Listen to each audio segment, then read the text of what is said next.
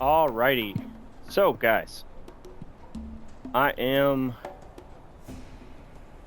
starting up again today, and we are once again on Borderlands 1, the Game of the Year remastered version that released a few years back.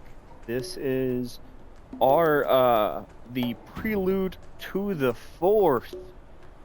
Today is actually the 4thception. Today is July 3rd. As some of you, if anyone stops in today, catches us live, will know. So, if anyone's watching this in post, happy 4th of July. But, we are starting off, we're at the mine gate key. We are Sledge to the safe house.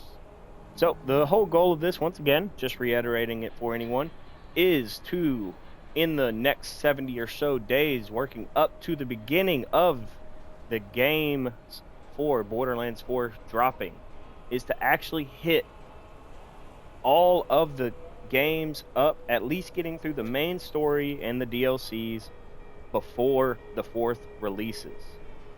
So while we start on that journey, let's get after it. Only to be ambushed by local we're playing wildlife Lilith. hungry coming out of the nation. Let's see where we are. So we're trying to avoid using the gearbox legendaries they give us for free. You know, I have the sniper equipped, as we've seen, just for if anything happens. Just kind of gee-whiz.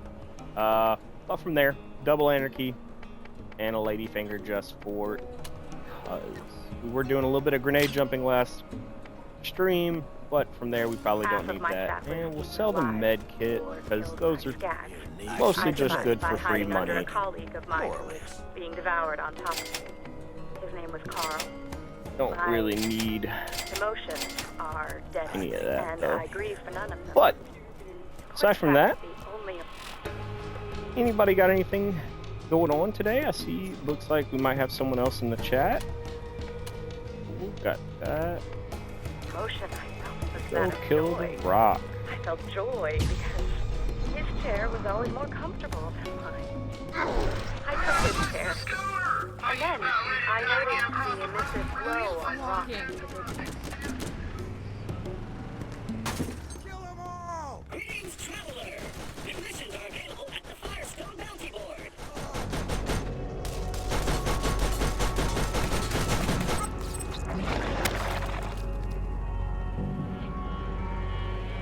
Guys, it's really not going to be anything too crazy. For these next probably, I'd say 30 minutes to an hour, we're probably going to be doing just a few little side missions, kind of getting levels. Hopefully finding some neat little gear here and there. The main goal is kind of, like I said before, just kind of farming up. We want to make sure that we're a little bit ahead of the curve. Once we're into the safe house over here for this next story mission, we're really aiming to kind of prep for the next main kind of real story part, meeting aforementioned Sledge.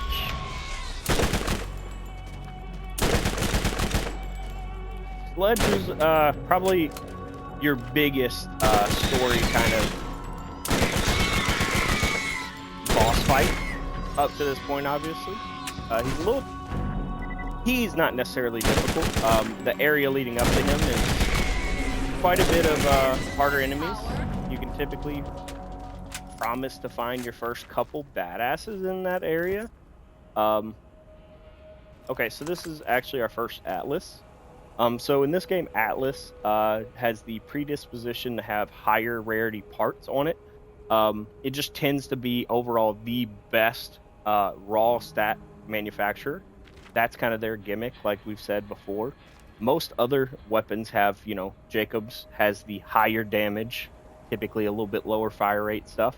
But Atlas is going to tend to just be better than most other weapons in any kind of other metric. So a good comparison would be, if we were to compare this to the Ladyfinger, obviously there's big difference in levels, but if we look at it, you're just looking at overall, it's a massive upgrade in overall, and the Ladyfingers are unique, so it's getting, you know, that massive crit damage upgrade, which is why the Ladyfingers, you know, so impressive.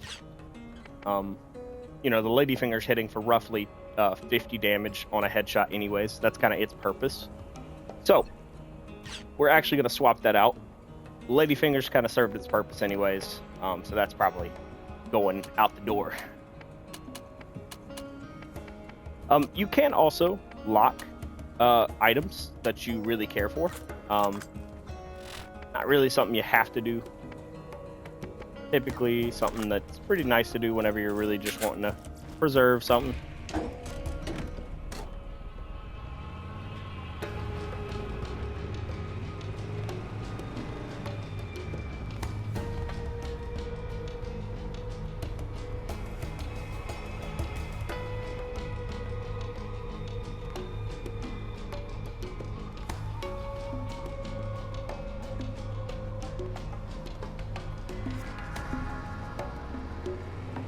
Kind of like we did the other day, we're gonna come check this higher tier shop.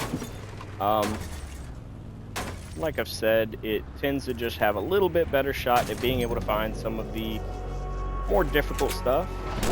Alpha. Like we have also seen in some of the other games, you'll notice the elements have different abilities and work better on different types of health, or different use cases, so to say. Specifically though, fire is just king early game in this, just like it is in Borderlands 2. It just kind of melts.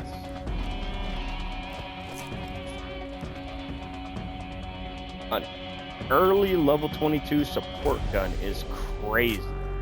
It would be awesome to be able to smash that on, but as you can see, we're a little ways off. That's kind of nuts that that even dropped though.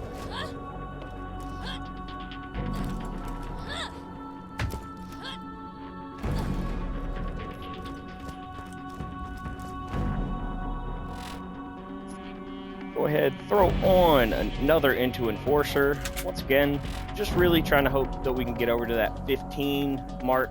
Once we start getting high velocity, then we're really going to start kind of snowballing extra damage.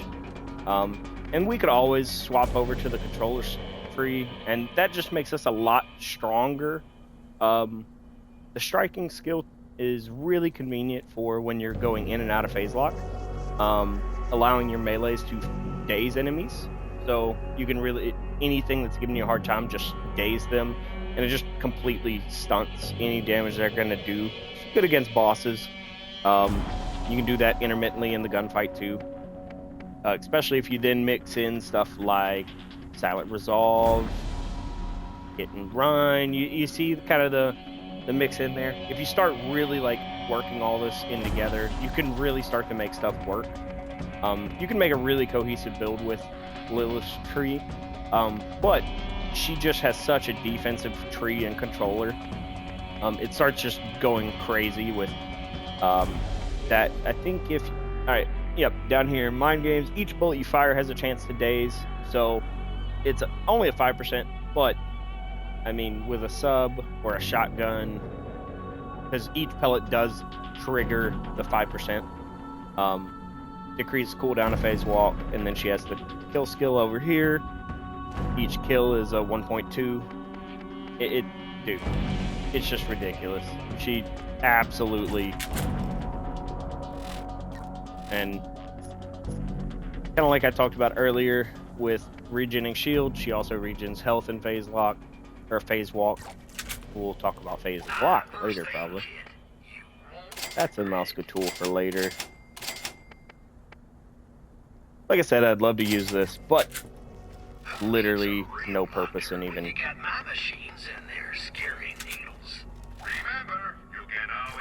Yeah. This repeater's kind of, like I said, it's good damage, and it's better than nothing, but probably not worth for us. Shotgun, on the other hand, that's pretty good damage. The bad fire rate kind of sucks. Might not worry about that one. That's a pretty good TMP. I might pull the trigger on that one. Torg sniper. You know, people always talk about nowadays in Borderlands 2 and on, complaining that we've never had a Torg sniper. Well, here you are, the Torg sniper. You know, people might complain about it, but it does count.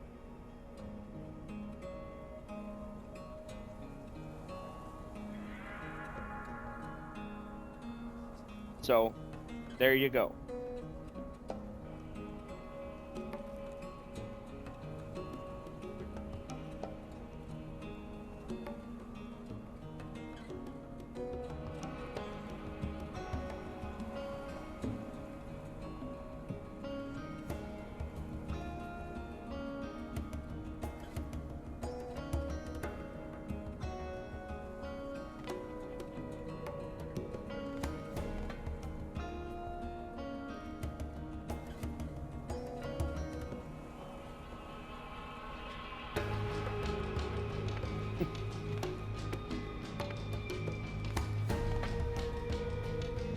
So, nothing super crazy there.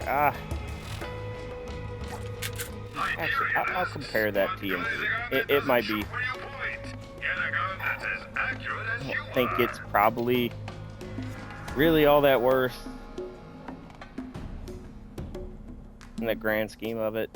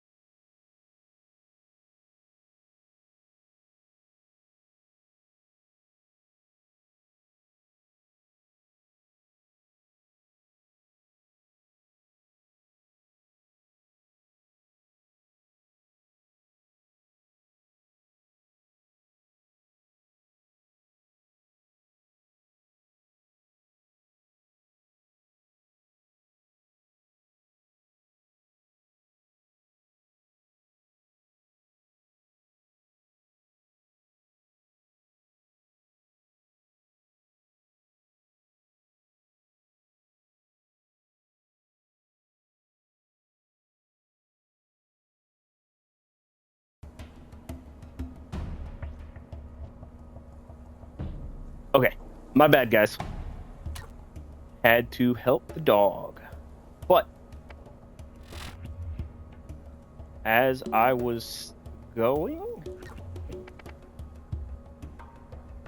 I think I'm gonna pass on the TMP specifically. It probably would be a better option than this repeater. I just don't think I need it. I have the double anarchy, and honestly, I'm just gonna run with the double anarchy. I'm trying to be fun and use multiple stuff, but I'm probably just gonna end up using the double anarchy for anything that gives trouble.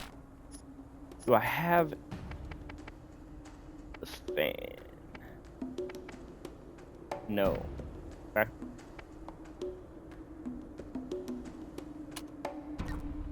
Yeah, let's get stuff off the fans. Let's work towards, hopefully. But, anyways. Well, hopefully I drive better than that in real life, guys. So,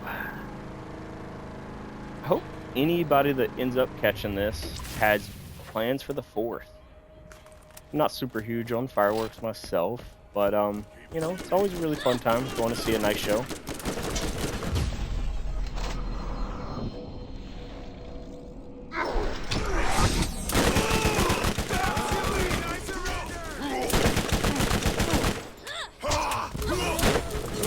If you can let me know, since it looks like someone popped in, if the audio for the game or the mic is a little loud on my end, so I can balance it out better, that'd be appreciated. Just want to make sure I'm trying to balance everything and set it up decent for people. Head there. Go ahead, wait for it. Oh. Time to play.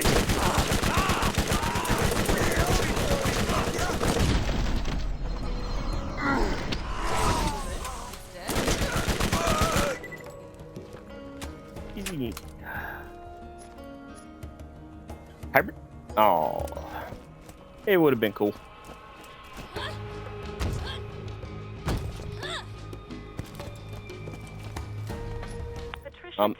As I've talked about before, advisor, day 1 on planet Pandora. I have been assigned to this sector by my superiors to find evidence of abandoned alien technology, similar to that found by our competitor, the Atlas Company, in the ruins on Prometheus. Technology that many believe made them the superpower they are now. This kind of find seems astronomically improbable on a rock like this, but my benefactors believe in it enough to waste my considerable talents. I've only been here for 3 hours, and I already believe this planet will be the death of me. Scientists do not chase myths and legends. So, what I was saying, I've talked about it before, but Borderlands 1 has some weapons that can actually be hybrids. Bonehead can drop a hybrid for his bone shredder. If you don't know, now you know. But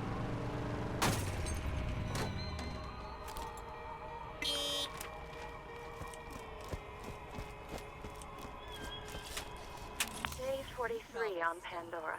At least I believe it to be the 43rd day I've been here. The moonlight cycles are difficult to get used to. The planet rotation day is over 90 hours long. The people that inhabit this salted dust ball are as ignorant as I've seen in this galaxy. When I attach scientific inquiry to something like the Vault, I'm greeted with silly nursery rhymes and slack-jawed soliloquy about a man who knew a man who knew a man. see if I can Day stack 119. them. I sat in the shower in tears for just under an hour. This is interesting, considering we haven't had water for days.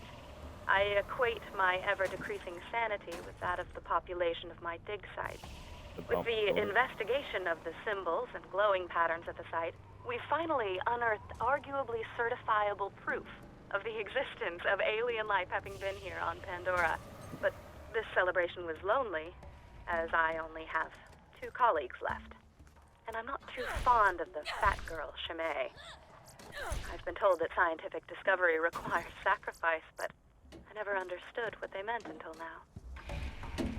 Would have been quicker just to respawn.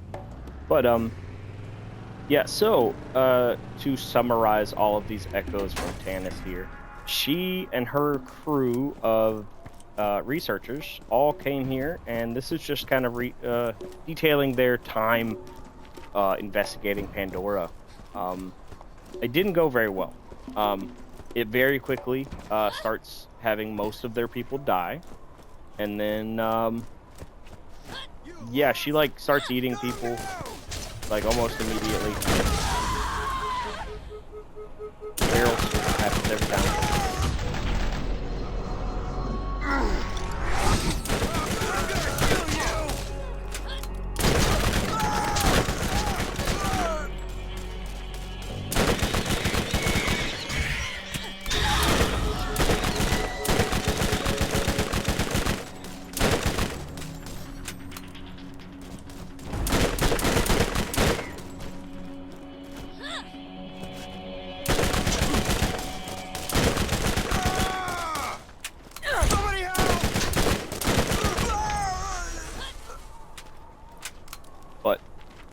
Yeah, point is, it goes very badly, very quickly for them. As you can see, journal day 1, 43, 76, 119, 172. So she made it,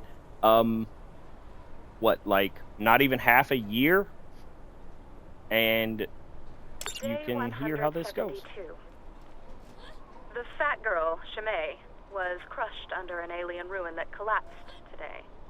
She didn't die right away and begged me to put her out of her misery, as she choked on various fluids and bile.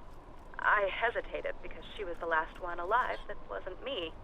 As she was choking and coughing and dying, I tried to enjoy the interaction, which I imagined to be a conversation, as I knew it was the last I would have for a while. I finally got around to smothering her so that I could continue my research. I could tell that she regretted the decision. The Skags have been waiting for this meal for a while. They will not go hungry tonight. So, as you can see, she didn't have a great time. Yeah, Tannis, you know, we give her a lot of flack, and she deserved all of it. But, like, you can see why she probably went downhill pretty quick.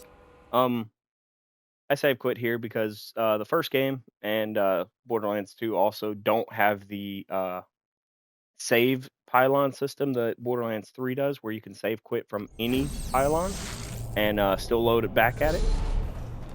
In these earlier games, you essentially can only go back to primary fast travel ones. So for this whole map, actually,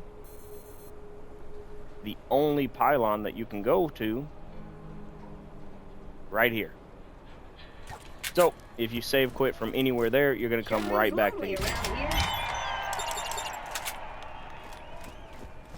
So if I want to come back, it's just easier to do that, especially when I was that far off. Check the vendor, you never know. That's a nice shotgun. Not good enough, but nice. All trash. Like I said before, I'm not going to be using the golden chest. But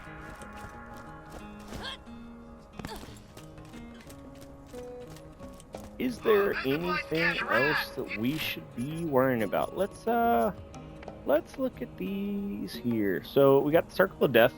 So that's actually where we've been going and checking the vendor this whole time, the Circle of Death out there.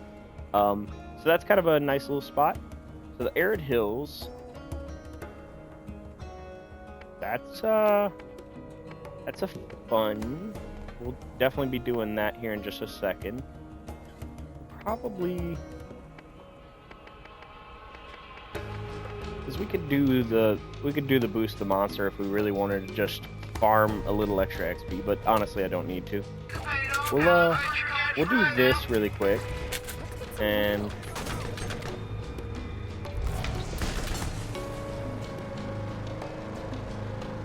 So if you have had a pretty good run, you can typically do most rounds of this first Circle of Death right away.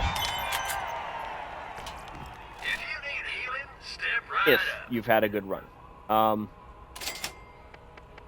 That's a big if.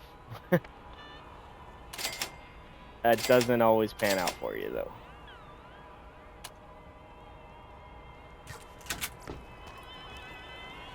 Honestly, I'm just gonna go piss off these Skags and try to hit a level. Should be able to get alpha or adults and elders over here now.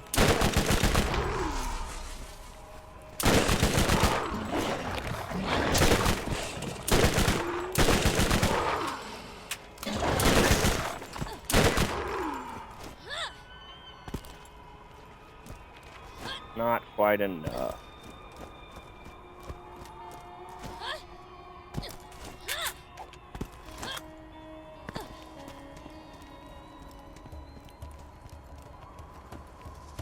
So the render distance on consoles for this game isn't always great, but you should actually be able to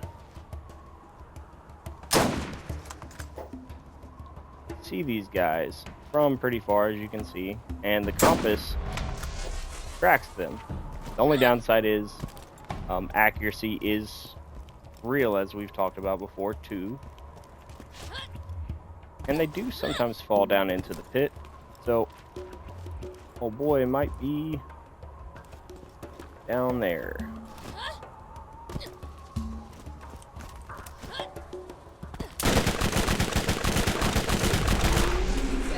There we go.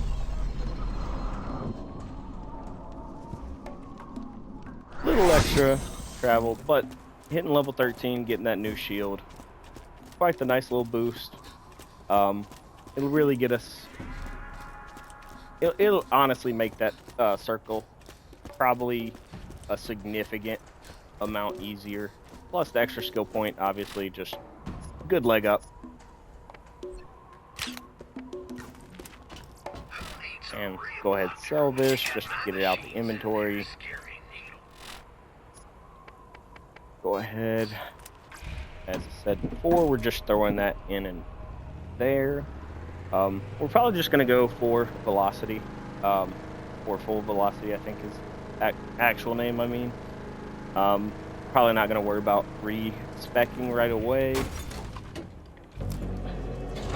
I just don't think it's actually that necessary.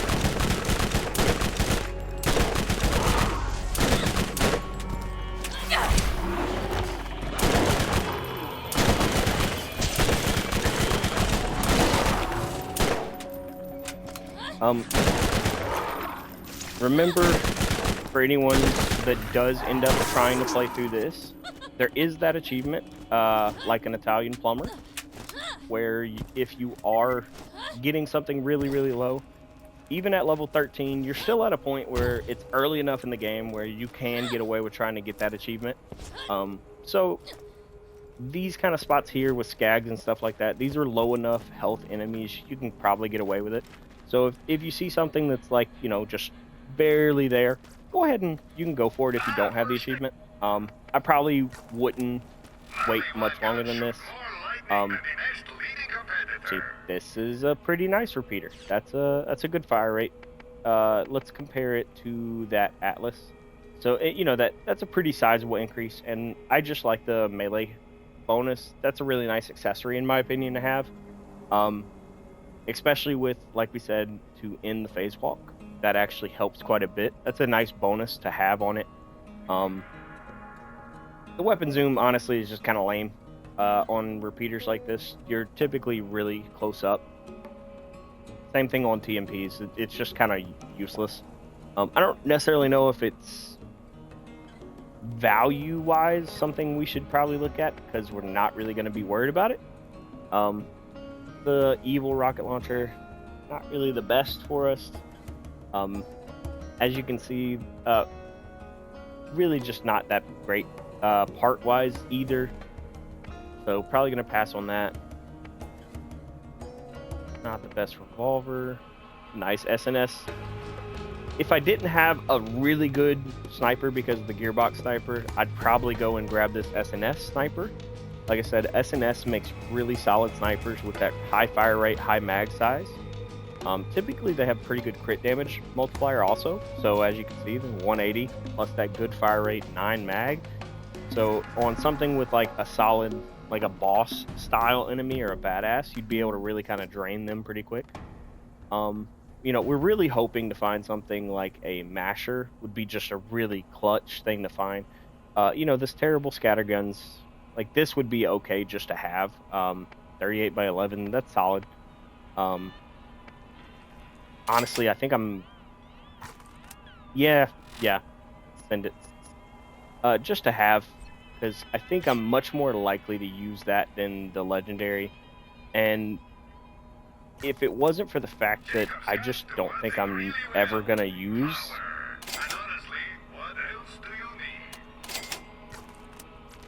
Yeah, I'm just not going to use it, to be honest, anymore. I think it's really unnecessary at this point to even have. So we're going to go cold turkey, no more. So we got to talk to our boy just like the later game Circle of Slaughters. See what's going on with him. So this is Raid Zaben. This is the original, the first Circle of Death. Otherwise, you know, Circle of Slaughter, that kind of thing. So these, in the first game here, these were much simpler. You know, you come in, it's one round at a time, much quicker, much simpler. Same kind of vibe though. They just became more complicated. I mean, sorry. And they're honestly not very difficult. Like I said, I should be able to either do every round or I'd probably say I can get to the 4th round. At least, yeah. I don't know. We'll see. But I could definitely do like the 3rd round, I think.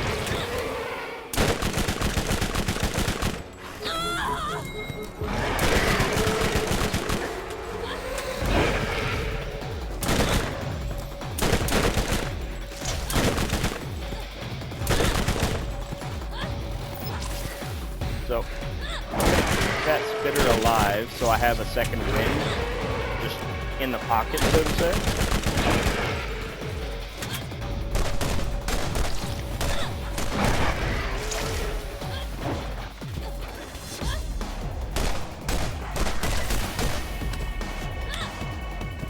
Still got the dot on him, and now just one to end it.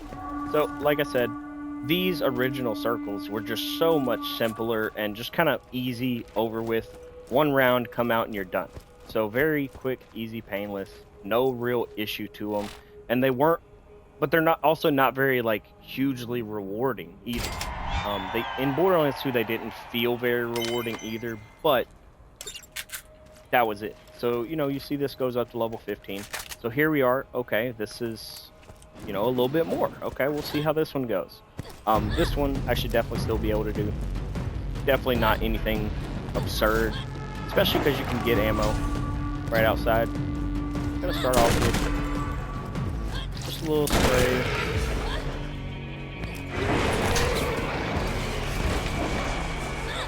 There will be multiple spawns after this first couple get damaged, as well as after some are killed.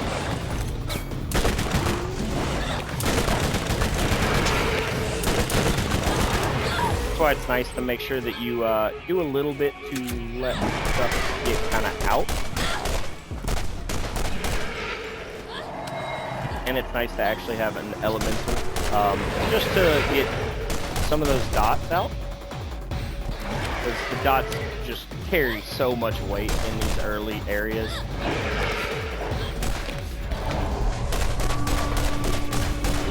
See that second wave coming.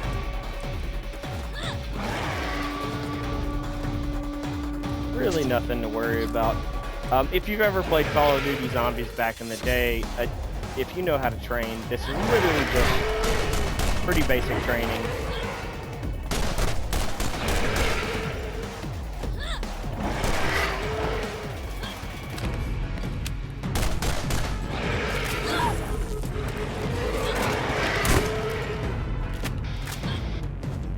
That fire rate is rough.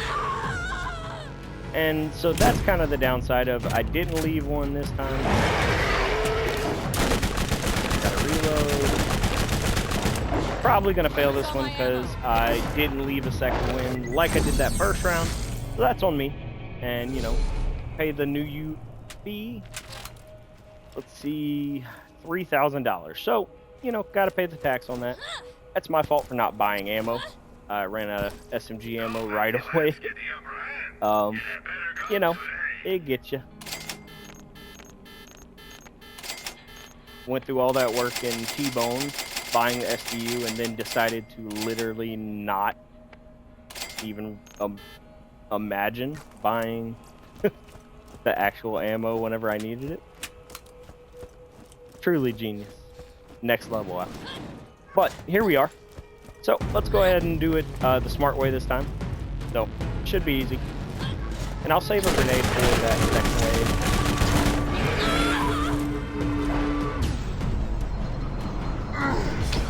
Elder Skags are a little bit of a pain because they spit just like spitters, but they also have quite a bit more health, do more damage. It's kind of the whole gambit.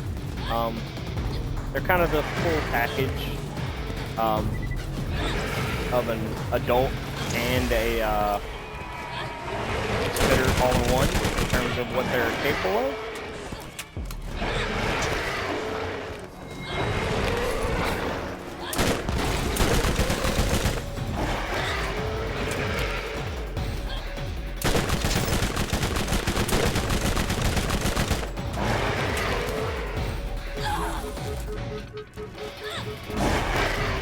Honestly, the charge attack is probably the harder one to deal with, but they do, as you saw with that. They only really do damage on the, like, very tail end of the leaf.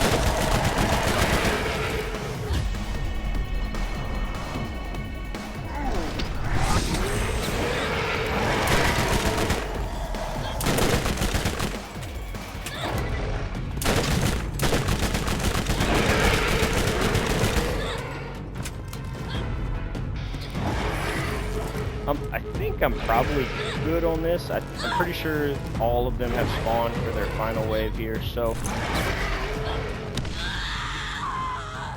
Killed myself with my own grenade.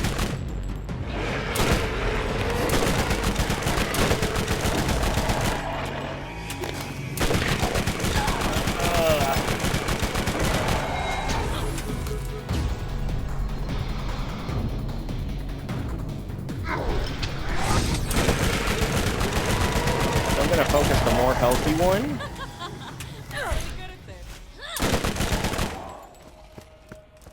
Yep. So, got a little more hairy than it should have, but that's on me. So, even though the mission says it's rated for level 15, the enemies are going to be like a level or 2 levels above that towards the end, especially the higher tier ones. So, this next one should be level 17, if I remember correctly. So we're gonna be looking at quite the difficulty spike. So I'm actually gonna buy a grenade SDU. Probably should have farmed that too at T-Bone, to be fair, but work with what we got. It's really not that big of an issue. Oh, actually, go ahead and grab the heal.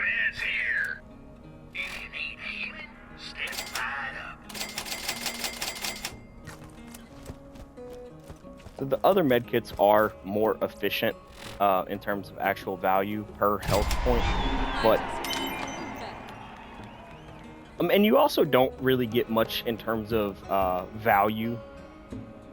It's not like it's more efficient to do this early. The XP scaling, just like all the other numerical scaling, is very linear in this game. So getting this 4800 XP now is not going to be better to right this moment than in 10 levels, for example. If I come back, the difficulty of the mission will be significantly easier because I'll be higher level, just because of other factors. But it's not like this is so much more impactful now. I'm doing something harder just for the sake of, but I know it's possible to do right now. So doing it is just kind of a good thing to do. Once again, kind of filling that out. Let's see, I picked up a couple things. I don't think anything's really going to be all that. Actually, I'm going to go with that Bouncing Betty. That should be actually quite helpful. This shotgun really doesn't feel like it's going to do all that much for me. I'm going to swap over to it. I'll start the round with it. So this round does it, because these only go up to 3 rounds. Moxie's Underdome does go to 5, but these circles throughout the game only go to 3. This one does end with a badass.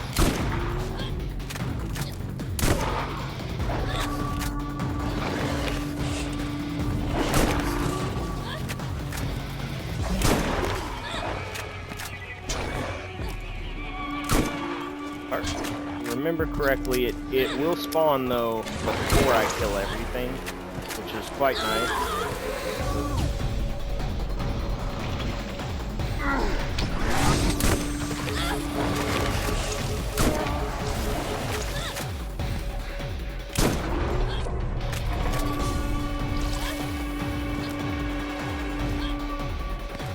So we're getting the alphas.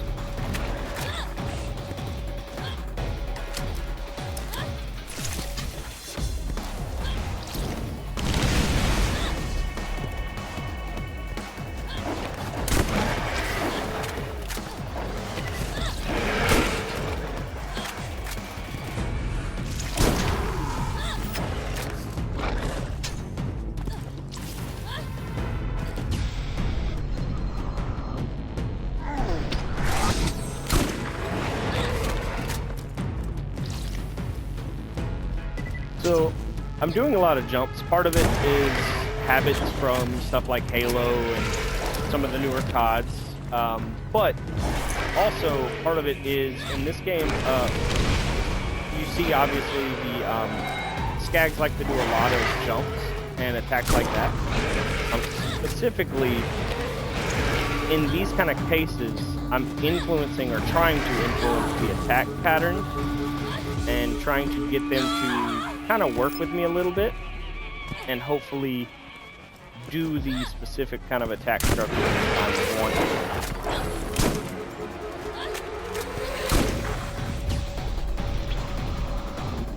I'm really aiming to get kind of that clean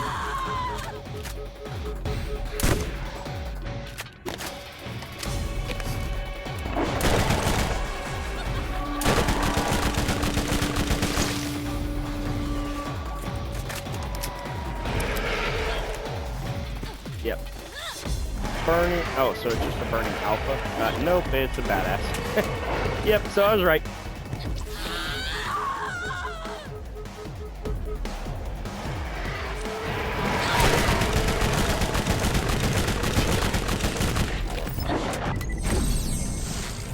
Damn.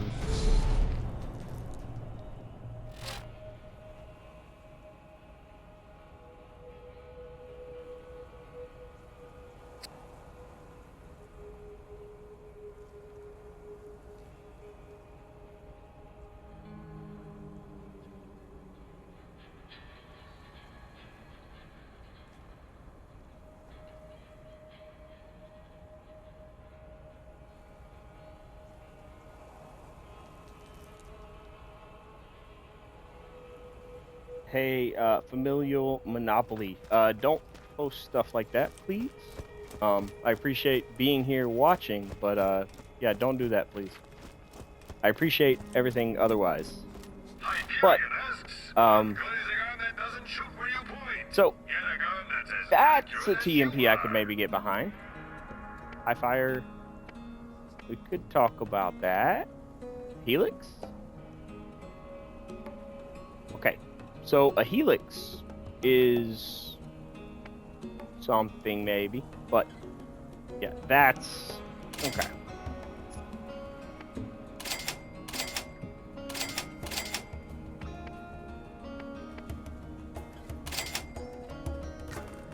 Okay.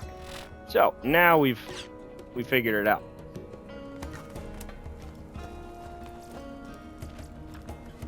And let's just re-up on the ammos.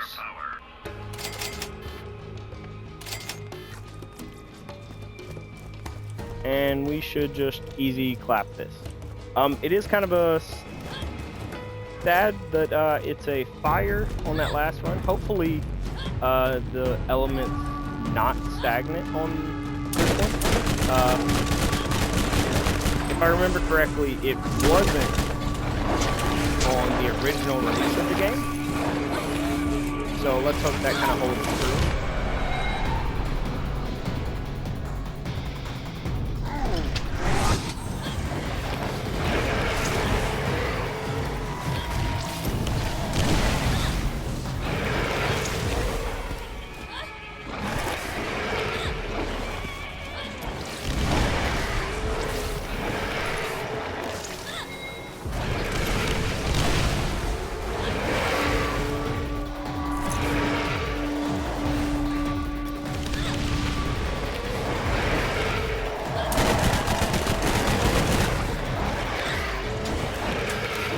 Getting the level issues now, because once they're higher level than you, you start dealing with your damage is tailored quite heavily.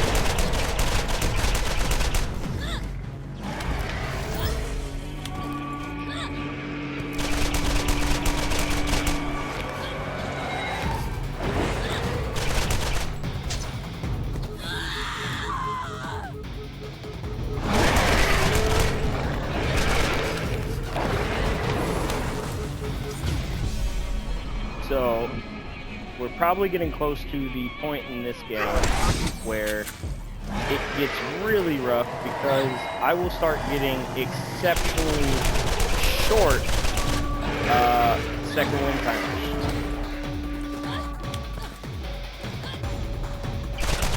To the tune of like half second, you know, like instant death essentially.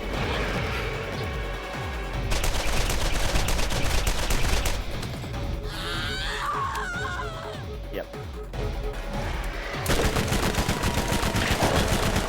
So just gotta hope I slide some shots in.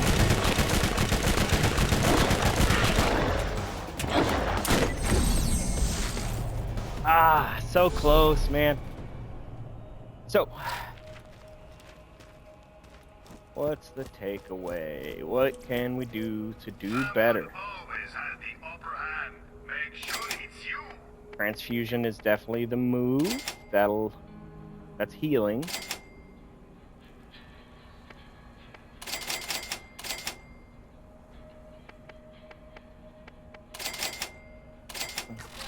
Okay. Atlas spares no expense in making guns that excel Pick in every guns. area. Yeah. Okay. So that's just what we were at. I think start with TMP to, you know, separate the wheat from chaff, so to say. Save the grenades for the end.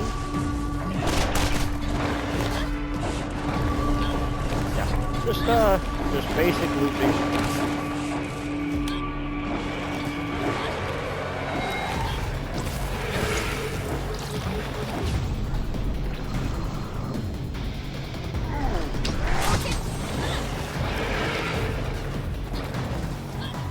Really didn't need that.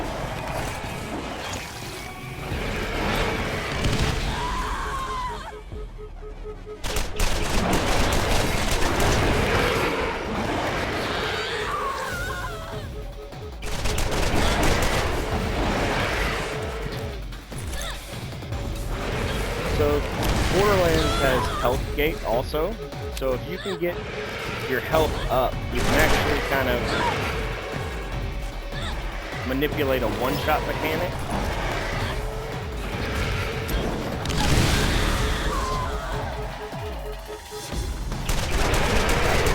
Aggressive transfusion grenade. So I'm actually just gonna ride this one out.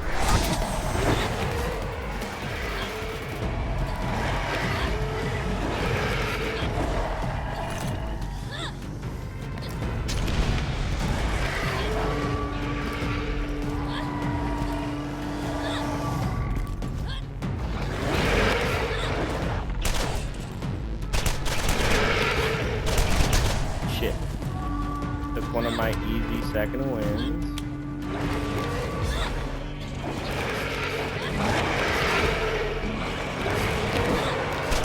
Trying to pick out the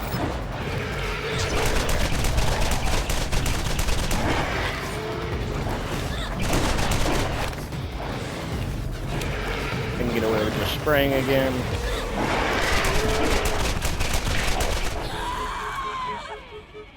What I gotta do is get rid of him.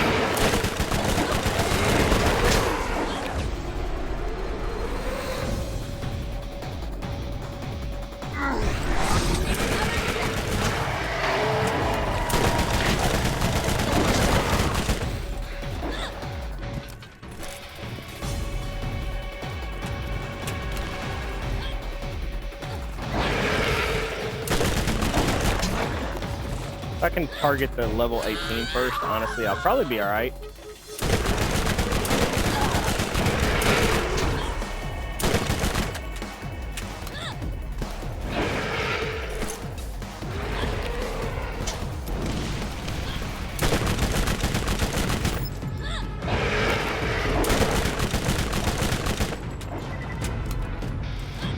Really need to avoid unnecessary second wins though right now.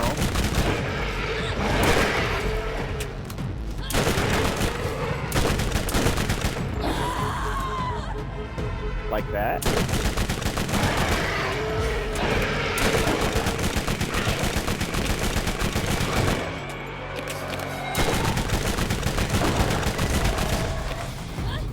free crits, shoved it in the face.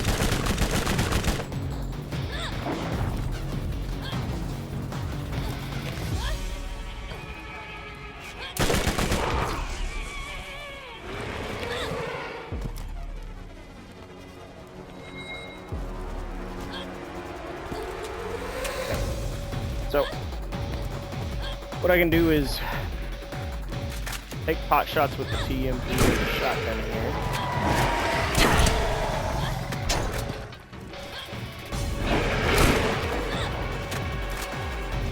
And essentially just try to coax out whatever I can damage-wise. I have that free second wind on him. The goal is really just to... yeah.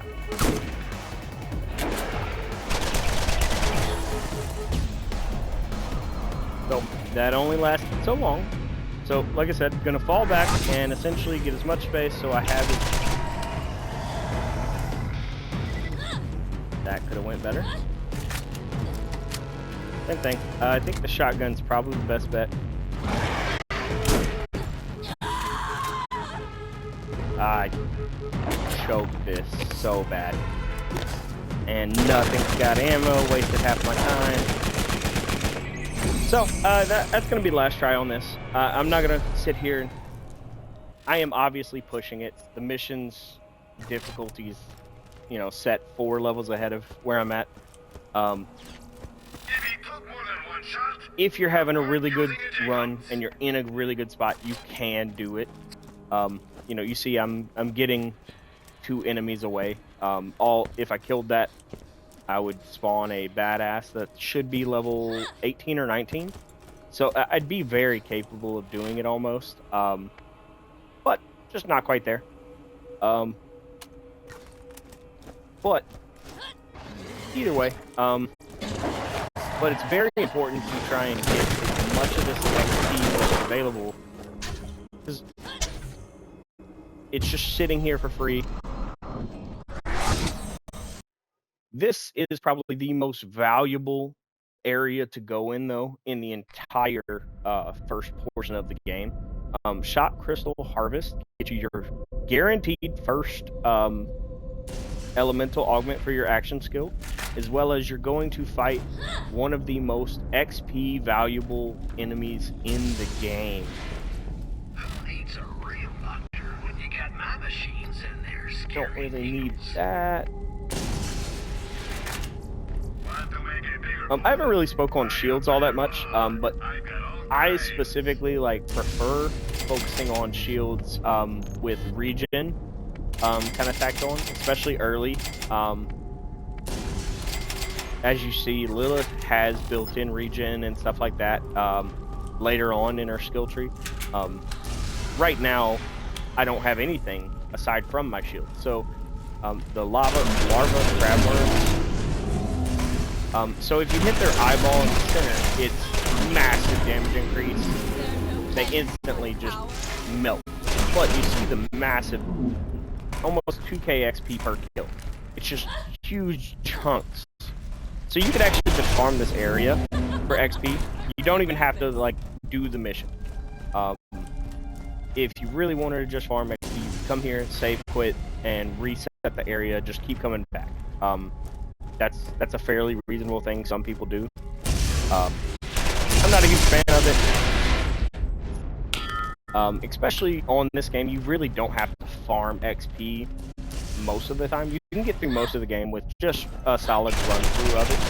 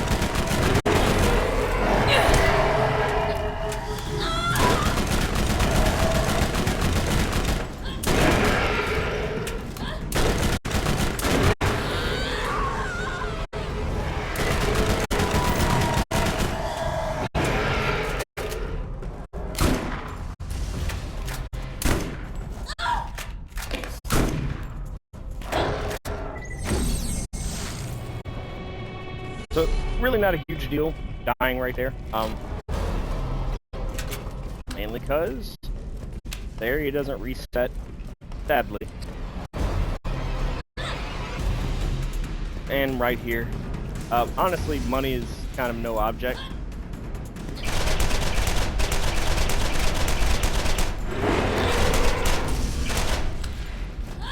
Like I've said before, you're not really like all that worried about money, aside from in this first part where you're really just hoping you can find good items to kind of carry your way through. You're really just kind of hoping for onesie twosies, something that kind of gets you there.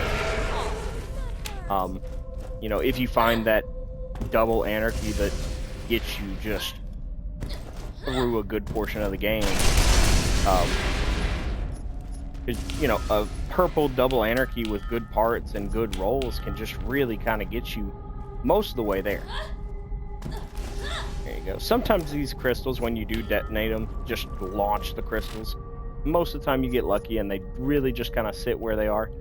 So remember, this is a level 3 double anarchy, mind you, and I'm still very comfortable with it sitting all the way up here.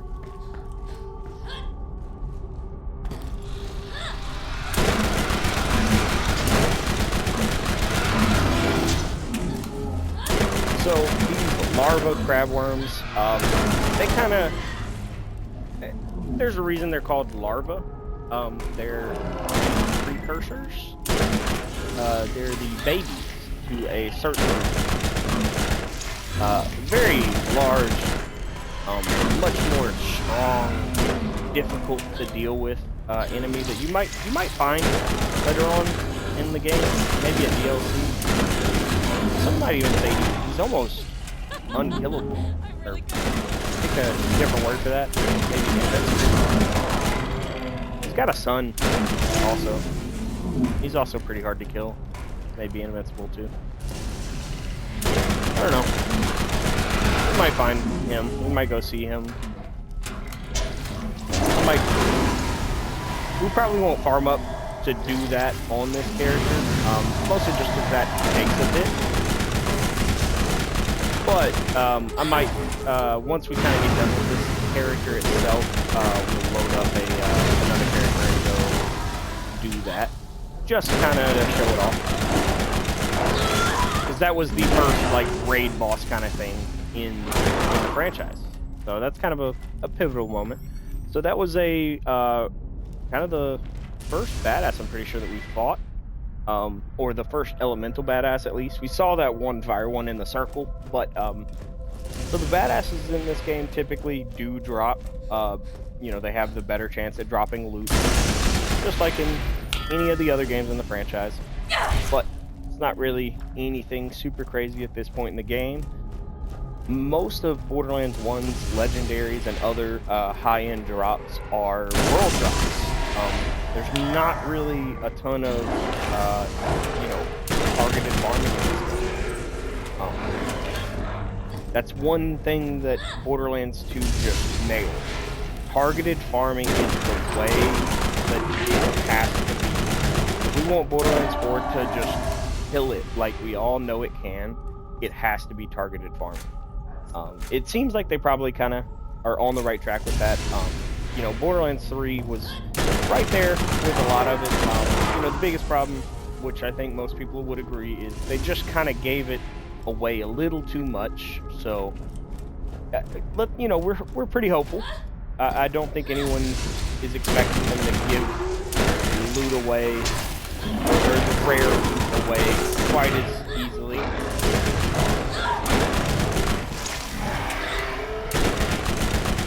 But yeah, targeted farming is just so much better than, you know, full just open loot tables and roll drops. This puppy's a little sick here, ain't he? And he might actually put down. I don't know about this one. If I let him go much longer, he might do that. Speak of the devil. I got really excited actually and thought it was a legendary. I mean, it's still a nice drop, but like.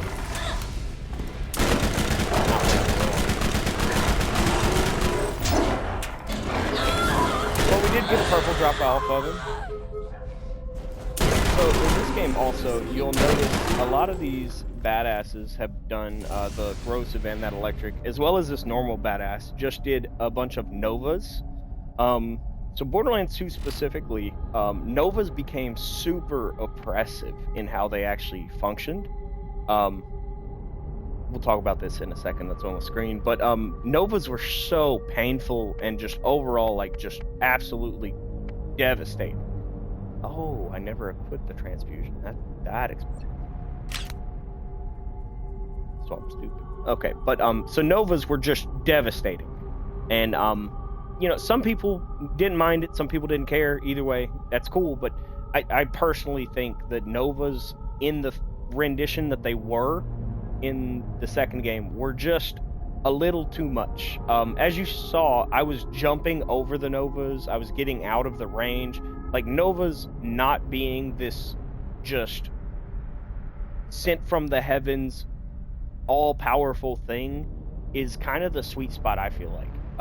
Allowing a nova to just be some unavoidable AoE damage that literally affects everything in existence within the game is a little much. You know, a really good example, Veracitus the Invincible on Borderlands 2 was just a miserable fight for like a casual playthrough without like a perfectly min-max, perfectly farm build doing one of the like super meta type setups. It was just a miserable fight, especially if you were talking like UVHM with like it, not even talking about like OP levels. It just, I hope you understand what I mean. Like, I think novas in this game specifically were done in a much more tasteful way that allowed them to still be impactful, but not the end-all be-all. Borderlands 2 just made them so much more overbearing. So I hope they take more of an in-between approach. I'm cool with them being stronger, but I really hope they're not as over the top. Kind of like we had before, the purple repeater. It's good, it's strong, but it's mid. Definitely gonna just keep this for the funsies. It just definitely is a little bit more effective right now. So this is a shock artifact. So this would augment our action skill if we were rolling the soldier. So each artifact for your action skill is a different shape artifact specifically for each character. The pyramid shape one is for Roland. So we just got $2,000 is effectively what this drop was. I don't remember off the top of my head what this drop is rated at. I don't think it's not rated as a legendary drop, but it is tiered at a higher drop than a purple, if I remember correctly. I'd have to check and make sure, but I don't want to lead you guys completely off the horse. But what's funny is we are currently doing a mission that will guarantee give us the shock artifact for our character. There are also different tiers. So that artifact will go here, and the artifacts would actually be level 1 all the way to 6. So allowing you to go get more bonus elemental damage on it. So this would... It's not like this is guaranteed just all you ever need and you're done. So it gets better, gets worse, so on and so forth. So now we go into high velocity. I really want high velocity. I do. But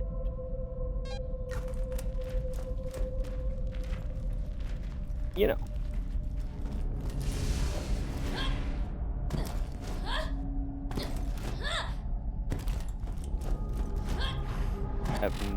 Dude, one thing I hate about this map is, dude, I have no idea where I started from, where I'm going.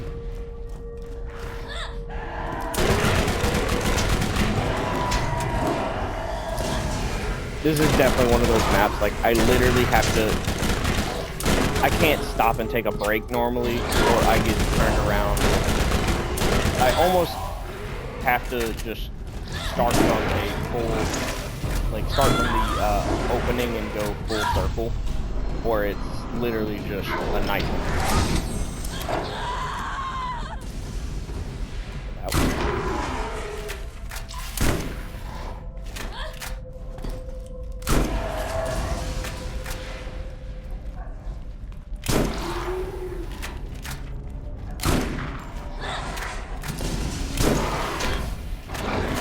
So you can actually get all of the elemental artifacts in this game for each action skill.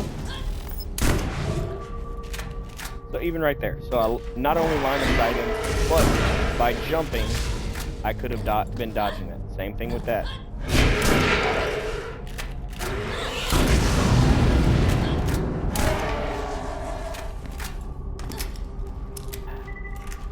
No.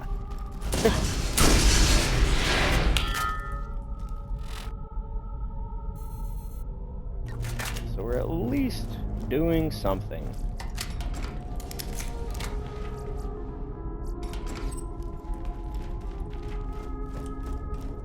The full auto pickup is Let's see what we've got.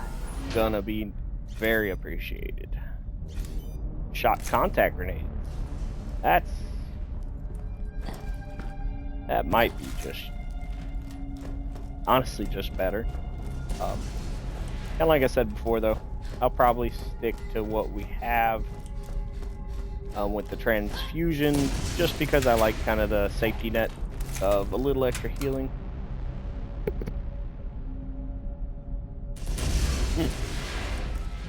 But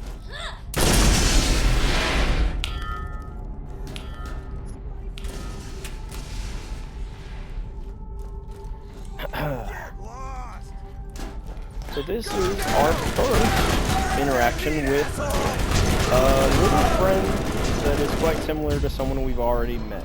I don't know if it matters or makes sense, but our friend at Firestone is named Claptrap, CL4TP. He is a Hyperion robot that was made to, well, partially just annoy you with self-harm. But also, do whatever is you know, the one that we have is defective. And you'll find that out in the many interactions we get to have with him over the whole... yeah, we don't get rid of him, ever. I'm sorry. But, he's here. But Claptrap is not alone. CL4TP units are actually quite common. At least in this first game. They're a very common robot, actually, and you'll see why they stop being common later on in the series. But because they're used and abused, probably for similar reasons to why we want to abuse our Claptrap, Oh my God, I'm leaking. they get broken a lot. So when we find these guys broken, it's, you know, we, out of the kindness of our hearts, repair them. These are how we get our backpack SPs. So, we take the quest, you get a little XP, and you'll get a SP.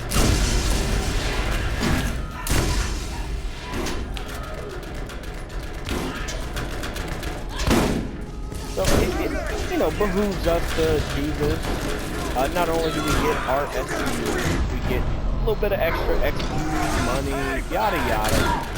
You know, it's obviously just a good overall. But there's a added bonus of sometimes they'll actually lead you to a hidden chest.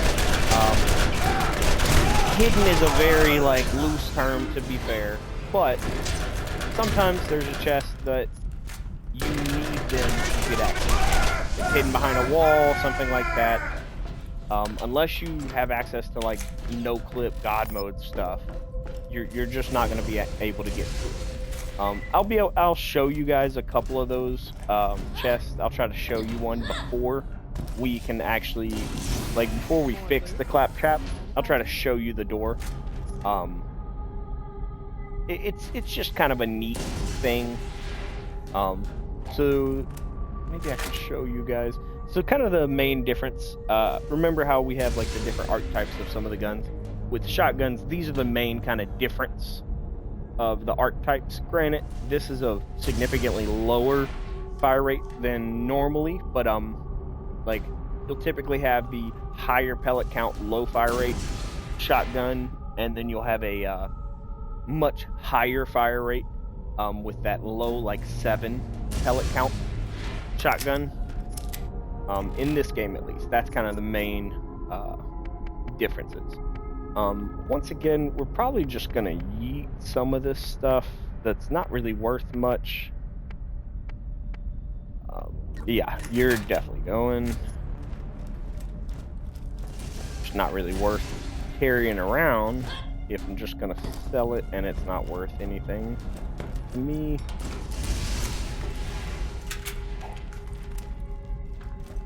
So even though I have the biggest SDU for them, you still see I run out of ammo almost instantly all the time. I'm just gonna run over here and actually snag this corner first. It just bothers me, and there's no reason to actually come over to this side afterwards.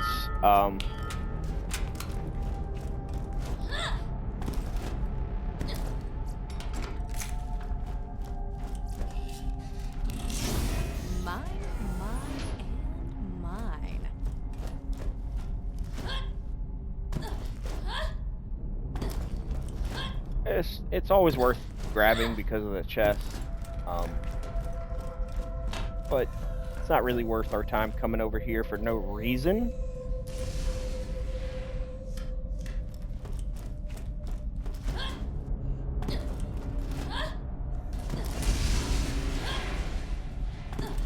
So there is actually a grenade jump to skip this next section here.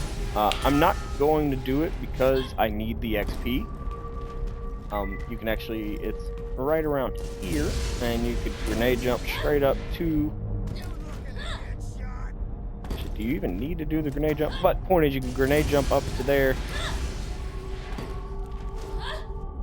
Hey, can I... Yeah. Okay, so I don't even need the grenade jump to just grab it. That's funny. So I'm gonna go ahead and turn this in. I don't think I've ever actually just tried to grab it by just jumping, which is funnier. I've grenade jumped and grabbed that hundreds of times.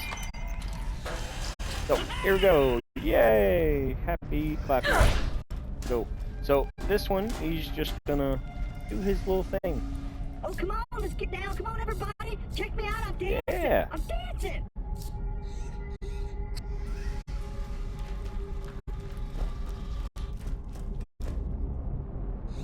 Oh, yeah? Well, hey!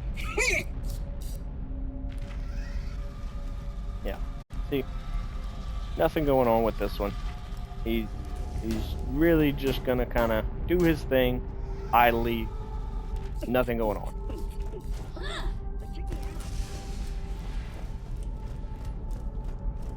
But we do now have the SDU. So you got to go into your inventory and actually activate that. And there you go. 3 more spots in our backpack. you can do the backpack, the grenade jump, and boop, right up there, and skip this section over here.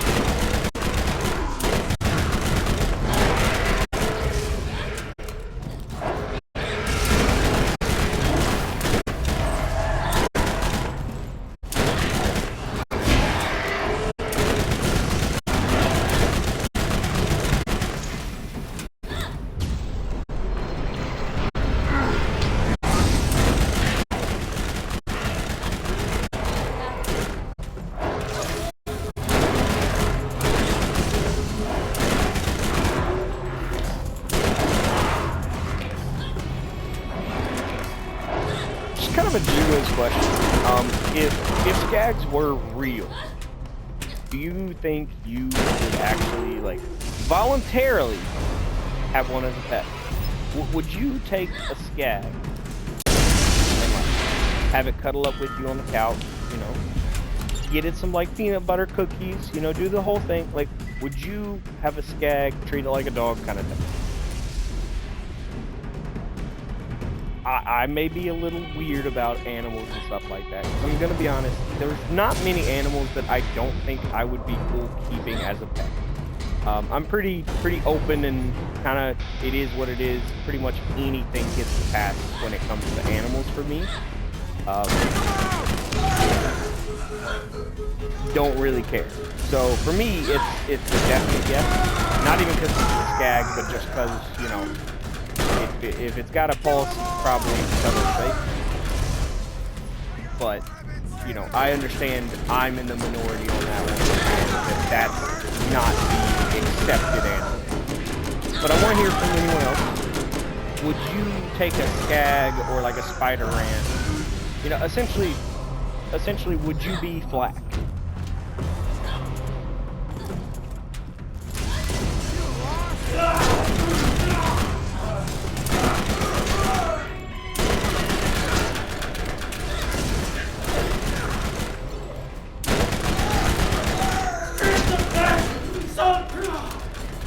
Later on, we'll start dealing with psychos, burning psychos. So specifically, they are much more of a pain to deal with. Just kind of with how they rush you and kind of go from there. Fire is very effective against, you know, humanoid and flesh-based enemies in this game. It's very effective against you, because you're flesh-based too. Kind of the same premise. Shielded enemies are gonna focus, you know, shock kind of rails out a shield. Gets that taken care of quick, but health kind of gets folded pretty quick.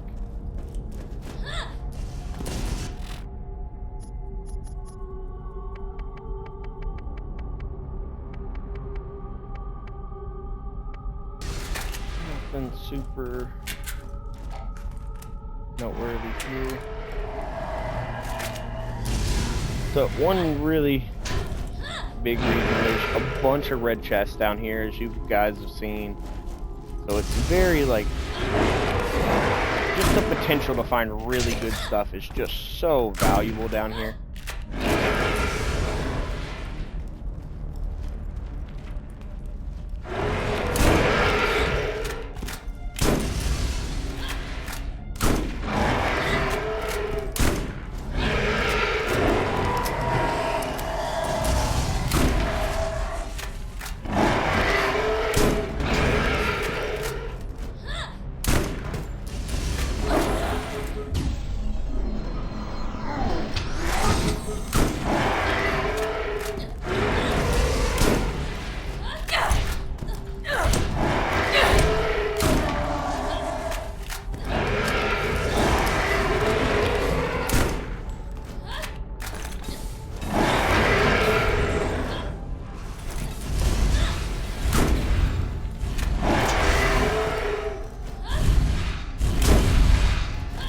I've said it before, Borderlands 1's pacing definitely is one of its weaker points. You know, this is my favorite Borderlands game, by a long way, but I do acknowledge it has faults. Pacing is one of those faults. by far, it has some of the biggest pacing issues in the franchise.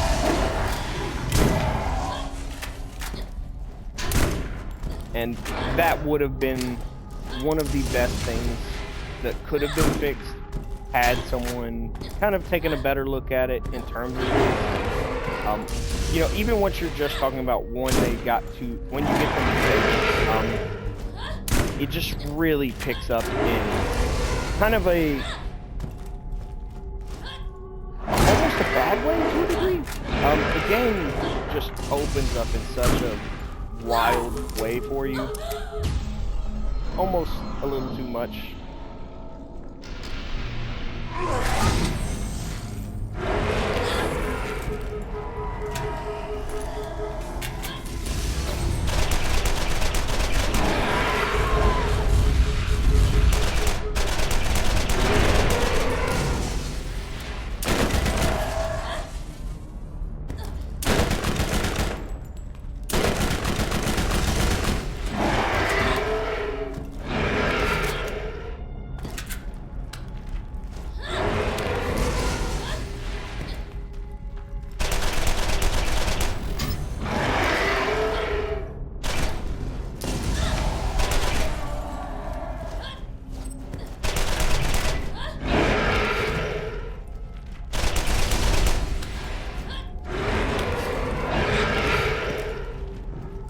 Just a steady stream of alphas here. Oh.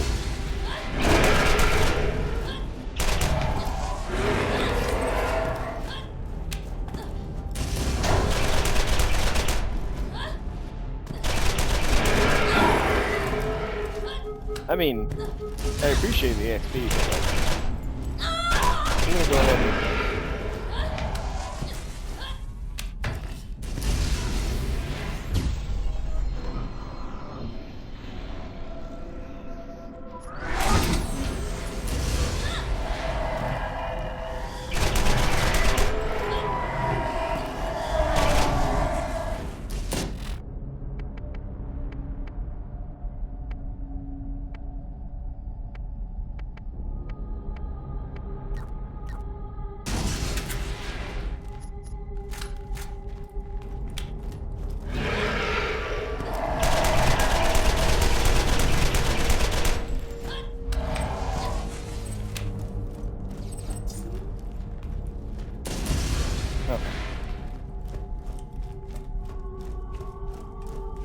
you know, it was starting to get to a point where I was like, okay, is it gonna stop? You know?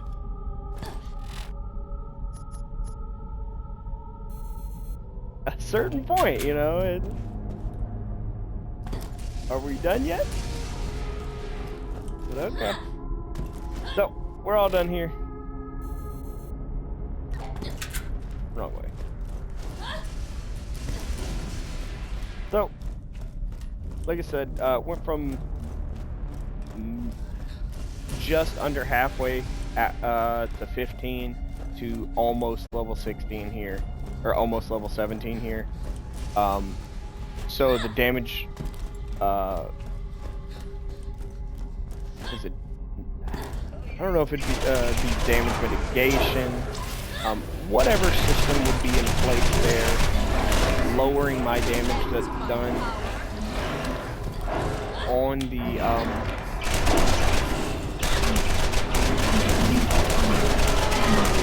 enemies in that circle. It is gonna be like completely just undone at this point.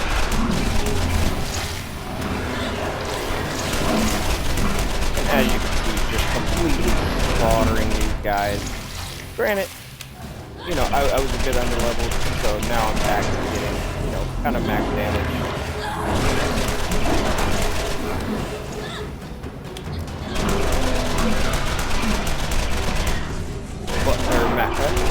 When you're underleveled, you get more XP. That's what I was trying to say, my bad. But back to like full XP, full damage. So it really just kind of layers on how quickly you could just completely upend where you're at. And you also see the massive, like, These guys have so little health or effective health. Yeah, that what was it? 4 enemies, an entire bar almost. Can't ever be too rich. Ridiculous, man. Looking for it, you will earn.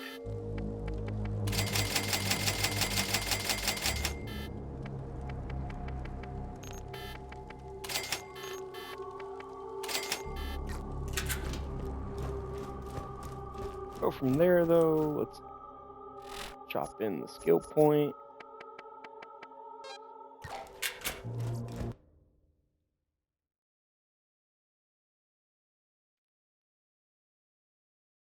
We've been going for about a little over an hour now. Just want to say I appreciate anyone that has stopped by. I appreciate anything that y'all have been able to think and kind of drop any comments, thoughts, any input y'all can give to help make this a better stream overall. Any videos that I do cut out of this, if anyone's seeing this part in a video, just I appreciate any feedback. Please do what y'all can to kind of help make this the best overall experience for you guys as a viewer and me as a creator. The whole goal of this is to be a really good kind of outlet and fun thing to make playing games more fun for me. So I really hope this can be a thing for me and you guys to kind of enjoy together. So please, kind of don't hold back. Let me know what I can do to make it better. You know, I don't really have too thin of skin, so worst case, you guys can tell me all of it kind of sucks, and we'll go from there. Baby steps.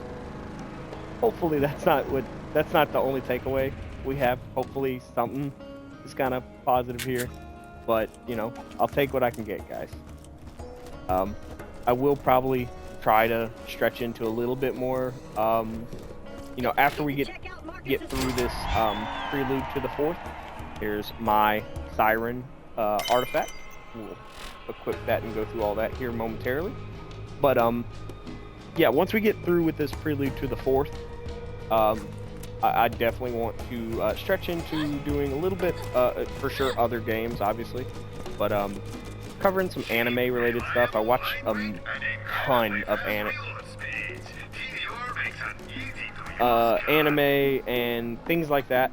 So it's, you know, there's a lot of stuff I can go into and we can talk about. Have a good time, hopefully. That's kind of what I'm here for, what I'm aiming for. I really just want to have a good time with the hobbies that I'm already in, and hopefully share that hobby with you guys. Also, massive nerd when it comes to Pokemon cards. My wife would absolutely love it if I just stopped messing with that entirely, but you know, that's probably not happening, as any of you guys that are involved with that might know as well. So just to compare the double anarchies, so mine is a level 4, that's a level 3. The double anarchy that's in the shop is a purple, whereas mine's a blue. So the parts are obviously different, manufacturers are the same, so the part differences and the rarity difference is kind of where you're getting the differences in some of the proportions. But as you can also see, so we have the grip is the same, the barrel is the same, and the body is the same. The difference is the mag and the stock. So that's where we're getting the difference in the recoil reduction and the mag size. But that's why the damage, accuracy, and fire rate are the same, because that's why it's actually a double anarchy. The quality is what determined the like rarity drop and all that. So that's why it's, and because it's such low level, it's still, that's why the damage is still the same. You know, if this was bumped up, and that's because this is the base camp machine, if this was at that other camp's machine at the circle, maybe it would have bumped up to that, if it was like that level 10 machine, it would probably be significant damage increase. but it's only one level higher. So it's the double anarchy is innately just going to be quite a bit. Typically, it's a slightly lower base damage, but it is times 4. But I am probably going to buy this because it's 30 ammo more in a magazine, and it's better recoil reduction. I'm not having issues with the recoil on it, but the bigger mag size is just nice. So,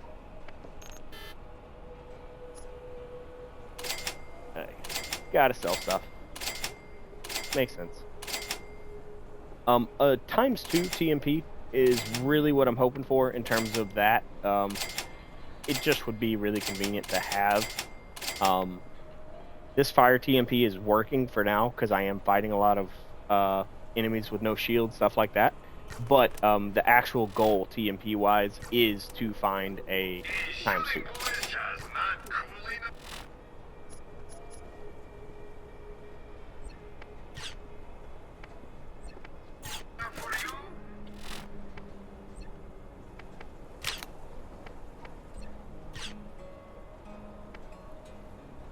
So we just click it just like the SDU and it automatically goes. So now if you see here, so we have shocking return, so it adds elemental damage to my action skill. Specifically, every action skill from every character augments differently. So specifically with Lilith, we have a shock explosion when I enter and exit phase walk. So that's why specifically it's really helpful to I prefer shock on her for the most part. It's just really convenient to pop shields. Because in this game it all does damage. That's kind of the best part. It all does damage. So there's really not much of a negative to it. It's just you're still popping shields slightly more efficiently. You're just kind of in that sweet spot. That's kind of where I like to be with this one. I am going to go ahead and actually knock out the circle. Not really for a particular reason, just because I kind of want to, if you want to be honest.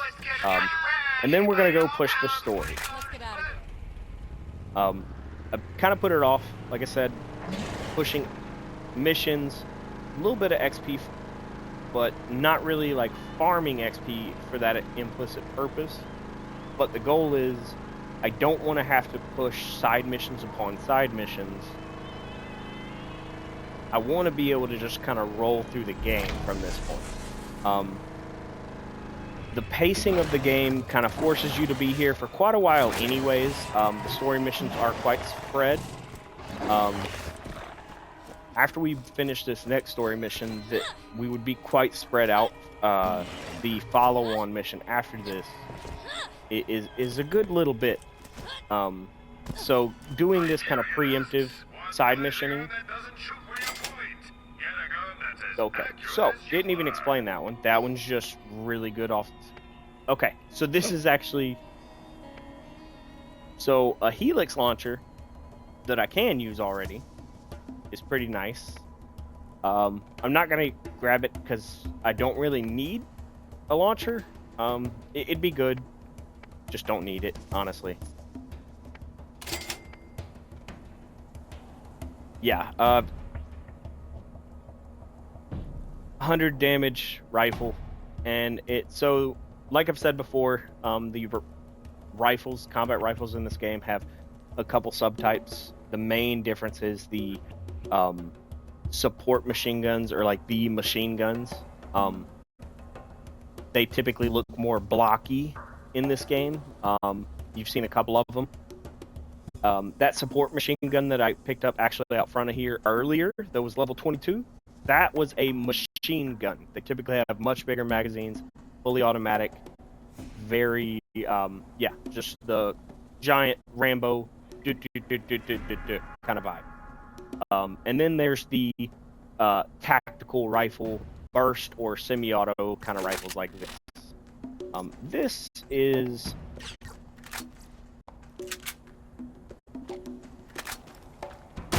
So 6 mag. So this is the closest thing to a sniper with a high fire rate that you're going to get aside from a sniper. So no crit bonuses or anything like that are like outlandish, like the 200 crit bonus, that kind of stuff. You're not really going to get anything crazy like that.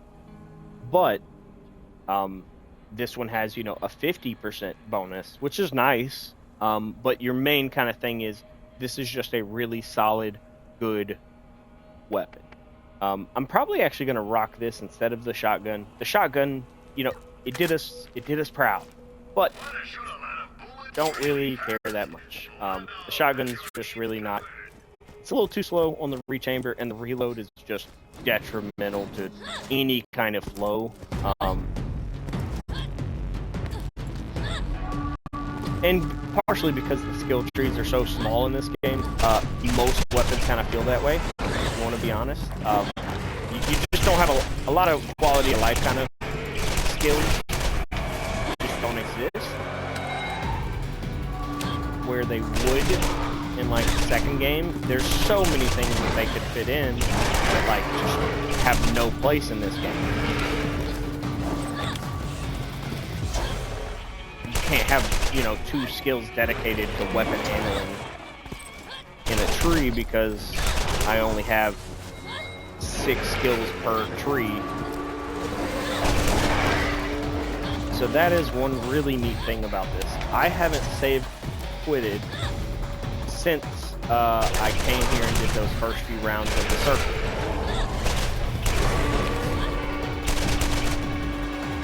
And what that means is, because I actually did, well, it's a cool thing and kind of the downside. So in that being the case, that blue sniper that dropped earlier is still right here. That dropped earlier when I killed the level 18 Alpha. And that's still sitting right there, even though it's been, you know, 20 minutes.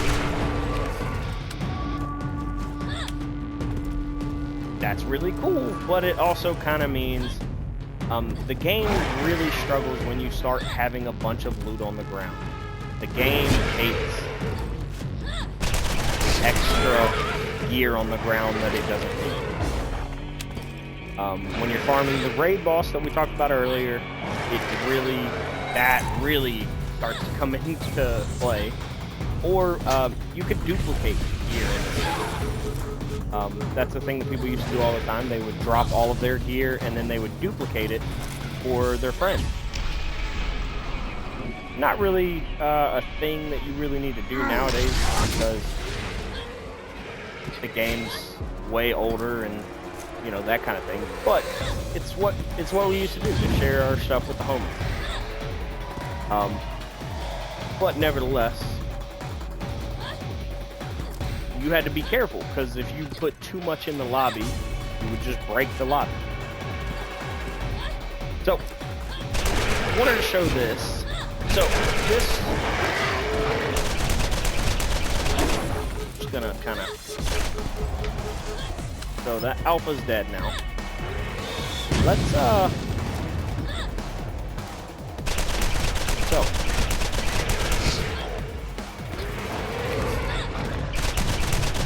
So this is the fire TMP, right? So you see him doing a little bit of damage, but it's mostly zero.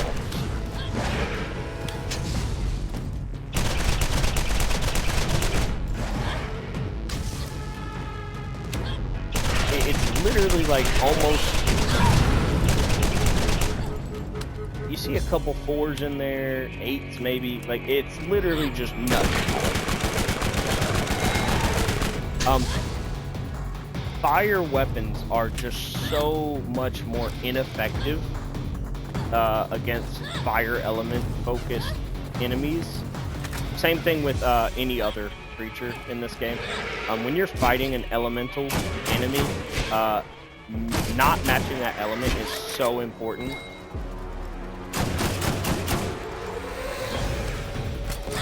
Like, it's almost the most important thing for combat in this game. If it is something that has an element, you have to be at least an opposing element.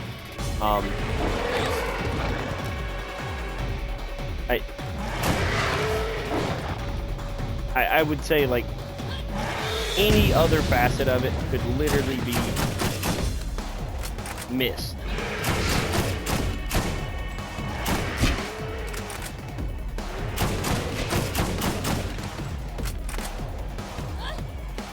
So I'm just trying to make use of this because we did just buy it, obviously.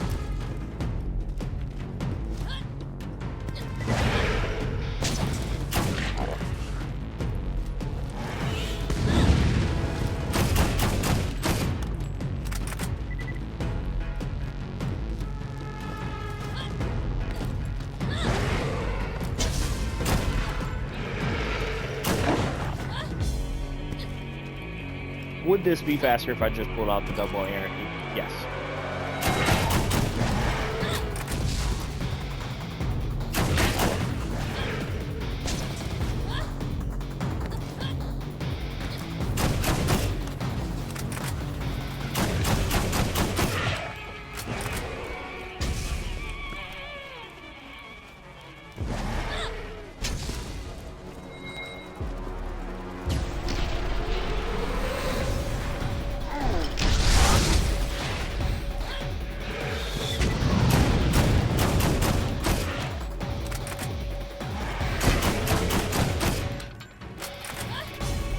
Making sure you know how to deal with a skag is actually going to be really important in the next sub area, though.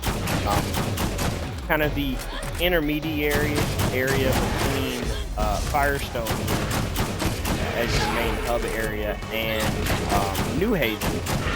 There is one of your primary, like really fun, I would say, bosses. Is just a large skag.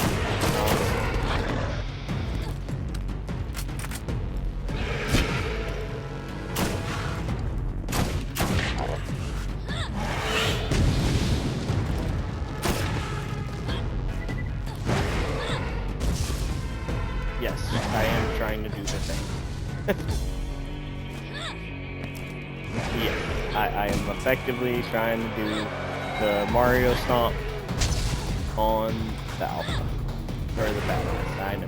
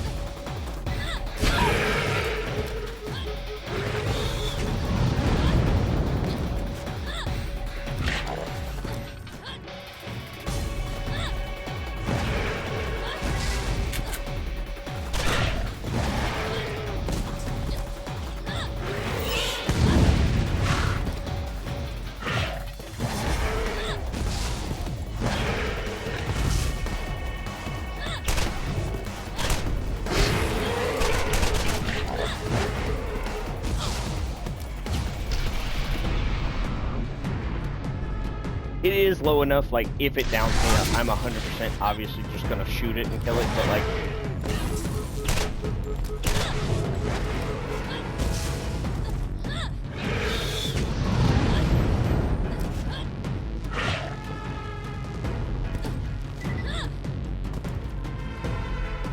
Oh, and little buddy. Come on! Come on!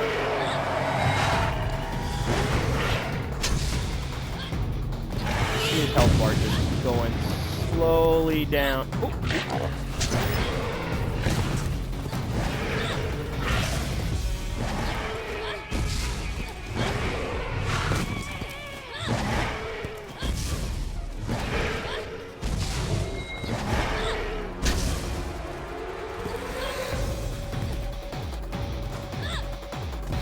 feel like I'm playing a monster hunter. He's running to his nest. Low, should I trap? Do you have trade bombs?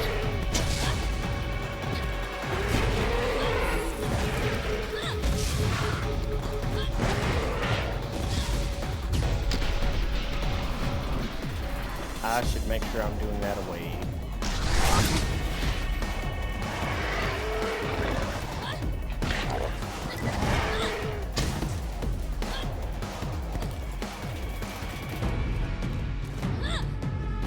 so low.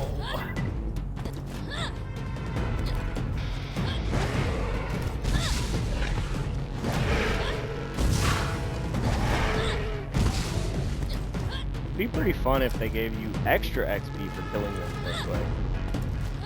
Like a 2x XP modifier? That'd be pretty dope.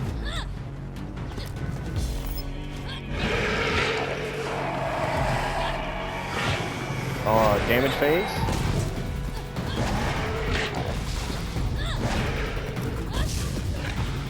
Mixture of Monster Hunter and Dark Souls.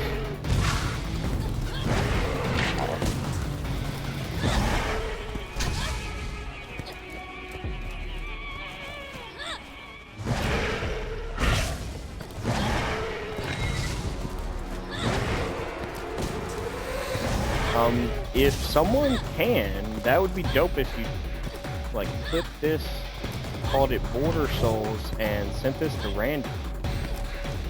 Crossover between Dark Souls, Monster Hunter, and Borderlands. Instead of guns, we just use our feet.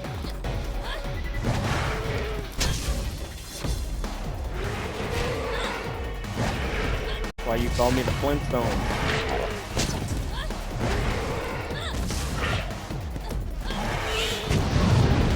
Oh my shit, the Flintstones, because you need... I need your feet to make it work.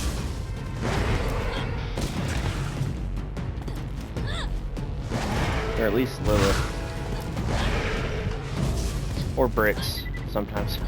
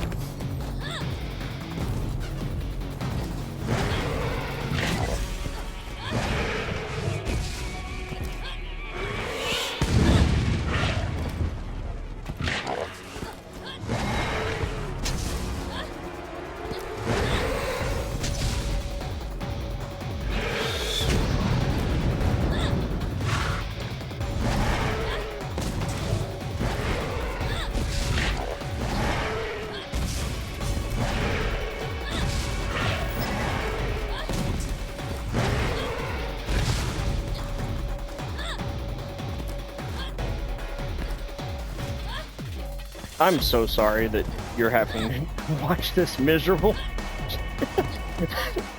But like at this point I feel obligated, right? Like if I don't do it, like then I just sat here for 5 minutes trying to stomp on that ass.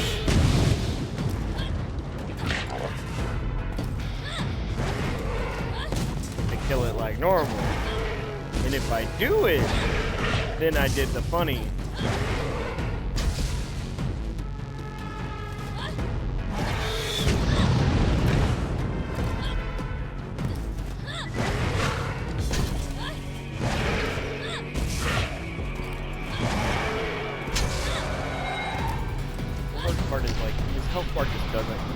Right now.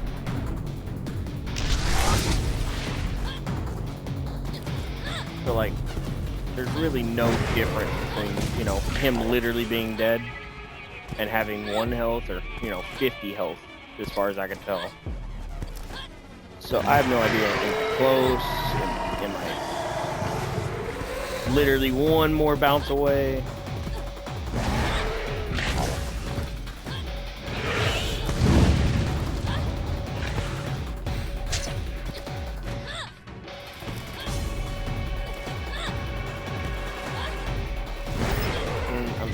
Contact damage all the time, so like my shield's not constantly staying full. I'm regenning shield because of the little breaks between contact damage, but I'm taking contact damage fairly regularly, which stops it from being like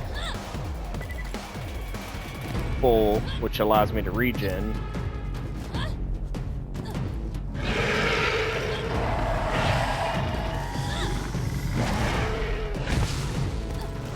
is even weirder because it's not like you take contact damage just from him. Specifically from, I guess it's his back? Like his butt? The actual flaming part, not his, like, armor? Which I guess would make a little more sense to me. I don't know. Obviously fire's hot, but like... Oh, that was good damage! Come on! We're on the good damage phase. Oh! Hey, buddy boy. Don't you play with me. I guess no more running away and walking. We just go for damage the whole time and just, if he downs us, we just shoot him.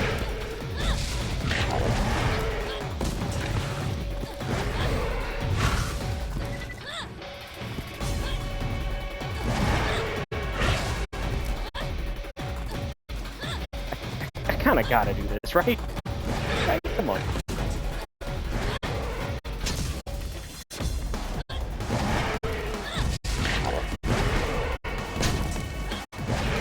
It'd be really nice if he'd just die though. Hey, you're getting quite close there, bud.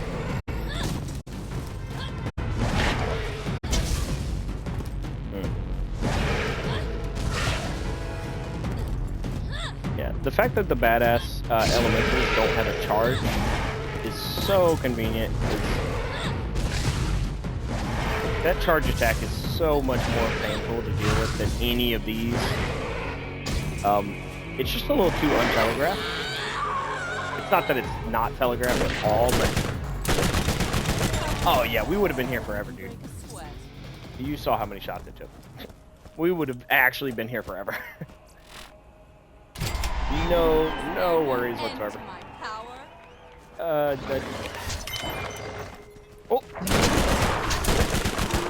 Aw, did that hurt? See, that's not okay.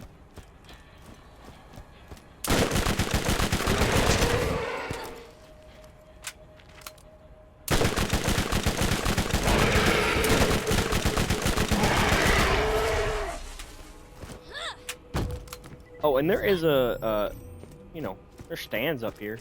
You can watch, like if you want to. It's kind of weird.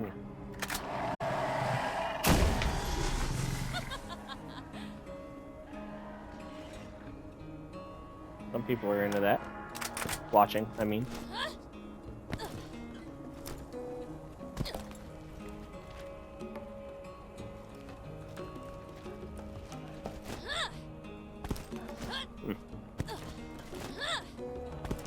This didn't used to happen.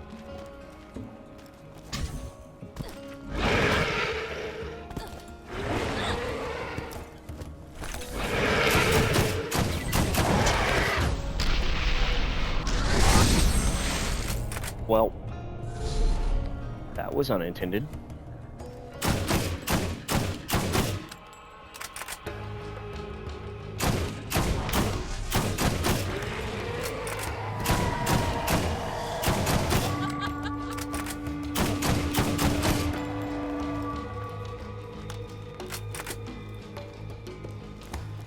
Okay. Yeah, that's yeah. So you know, completing the level 17 circle got me a level 10 purple repeater. Was it worth? No.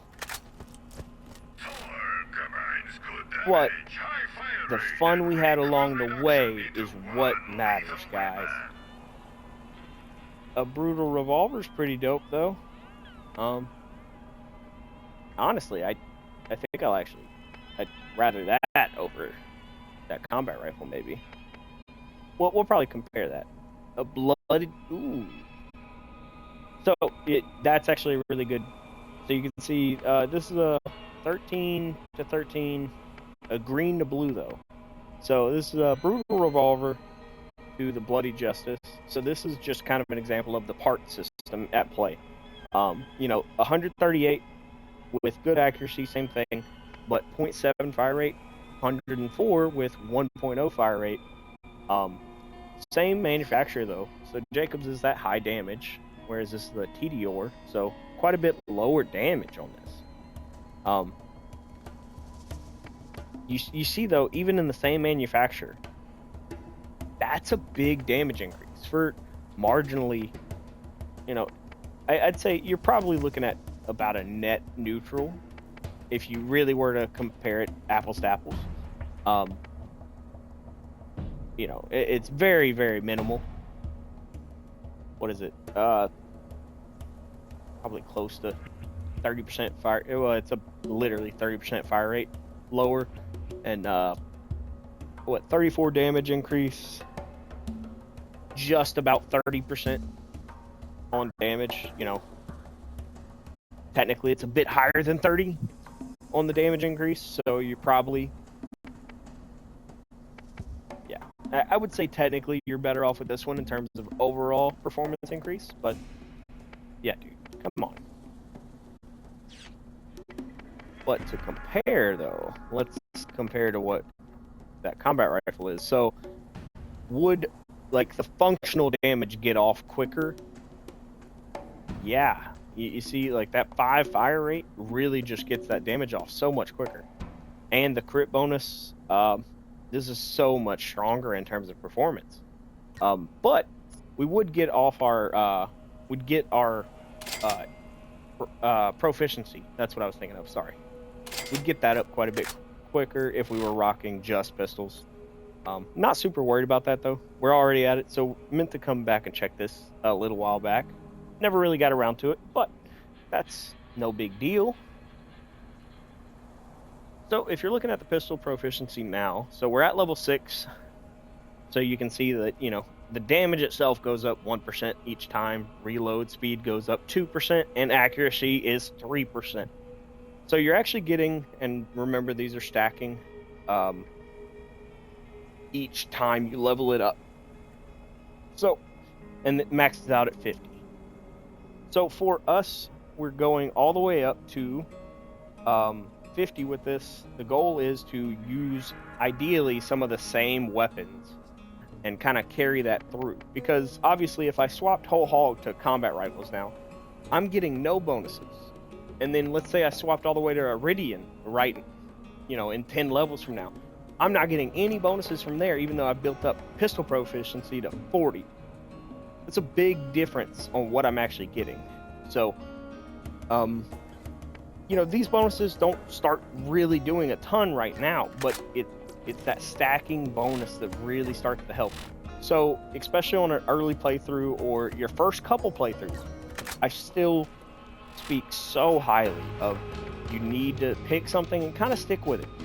It will do you wonders.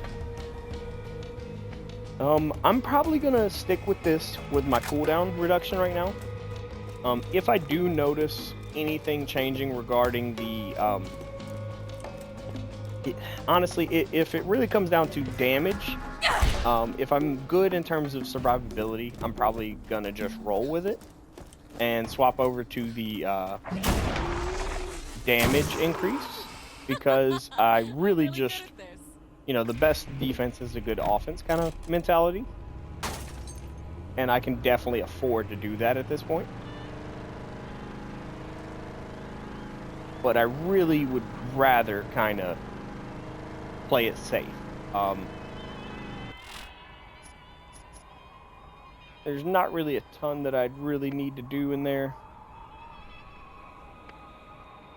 So as you see, both of these are now trivial. It's not that like the rewards changed either. So it's just saying that the enemies and stuff here are going to be such a low level that it should be easy for me. Even this mission, all of these are going to be trivial now.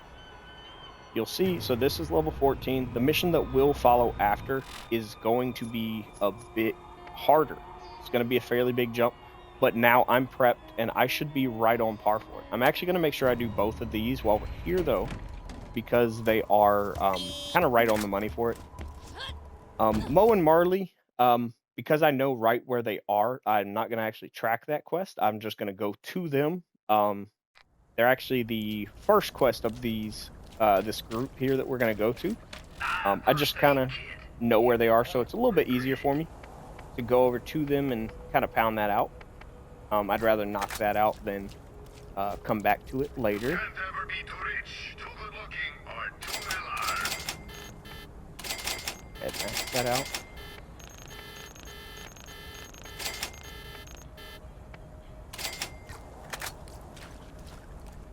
Encounter enough beasties out there, and you'll be happy you bought from the rest.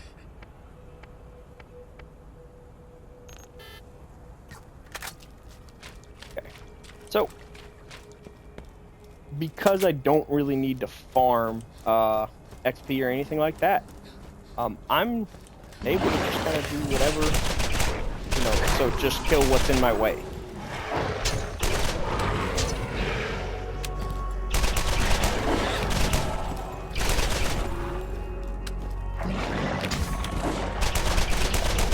You're badass.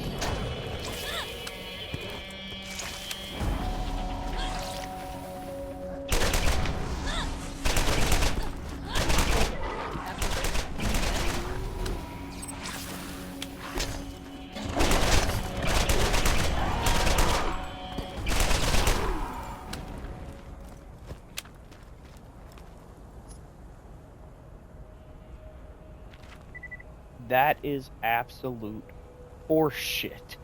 What the hell? Literally, so you kind of see the issue with, especially this early game, where you know everything can be just such a wide variance. Like a no leveled requirement, TDR purple, dude. Like there's. Yes, you can kind of get by with a little bit of anything. Like, that's the beauty of this game, in my opinion, is you don't need a gun to be within 2 levels of you or it's useless. But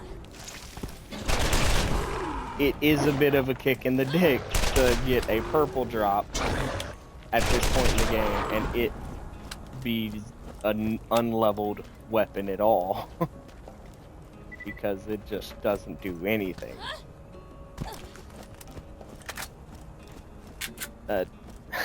You hate to see it.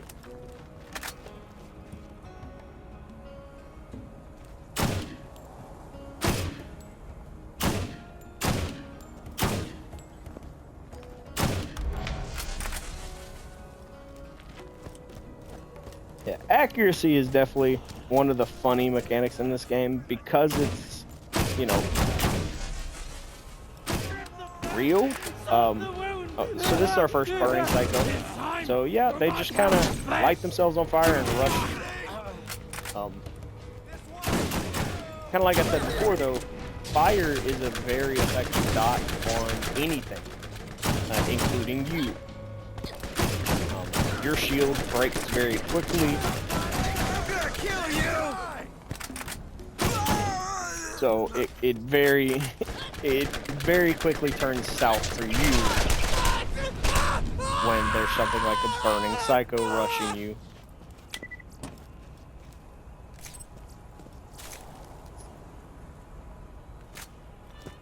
That's neat.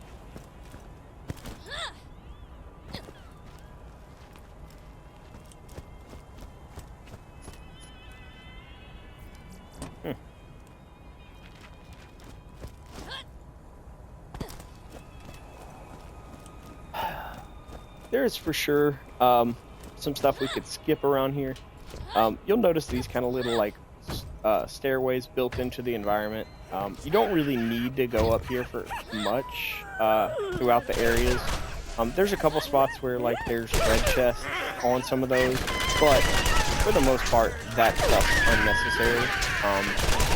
Most of it's just because those enemies, the 2 that were up there that I killed, could 100% have dropped here. You didn't see anything. To be fair, just thinking about what's happened in the time I played the game, I'm pretty sure they're probably like lower drop chance because they tend to not drop stuff. They can. They definitely drop ammo and gold, or say gold, but ammo and money before, but they tend to not. So my guess is they're probably predisposed not to if they spawn up there, but they can. So it's not a 0 chance, but it is a less than others chance.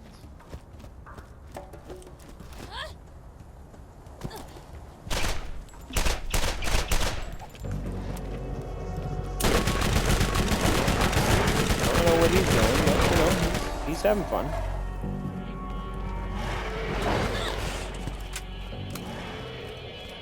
But you see they're level 13, 12. You know, nothing super crazy over here. Just gonna reload.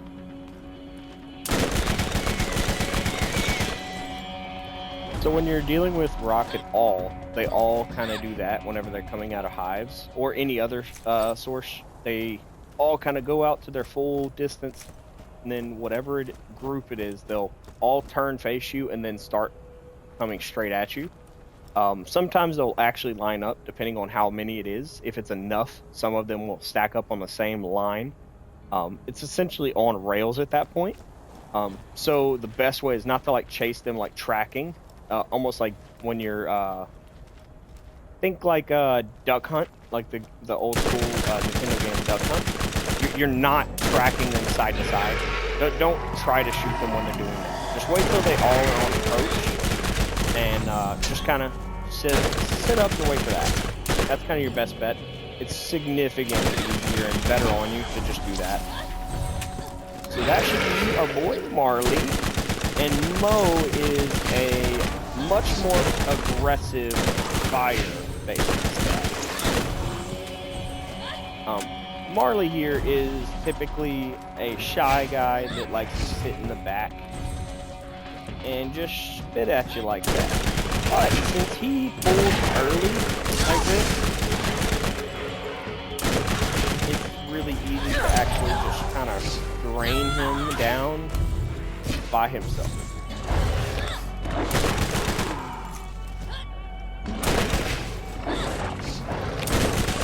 Really, if I can get some of this off of us.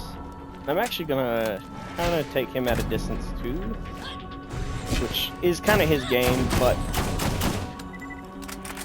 I do pretty good damage at distance. And he opens his mouth so easily for you. So even if I don't get the crit, I just...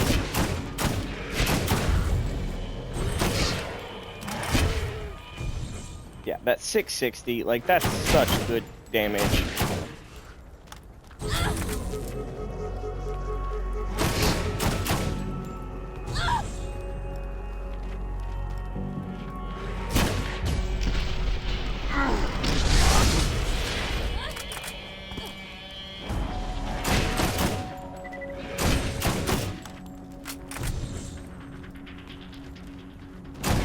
If you were to come here when it's like on level, so to say, this is, I don't want to say a hard fight, but this is a much more intense fight, especially if you don't know it's coming.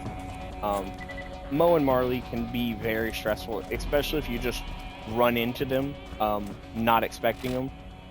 Let me actually track it. So when you track it, it's just sending you up here. So as you saw, I pulled Marley when I was just, I didn't even come this far actually. I think I was around here. So if you just blindly run up into here fighting those couple alphas, you know, you could very quickly get into a bind when you have Marley bothering you and Mo, who's being a little silly boy, who's just, they're both just really, you know, kind of beefed up alpha, think like an alpha badass kind of mixed together. Super armored, plus all the specialty attacks.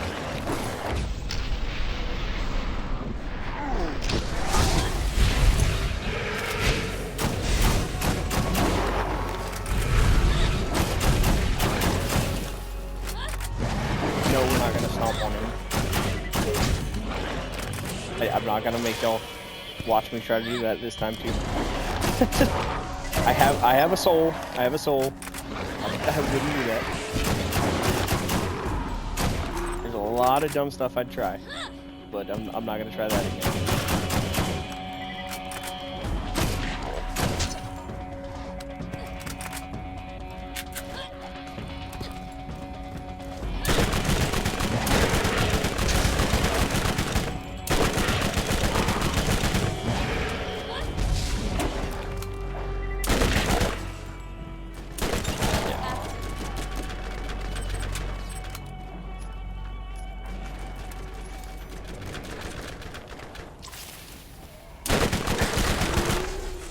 I am gonna come over here and just check, see if anything neat spawns. There typically isn't really anything of note over here,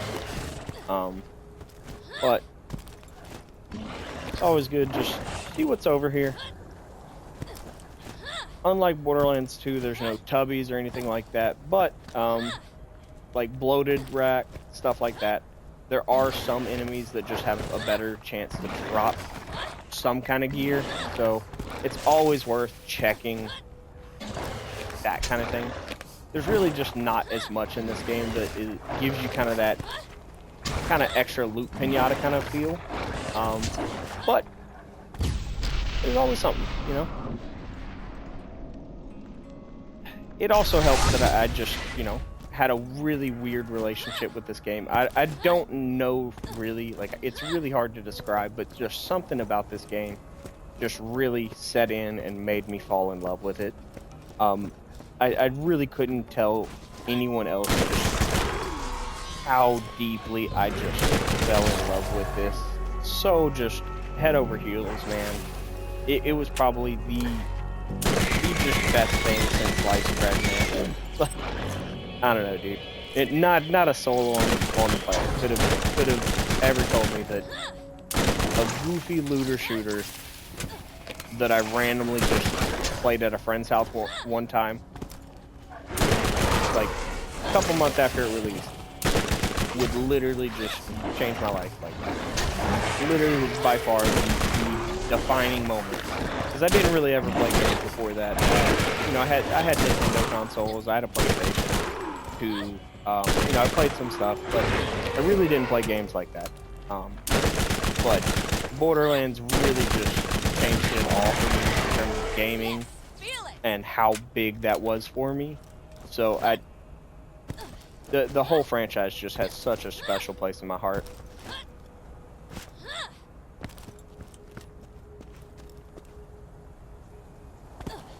But you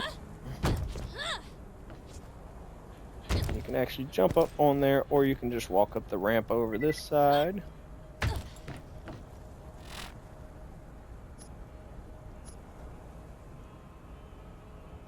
Ooh, finally! Something good. Okay, so that's going to replace that TMP. So, double repeater. You're going to notice if you 2x the projectiles, magically it just does significantly more damage. It's crazy. You know, more bullets equals more damage. It's a really cool like thing. But you know, basic 4 fire rate, nothing all that crazy. Really bad accuracy. Absolute terrible accuracy. I get that. But it just allows another way to get damage out. And because the double anarchy here shreds through ammo, 8 fire rate with 80 mag size, and because we don't have class mod yet, Lilith has quite a few ways to regen ammo. Actually, specifically 4 subs is kind of the main thing for that. So Lilith will mitigate some of that here later, but for the time being, like, I'm really just shredding through SMG ammo. You know, this really just is a phenomenal weapon that's knocking it out the park for me, but I'm shredding through all 1,200 of these rounds super quick every time. This will be a nice, like, pseudo kind of carryover weapon until I get more ammo, as well as same thing with this. This is a really good weapon for those kind of more point targets that are really kind of specific. kind of what I was doing with Marley there. I was just really kind of focusing in on his soft target and trying to get the crits. This would be kind of better for just throwing bullets at something that I know I may not be doing optimal damage, but I'm just getting something in.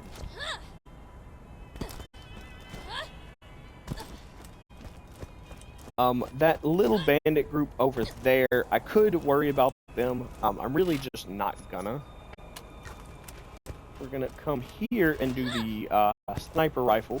So in this game, there's a bunch of weapons farming quests.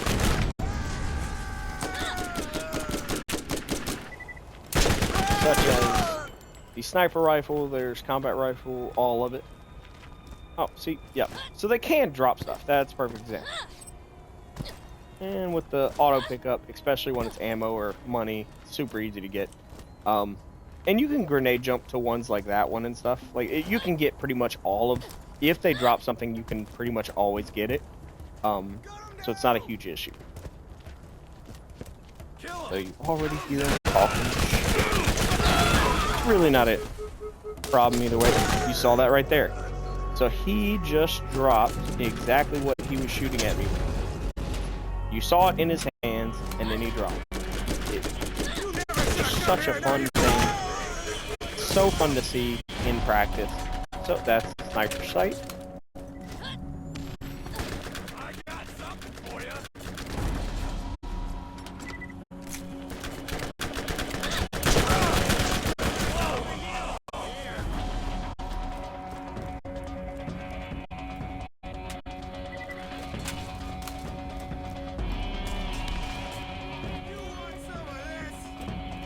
I don't necessarily remember all of it off the top of my head, but I remember some of the fun.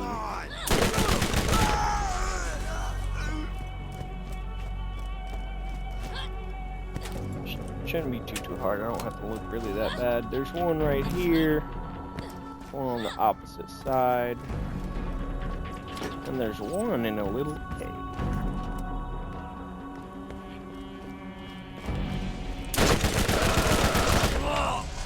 I guess maybe cave isn't the best term for it, but I'll and on this next piece I'll actually look at it a little bit longer with you guys.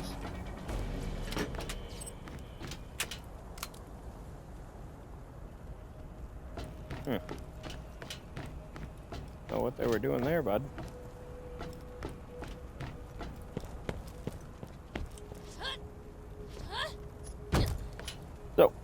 So this is the stock, but so you saw like that was the scope at first, that was the body, now this is the sight, and then we're gonna get, this is the stock.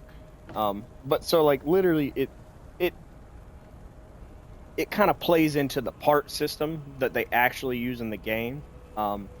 Granted, it's not quite the same, but like yeah, kinda. I mean, I'm not saying that this is, you know, the vibe, but like, I could definitely make it work up here. This would definitely work for me, guys. I don't know about y'all. I would lay down a fat one right up here. Let's see what they did. Let's see what they ate.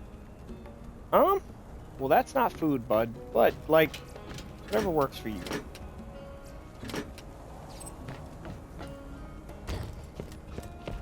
The last piece we're missing is in a really neat little cubby. Not here, but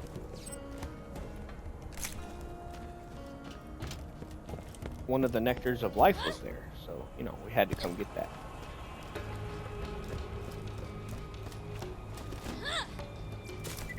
Not here either.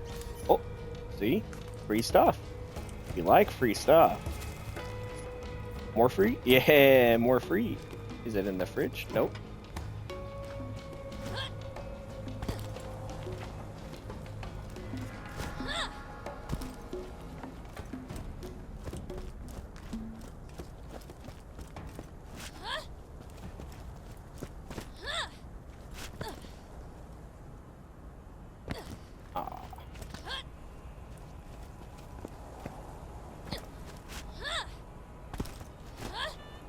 when you're on, like, I don't know if you guys could tell, like, but I can, when I'm moving, you can feel, like, there's certain parts where you're sliding because you're not on, like, a physical plane that they want you to be on.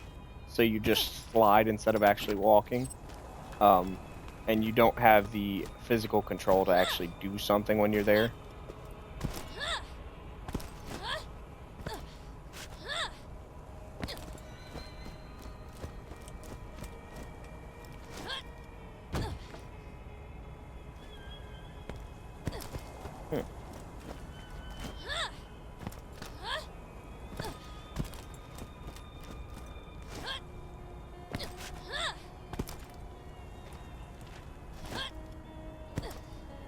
I might be remembering it as a different part. It is kind of part of the problem, but we'll go check this other section really quick.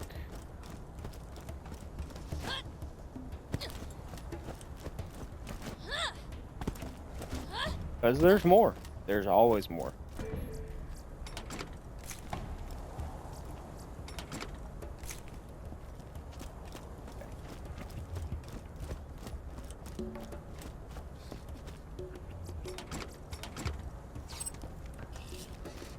Red chest. Gotta love a red chest. Okay, useless. Lower recharge, but like I could work with it. Okay, more useless.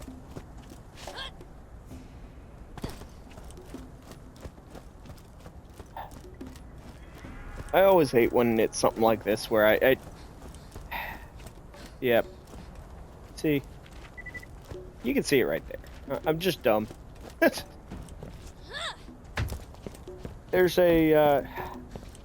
another one of these that I'm connecting the dots with, where there's a little hut under the encampment, and there's a little toilet and like barrel set up behind one of the huts. But so that's the barrel. You see kind of how they played into it like that. It's neat that they did it like this. But so whenever I turn that mission in, I'll actually get a sniper. So it's kind of neat. Once again, kind of playing to all that. But without further ado, we are level 18. Gonna go into Sledge's safe house. This is the next main story mission. We are going to see what it's all about. We are looking for the mine gate key. A sniper without a sniper cam is just a guy with a gun. Find the cam that's right for you.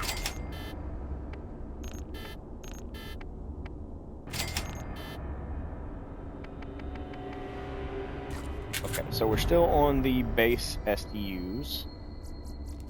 The SDUs will upgrade as we get through different areas, and that's a really fun part.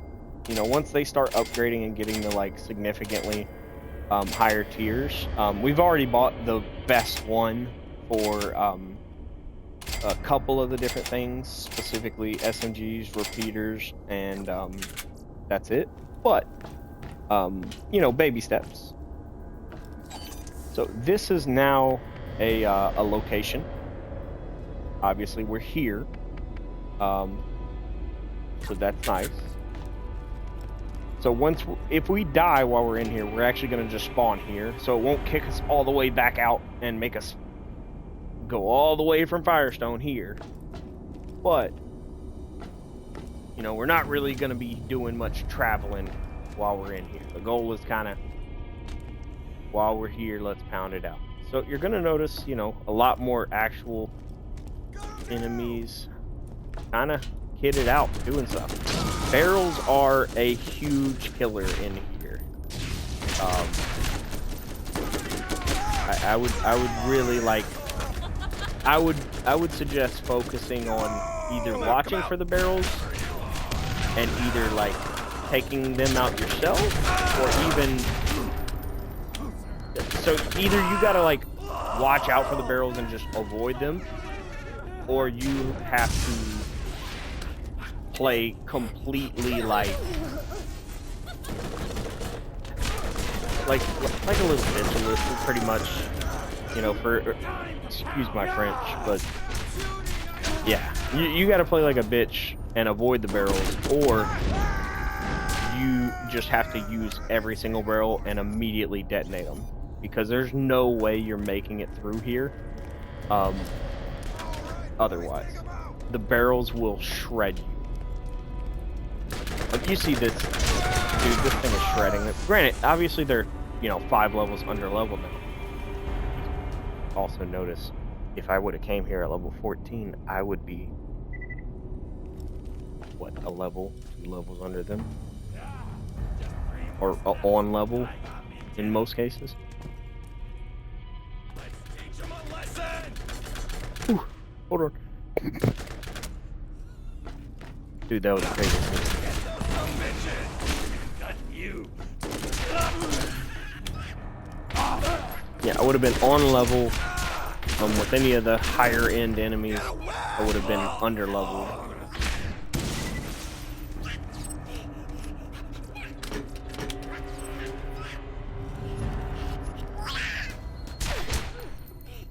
So psychos, although they look like melee enemies, they can throw their buzz axe. That actually comes into play in the second game, because you get to play as Krieg the Psycho, which is really fun. We have that little buddy there, who we can talk to through there, and then we can help out by grabbing his repair kit there.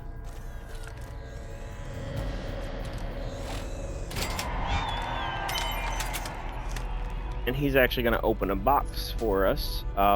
Maybe I should have waited to actually talk to him so that I could show you guys him walking over. But there's plenty of opportunity for us to see a claptrap leading us to a chest. We'll still get that chest. It's not like we won't be able to get the chest. And all chests are farmable, which we'll probably check, especially in New Haven. Every time we save quit, we'll check all of the chests around there. It's such a quick check that honestly it's just too easy. So, but all chests are farmable. That's why whenever you have the opportunity to check and possibly farm a red chest, it's just a little too valuable not to. So, yeah. As you can see over there, we saved him.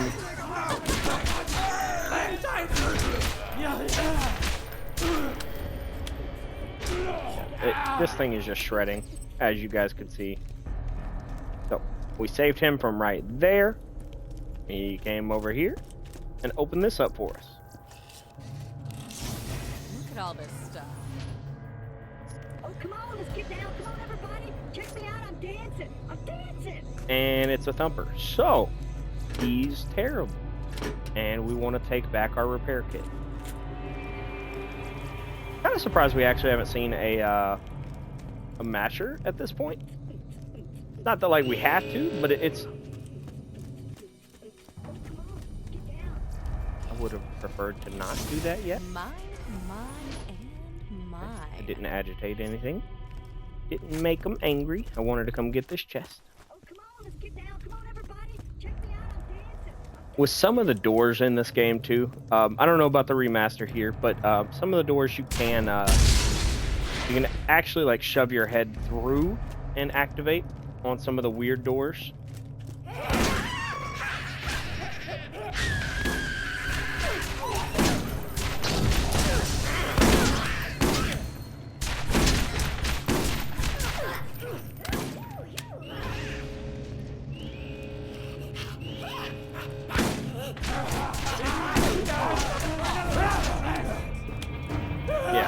Dude, this repeater is just made.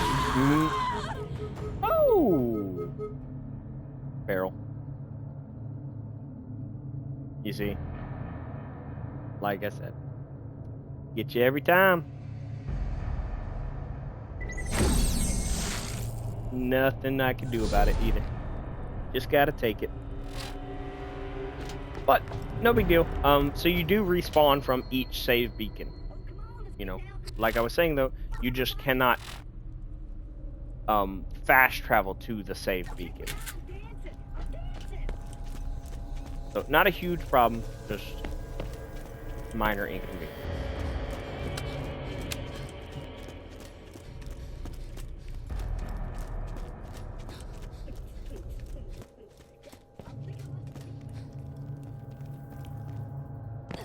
You can also go down here in their little oil trap. Just an ammo box, but random neat little, you know, why is this here?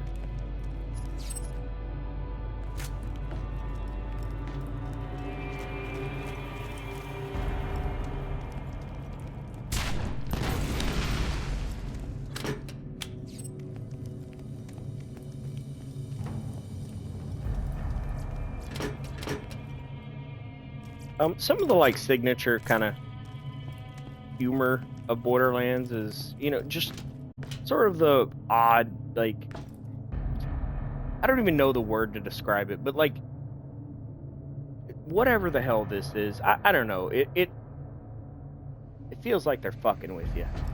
You know, the bad guy is just kind of fucking with you. Like, look at this shit, man. What in the fuck? This room is the most horrid looking shit. As a normal dude, just oh, okay, you know, minus that arrow. If you walked into this is like the immediate PTSD button. Walking into this, like this tells you that you're about to get into the worst day of your life, and then it's another shiny fun arrow saying, no, head over here. Safe pylon. Always super important to come over here. And in all of the games, specifically this game though, the pylons are the most sensitive, in my opinion. There's probably like more specific information, like actually detailing how sensitive they are in some of the other games, but in this game, I think they're the most sensitive to specifically, like, you have to get right at a certain little window, and as you saw, like, I was literally like right here, and it didn't really do anything. I had to break this plane before it did anything.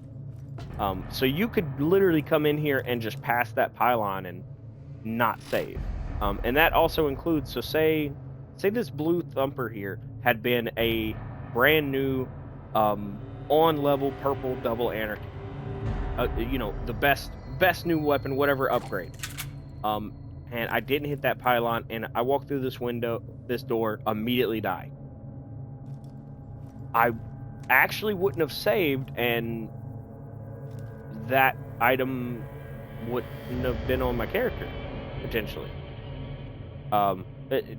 It would be on my character, but you wouldn't have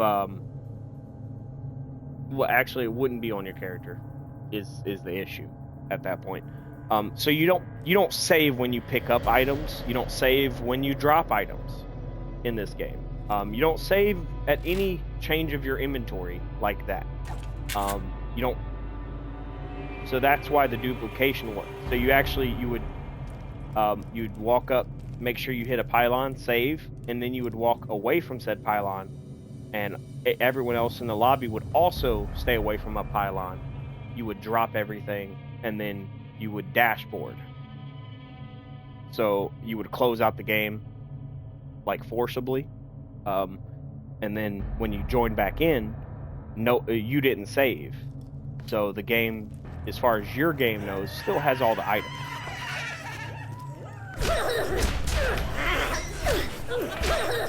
So it's that kind of mentality of it, you know, very finicky with some of that aspects of it.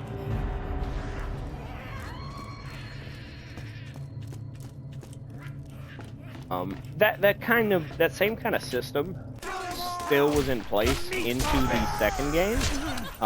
They started trying to, like, kind of adjust it, and from what I understand, I think Gearbox started being less cool with modding as well. Or at least that's what it seemed like. Mod tools were released for this first game, and they were not ever released for the second game.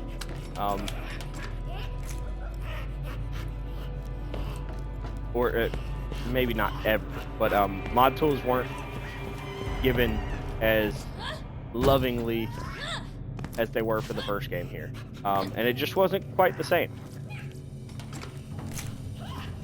The second game was a very hard, a much harder stance against that kind of play.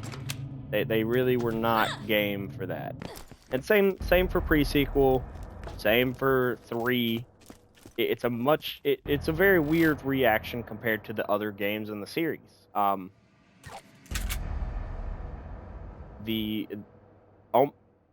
Within the year, I would say within probably the first 6 months of release, you had full modding available.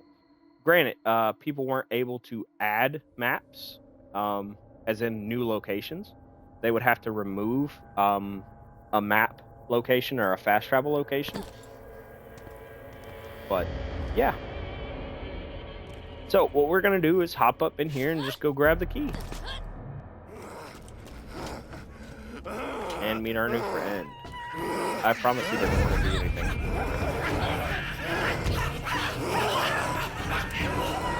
Let's see what our level 3 does.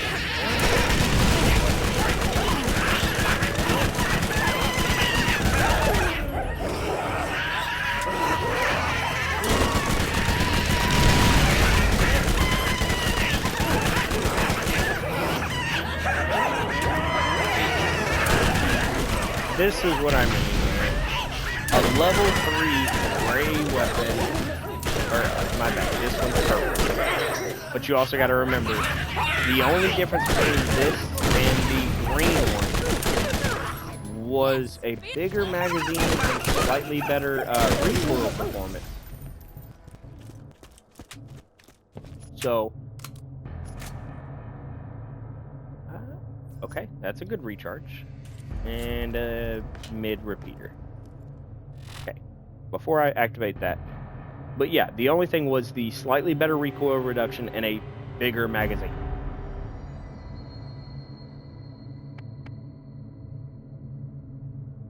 Wait, I thought... oh, so this is the level 3. And mine was a level 4. So even better. This is a level 3 purple double anarchy. And it just killed the level 16... Roid Rage Psycho boss. So,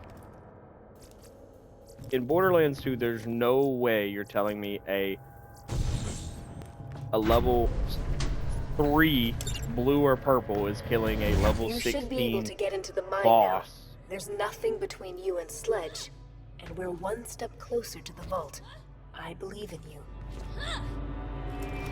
Like, just quickly, comfortably, without doing anything of note, just kind of hold right trigger, walk around. Oh, they even open up the nice walkway for you. It's all comfortable and just gingerly walking. And so you got this little walkway here for you. All kinds of little aspects like that there. That goes through there.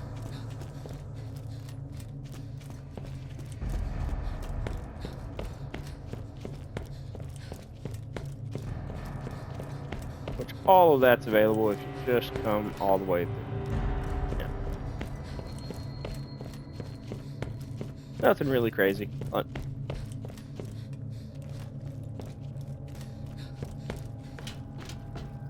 Once again though, so this is the last pylon I've hit, but since I went and did stuff, it lets me re-up.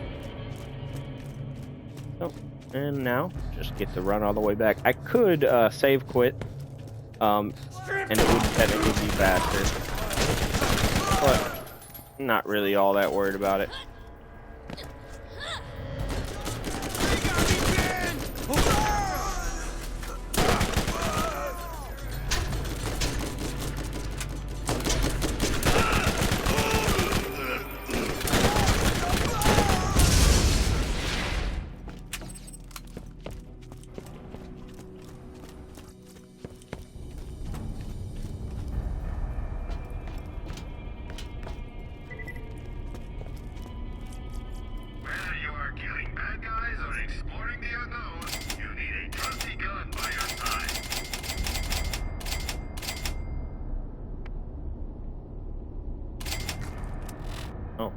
didn't even use my SDU.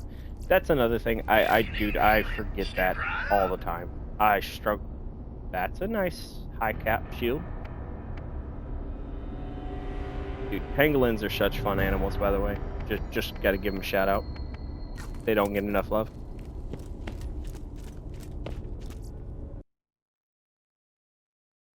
So from here, really nothing to do in the area kills. With elements of the local population, and you've now been contracted to assassinate one of their leaders. This type of unsanctioned mercenary activity undermines the stability of the region. You have been warned. Such activities will not be tolerated. Abandon this futile pursuit.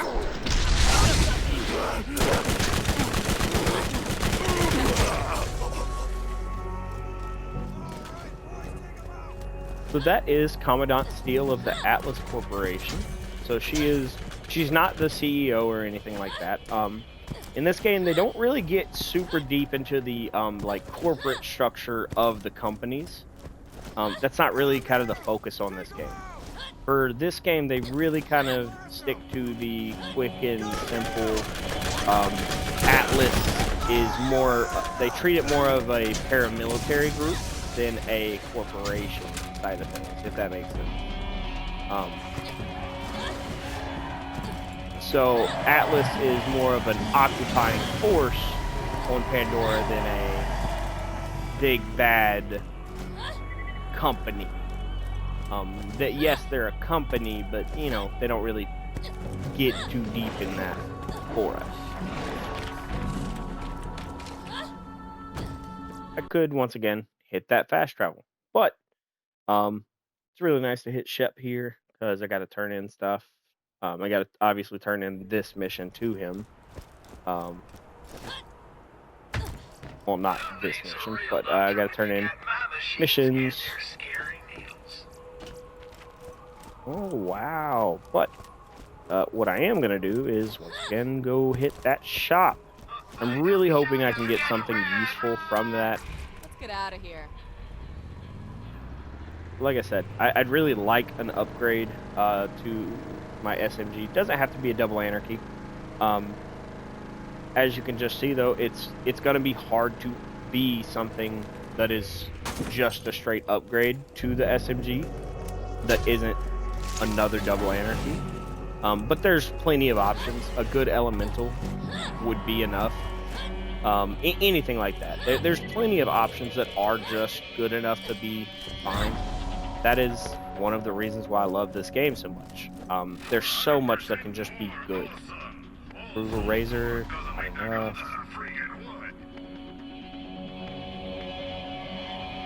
Even that patrol SMG. Good fire rate, good basic damage. That would be fine if I didn't have a good double enemy. Sadly, these are all kind of mid. Honestly, that Brutal Razor is actually pretty solid. The revolvers with that big blade, that's such a good melee bonus. You can really just crank that out, and that fire rate plus the reload speed, like that's a solid revolver. You could really do some damage with that one, but probably not going to be what I go for. We're 9 minutes out on a reset, so it's really like just not kind of worth my time to wait for a reset.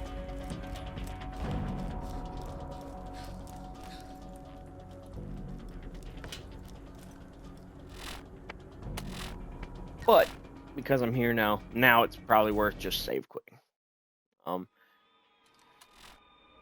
There are a couple little tricks you could do to kind of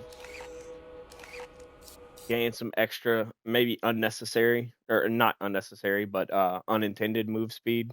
But not really anything all that valuable in the grand scheme of things. So because this is the last like fast travelable one, that's what I hit.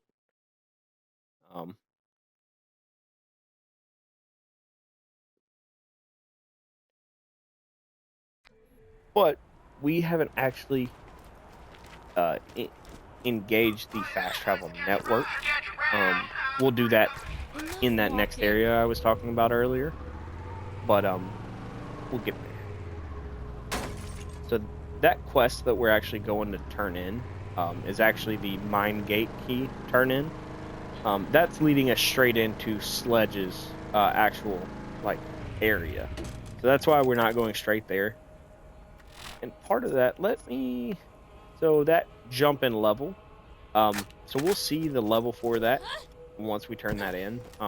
Because I wanted to remind you guys of that, kind of why we did all this, to make sure that I was kind of ahead of this current area. Yeah, so that gives us the fire relic. There you go. So now we got the fire. So we could swap. We could stay on fire, or we could go back to shock. So we're gonna stay on shock.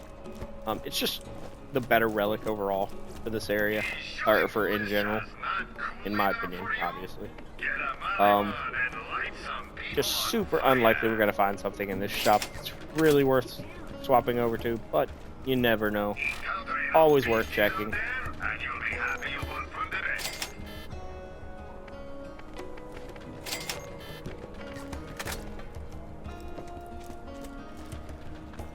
Oh, weird.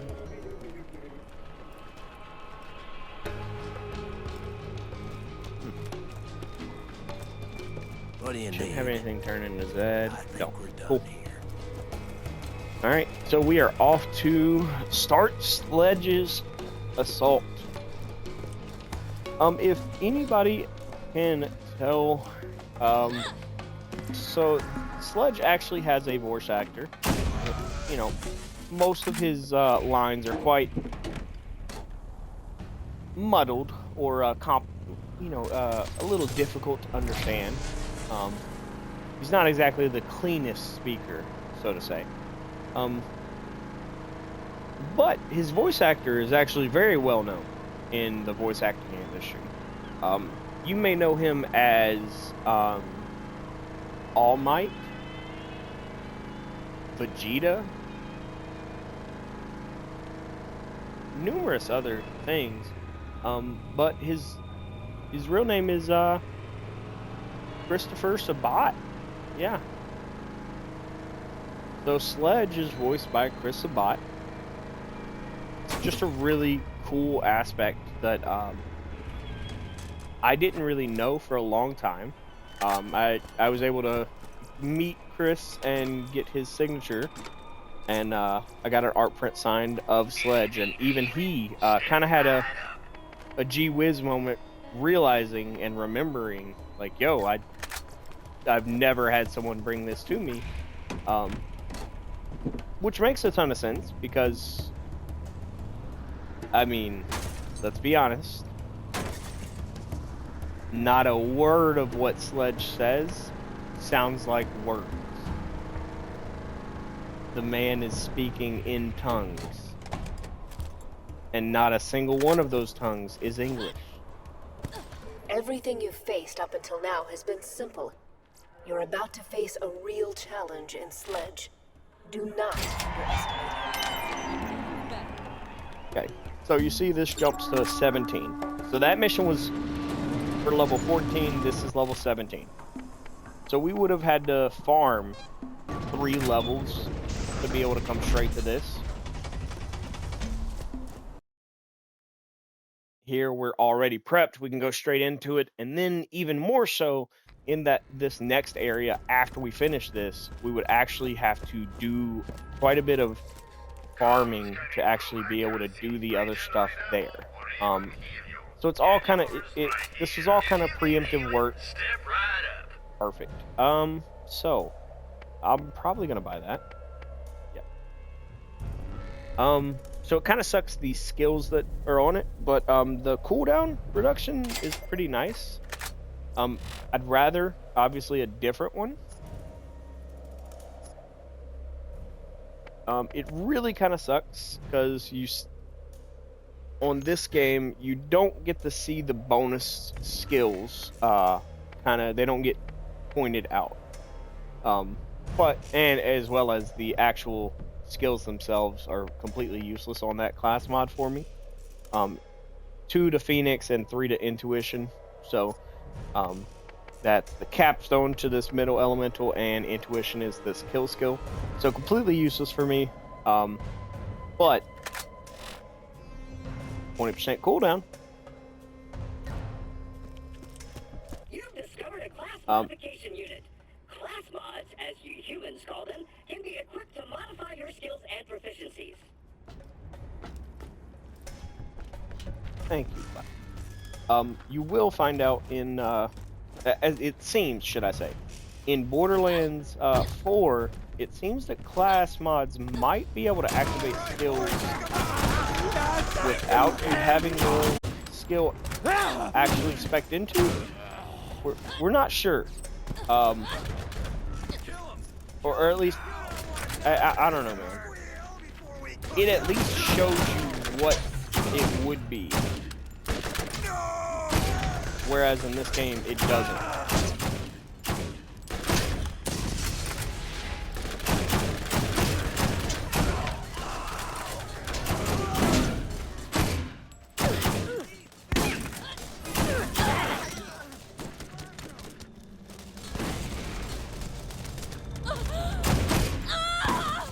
Okay, so that's a badass bruiser. That's less fun. I'm really good at this.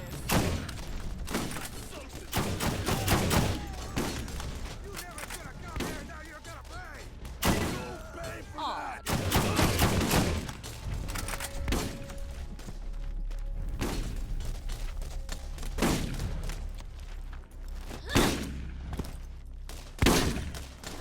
Oh.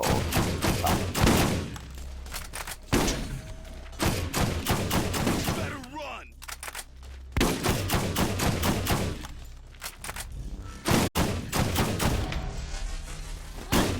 Got him taken care of. Now I can deal with the little guy down here.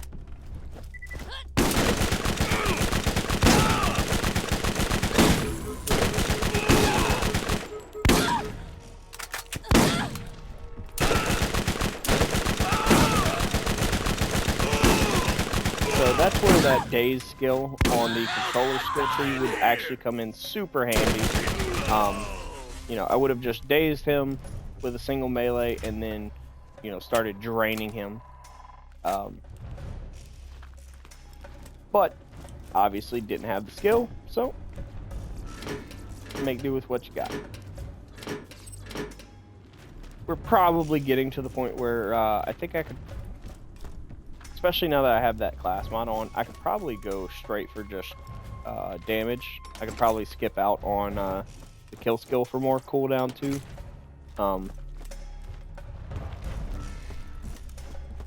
If I really just wanted to, you know, focus on the gun damage here, but especially since this is quite a bit underleveled, I might stick to what I got. All about kind of whatever you're able to get by with. Always got to check trash cans. So this is another of those support machine guns. Granted, so this doll, over switching.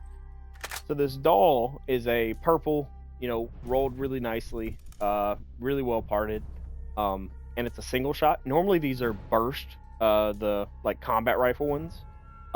So this is a single shot. That's why it's so much higher damage. But this one is a full auto machine gun. That's why the damage is a bit lower, but much bigger mag. Same fire rate though. So you would just be looking at a very just kind of good sustained damage. Don't really think I'll use it probably, but it's an option. Probably not going to pick that up. Once again, these are just the white chests, so not bad, but it's just not going to be as good. So realistically, this is technically more damage and the same fire rate as my double anarchy.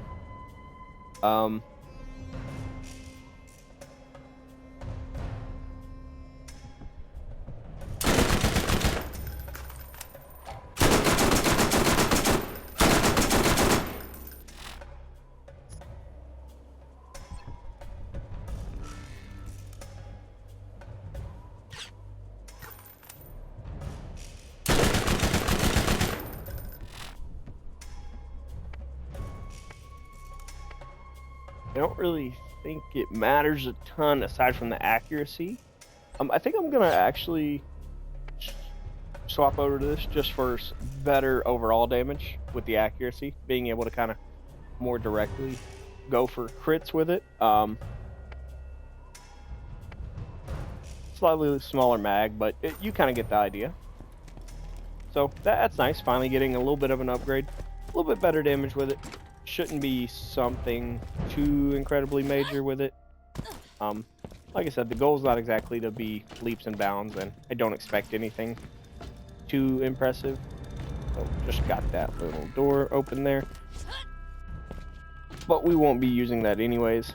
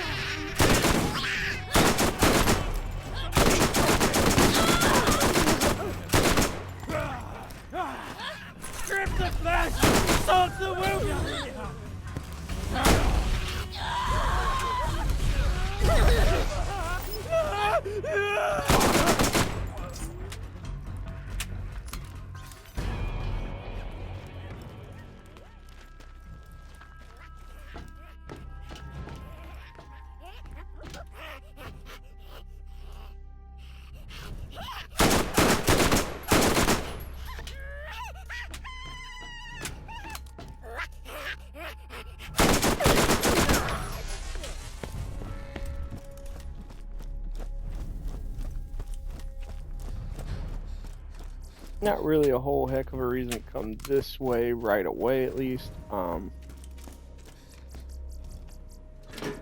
And honestly, there's not a ton of a reason to go through all of these, aside from just trying to work on the challenges a little bit.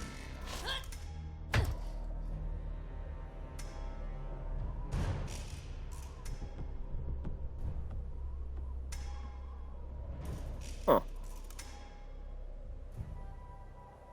I don't even know what that necessarily goes to. Let's see what that is for, guys.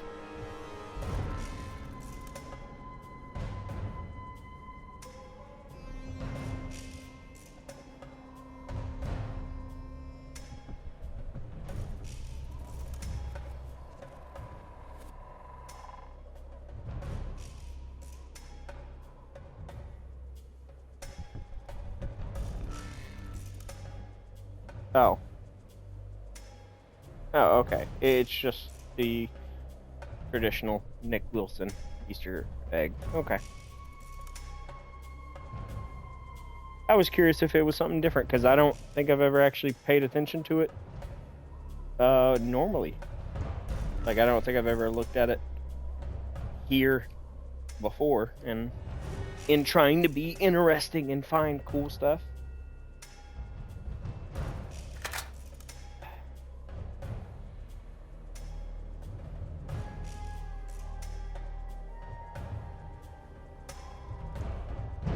Yeah. I don't know.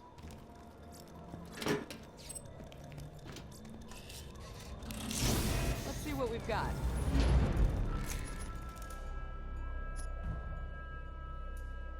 Malawan. So, Malawan, you know, typically has the higher elemental sides. So, that ×4 explosive is pretty dope. That's pretty nice. Oh! You know what it is? That age-old Torg sniper. No, we are.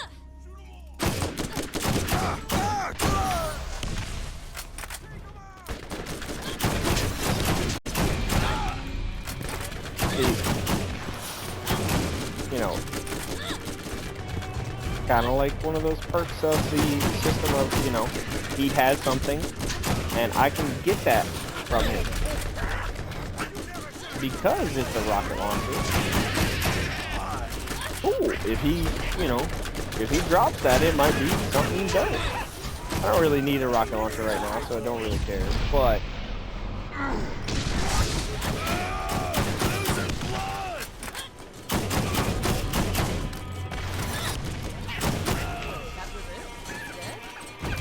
Sure enough, the same exact orange-colored launcher.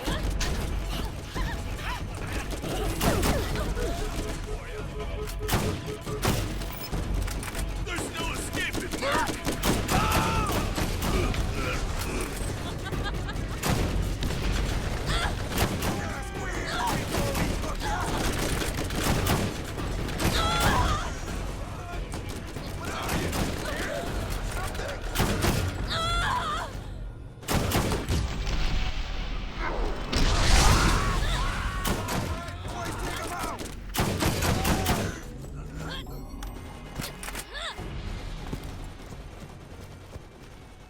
So we're also getting shot right now with a turret,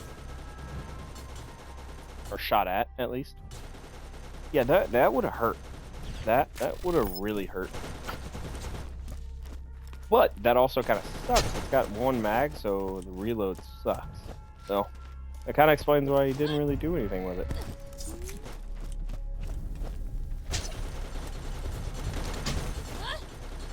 So that chest right there is pretty easy to get to.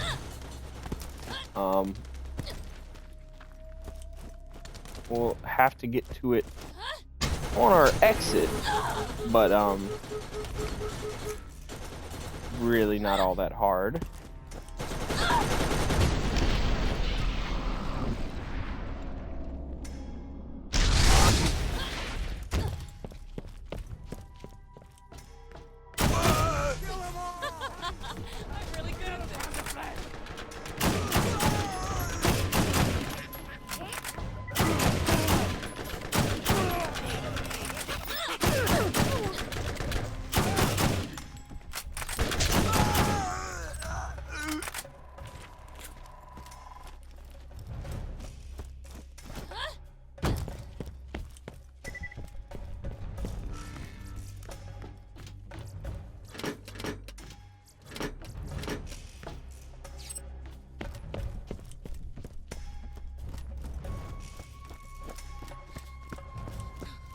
We can actually go grab that chest now.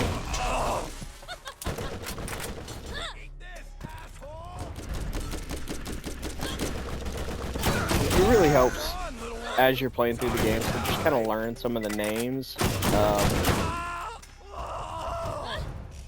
Specifically, like right there. I just know that, I know that because that's a thumper. I don't really need to know much past that. I know that that SMG's not really going to be anything I'm worried about. So I know the green SMG that I just got is pretty much nothing I care about, and I can just sell it immediately. Or drop it if need be. Stabilized. Cool.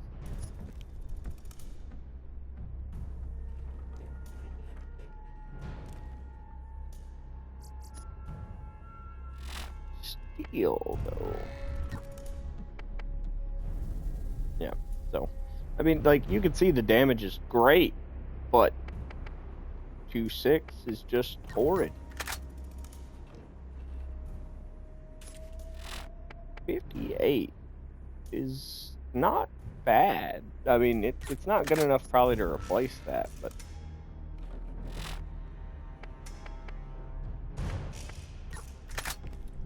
you know, you're getting there. Probably not gonna grab much, and I'm not really like trying to min-max all of that in terms of really grabbing every single bit, but obviously just to kind of show. So that would just lead us straight back to where we started today. You do end up actually running back from here, and because it's so easy, slide, Here. Just go right through this way.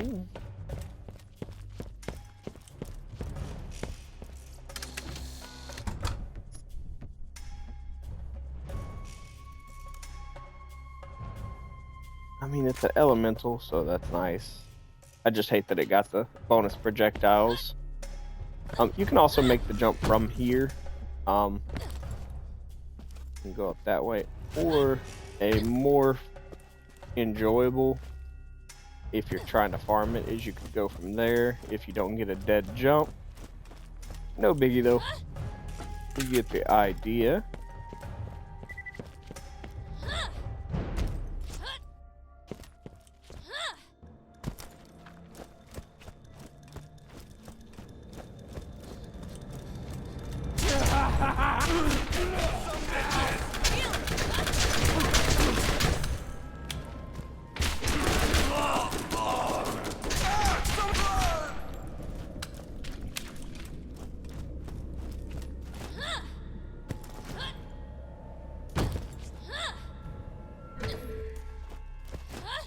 Got our save pylon.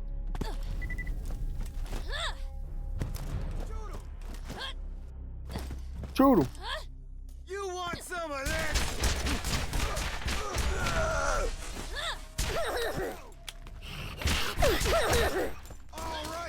I want to know what deep southern Louisiana guy they had come in. I mean, I know they're centered in around, you know, in Texas for Gearbox, but I want to know what guy, what Cajun, Creole, like what Dago they had come in and do this.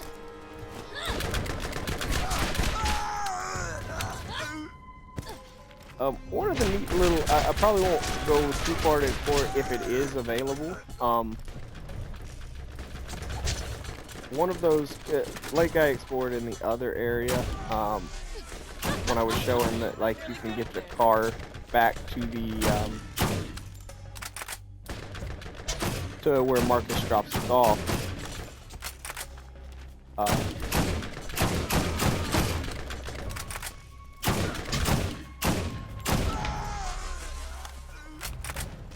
So we can actually, we used to be able to also get out here. You would just pop up there. Okay, maybe not anymore. So it seems like they've done a pretty good job of not having anyone have any fun anymore, I guess.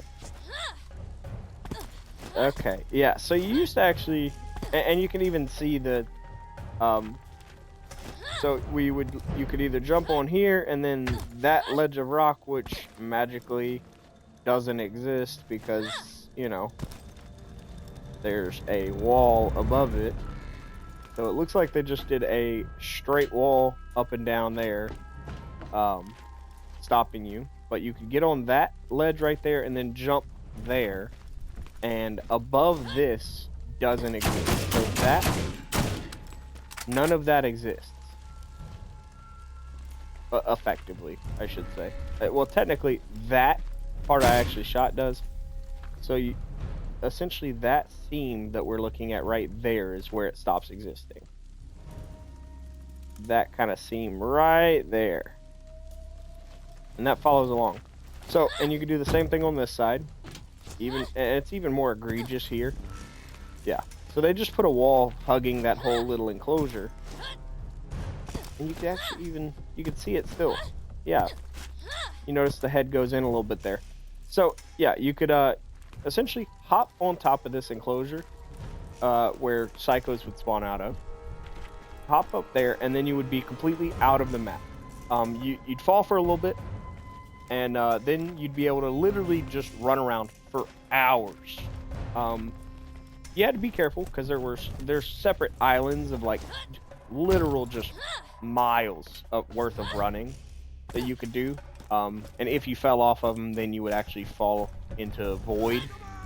But for example, like that big space over there, essentially that mountain, that kind of very out of focus looking kind of terrain is what you'd be running on. That kind of stuff. Yeah. So all of that is what you'd be running on. Essentially, it's almost like this world cuts off like there, and just you'd be running on that forever. It was really cool. It was really fun. We used to play like we do duels and stuff down there.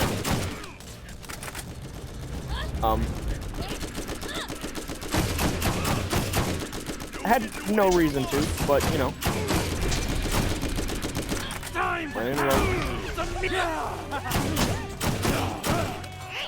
That might be nice. Okay, we're gonna have to look at that here in a second.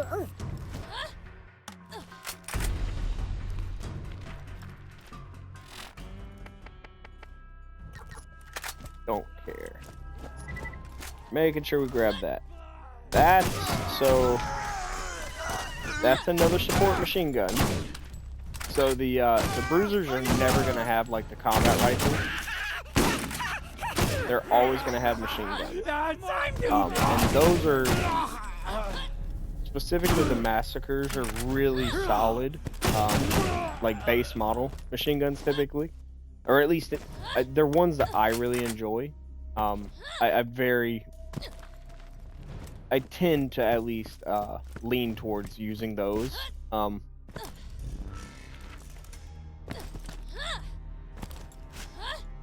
Yeah, some of the like smoothing they did is a little less than to be desired. I think they were a little overzealous in just trying to button up some of the like freedom, which I understand. Like they don't want everyone doing any and everything. But yeah, so that other machine gun we saw, it was like 46 damage and it was 4 point something fire rate. So you see this is a good chunk better fire rate, so 7.6, and then 40 damage, so a bit lower, higher mag. That was like 50 something. This is 81. So this is that higher fire rate, you know, big mag. This is like, you know, just a much better kind of, maybe not sustained, but very like, I don't know, trying to put it in like Call of Duty terms, you know, a much better burst kind of thing, if that makes sense. I don't know. I'm gonna even go so far as to give it a shot. I might try it out. I don't know if it's gonna replace our purple that we have been using. Really, I am liking that, but its downside is that this mag is just really not it.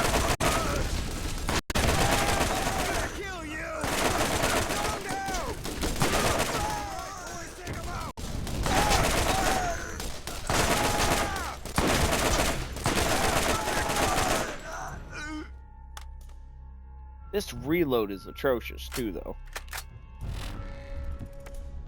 But I don't know. I mean, what recoil's not great. Zoom. I mean, it's got really good accuracy, which is crazy. I don't know. I think we could mess with this.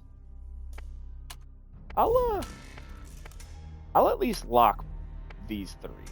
I'm not sold on this. Honestly, I might even like swap back to the Anarchy, if you want to be honest. The zoom is really just kind of atrocious, man. I've literally already talked myself back into it. That zoom is just, it's pretty killer. I can't stand, like, a really high zoom SMG is just the worst, man.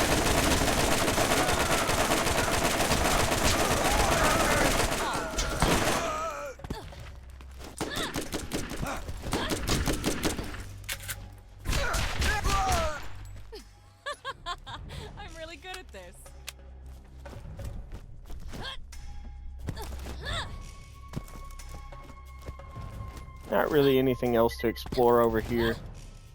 Not even any additional spawns.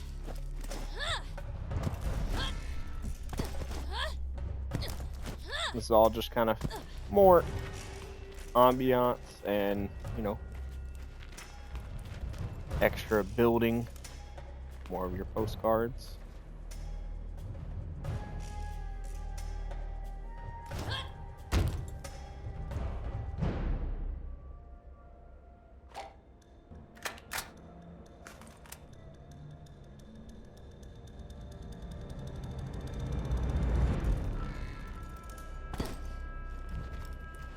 Neat stuff, but nothing too crazy. The loot be mine.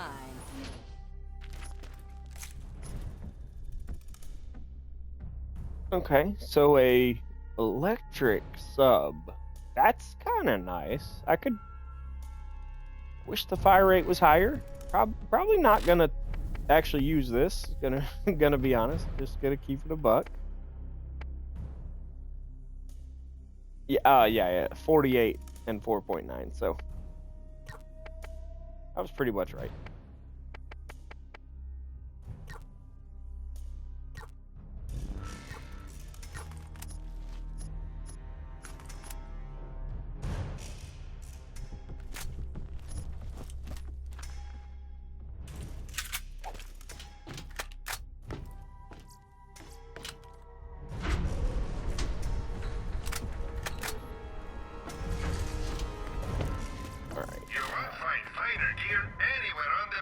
Ensign bouncing Betties.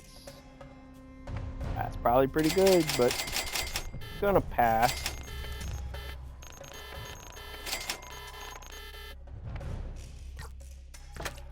Still on the basics.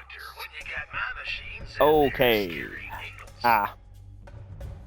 Mercenary. So this, you know, bonus to SMG damage and high velocity, which is really nice. You see how expensive class mods are, though. So, and the elemental effect. Do I really need an extra 3 damage per pellet on the... I mean, this is like the most direct damage increase I could get. Versus, you know, the space of... I think I'm passing, but if it had health, or if it had ammo regen, take it in a heartbeat. Or if that shock SMG I just sold was better, maybe then.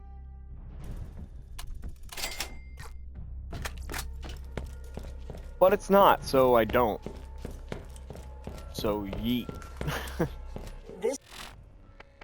So we're gonna make sure I actually got everything actually equipped. Yeah. So we're just running the cooldown, and like we had before, I probably am gonna swap over to high velocity, to be completely honest, just to get, you know, a good chunk of extra damage. The damage is just really convenient. Yeah, that melee. This one is a brute, and he has a powerful shield you will need to whittle down before you can hurt him. Don't let him touch you. Yeah, so we're gonna meet Sledge. So tell me if you can hear everyone's favorite All Might or Vegeta quote. You know, that voice. Tell me if you can hear that in behind the voice of Sledge. I'll try to be quiet for you. Otherwise, once he stops his intro, also pay attention to his title card. He'll tell you all about our new friend. Now, die, bounty hunter! Yeah! Oh.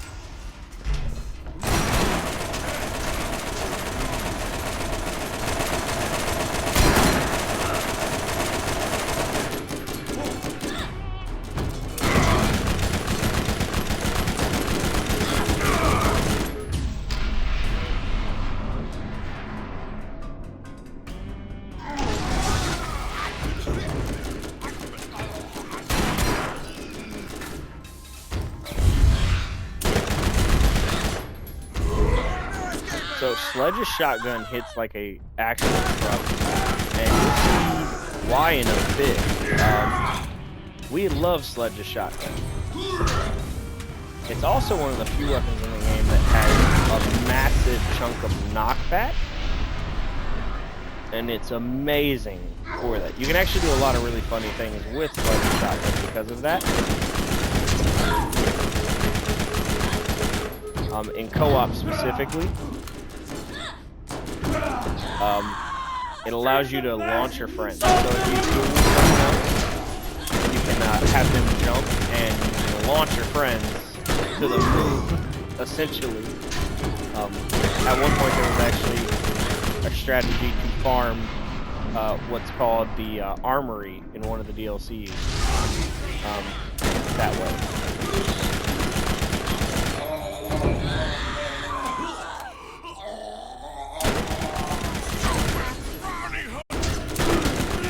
So that's Sledge down. As you can see, he just does a ton of damage. He hits really hard. So, you know, let me know if you guys could hear Chris Sabat's voice in there.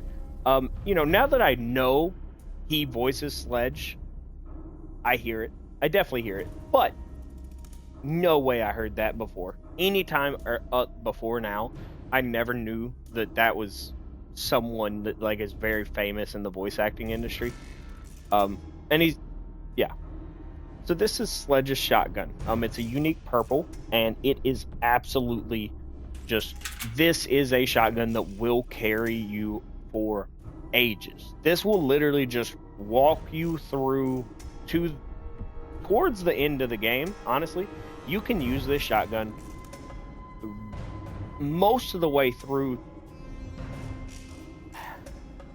Honestly, approaching the final, pretty much you have the full vault key, if you want to be honest. You know, a little bit of a spoiler, but and because it's such a like iconic part of this the game, I gotta use it. So the repeater's gonna go bye-bye. It's obviously just the weakest of our, maybe not obviously the weakest, but it's the least kind of integral part of our little trio we have. A pistol might make a comeback to our little weapon setup once we get our fourth, but Sledge's shotgun is nuts. It has plus 10,000 burst fire count.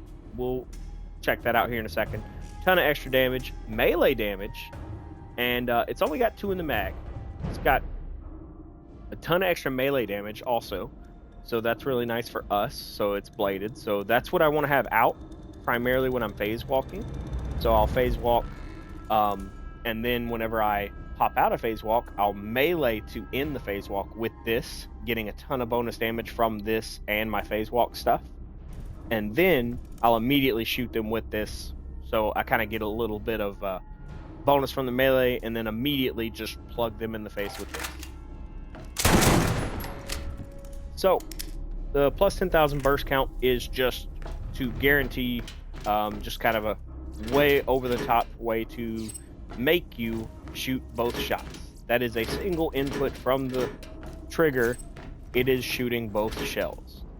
So even though it does 57 by 11, I'm doing that twice every time.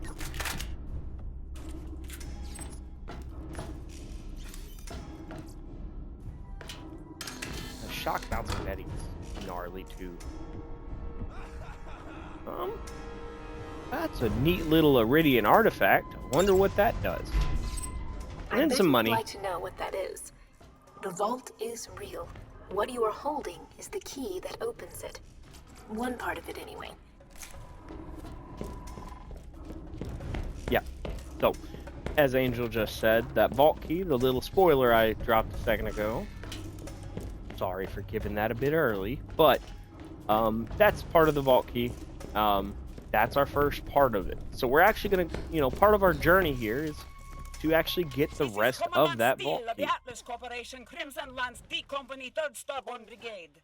I have just been informed that you have arrived on Pandora in search of the vault. and within minutes have started killing the locals and causing a disturbance. This planet is under the authority of the Atlas Corporation, and any Iridian artifacts found here are Atlas property. Possession of such property carries a steep penalty. I invite you to turn yourself in at once to the nearest Lance outpost and surrender any information or artifacts in your possession. Consider this your one and only warning. Yeah. So, kind of what I said about the, you know, just seeing them as more military. But the knockback. Oh, well, not really knockback if you just cut them in half, but maybe you guys get the point. Even the best gunman gets hit from time to time, so make sure your shield is up to par.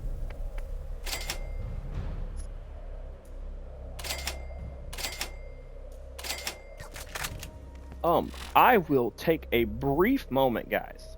I am gonna actually go to the restroom, get something to drink really quick, and I'll be just back. Give me a couple minutes at most. I will be right back. Sorry for the wait, guys.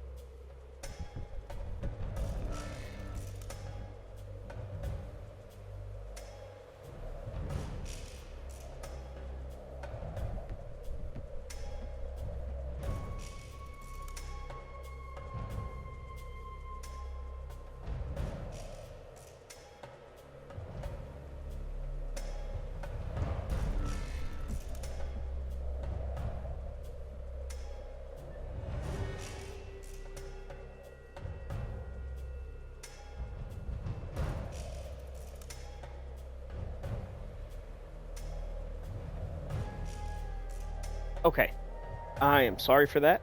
I know I was back pretty quick, but nevertheless, I apologize for that slight delay, guys. So,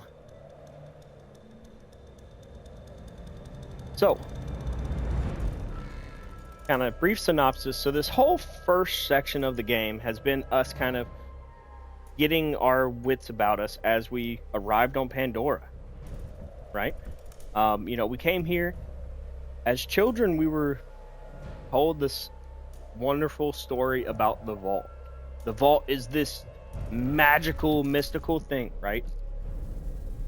And lo and behold, first thing we got when we got here was the guardian angel that everyone's told about, or even Marcus talked about, talking to us, saying that she needs our help. Then we helped some of the local residents that she asked us to. You know, although they're eccentric, they did us acceptable. Maybe not the best, but they did right by us so far. And they led us here. They led us to some alien artifact. In helping them, we ended up getting this. And now Angel is telling us that is part of the key to the vault. So we are, you know, we came here to be a vault hunter, and we have made like tangible progress towards finding the vault. So, you know, like I said, the pacing, you know, we've been going, this is probably nearing that like 6-hour mark on this playthrough so far. And we definitely haven't been like speed running this by any means, but we've been playing for about 5-6 hours, I would say, of like reasonable playtime. I kind of have an idea of what we're supposed to do. I'd like to say I'm at least aware of what needs to be done. So we're moving at a good pace. I don't think anyone would consider this a slow pace by any means, right? I'm gonna pop down here. There's a chest down here we can get to. So. Kill him now! Greetings, traveler. New missions are available at the Firestone Bounty Board. Excuse me. Sorry about that, guys.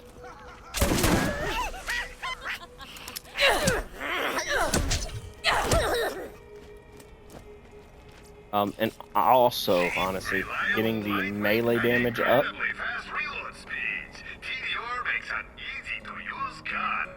Honestly, that could be pretty good too. Instant revolver. Oh, he's outside.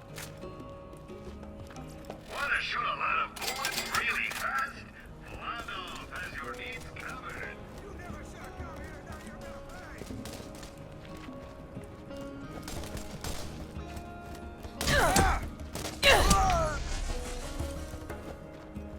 Yeah, as you can see, very, very effective. Very effective. Sledge shotgun, just super clutch. Early game, it's so overpowered. Absolutely should not be even near this level of power early game. But even once you start getting towards the later part of this playthrough, it's still like solid. One of the most fun missions in the game, and we're just gonna go do it now. So let's go find out what hit the fan.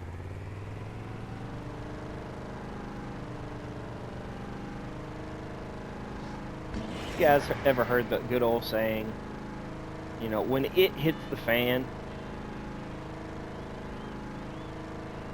Well, what do you do when it hits the fan, guys? Well, because when it hits the fan, I get my car with a rocket launcher or a giant machine gun, and I get to work.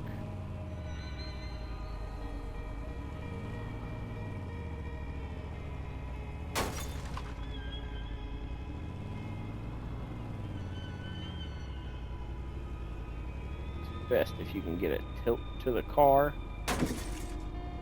You gotta get her a little tilted up.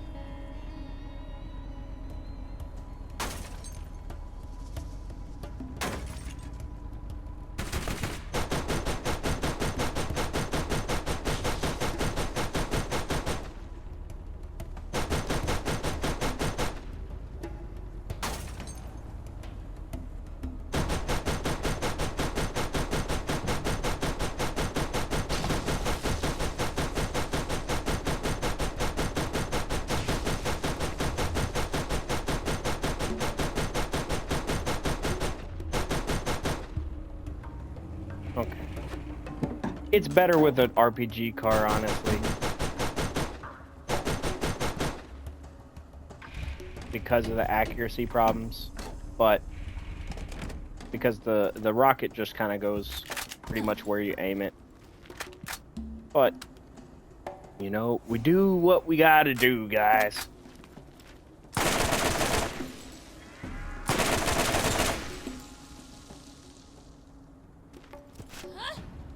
And look. Yeah, they're angry. And like I said, you know, whenever you're dealing with the rocks, it's on, like they're on rails. They just kind of all go in the exact same direction. Right there, the same setup. Okay, so that's a level 16 shotgun. Let's compare Sledge's to that. 26 by 9, 57 by 11.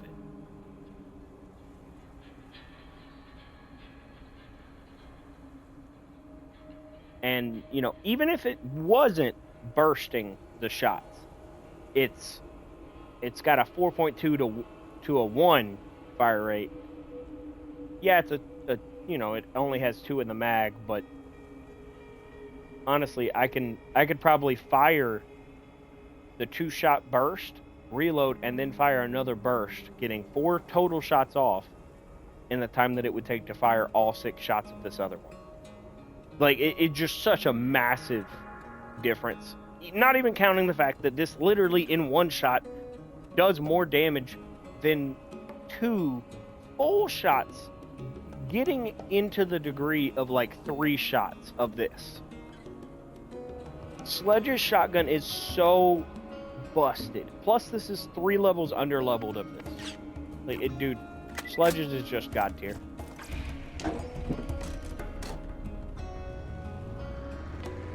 We also get to come back here and deal with more rock stuff.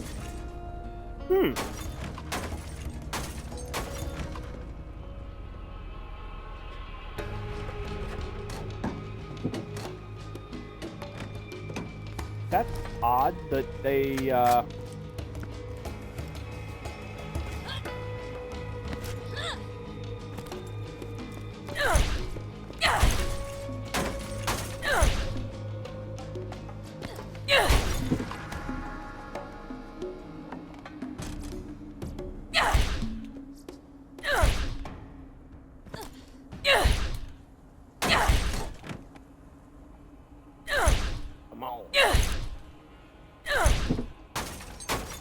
There we go. Come on.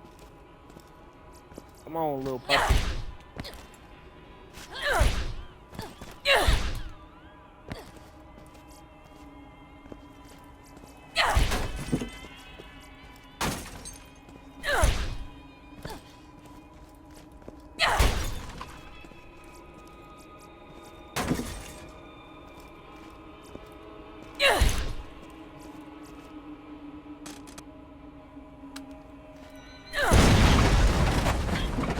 It was worth a shot.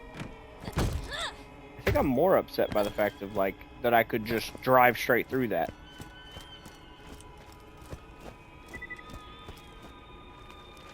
So there was just no collision from the car there.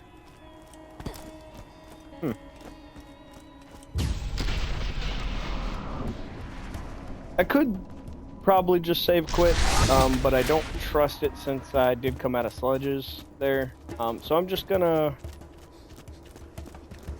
run, but I'm also gonna do a quick little drive-by to, you know, I'm here, I might as well, kind of thing.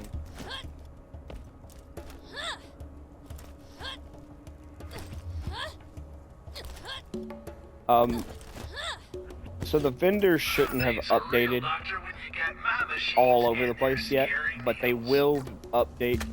For the second playthrough, all of the vendors will update. And in case I haven't mentioned that yet, all of the vendors and all of the game in general, in the second playthrough of the game, the entire game allows for a second playthrough, which essentially upgrades everything and allows you to play through it and build up to the second or the max level and experience all the content at a higher level, which means more, you know, a higher difficulty, and essentially max out the gear and everything.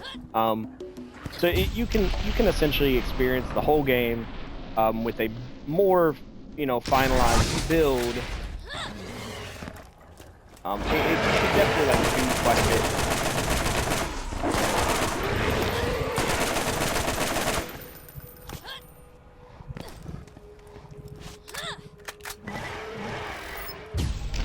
I was gonna say, like, you guys can actually see my cooldown on my action skills jumping as I'm getting the kills, but I spent about 20 years reloading, it felt like, so. Also, just as an aside, I am trying to be more, you know, not quite family friendly, but, like, you know, trying to be, like, not as crude. But yeah, as you guys can see with that, like, the all of these vendors are kind of stuck at their preset levels. So, like, some of the vendors are just not even worth looking at really anymore. even though, obviously, I'm still using a level 3 double anarchy. Just letting that stick again. Like, all of these, like, any of it can be useful still. But,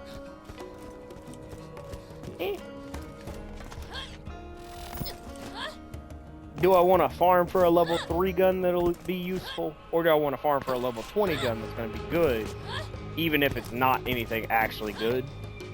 Like, a bad level 20 gun is still going to slay out right now. Whereas, Wow, you're not dead? I need a really good, like level 3 gun from here. But killing Sledge spawns all this up, and it's like phased out, or phased, so at different stages stuff levels up. Have yet to see a masher, still very surprised. So this terrible shotgun is actually like really solid. This is the kind of shotgun that you would want to grab if you hadn't already just gotten Sledge.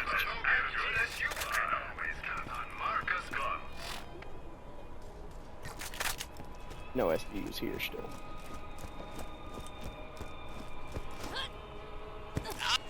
So we just got the combat rifle. School degree, but when you get shot, you'll be happy I'm here. So that's our first. Oh yeah, that's. Yeah, do not care about that one in the slightest. So we're level 20. Greetings, traveler. New missions are available at the Firestone Bounty Board. Find Bruce.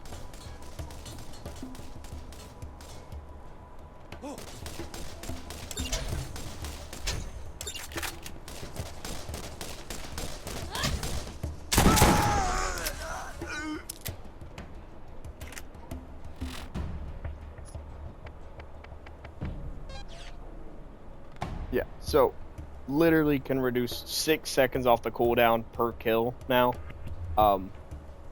Mind you, it's a 36-second. Okay. So six kills and I'm there. And that's alongside the passive passage of time. And then, as you can see, this very quickly, like, that's why having a bladed weapon is very, like, crucial for this. This very quickly just ramps your damage for that end of phase walk hit super high. Which is why we're probably also gonna, like, kind of swap over to something like this too. Especially now that we have sledges for like a guaranteed kind of setup for that. I think I'm probably gonna go for something like this. We're probably gonna do the full swap here shortly.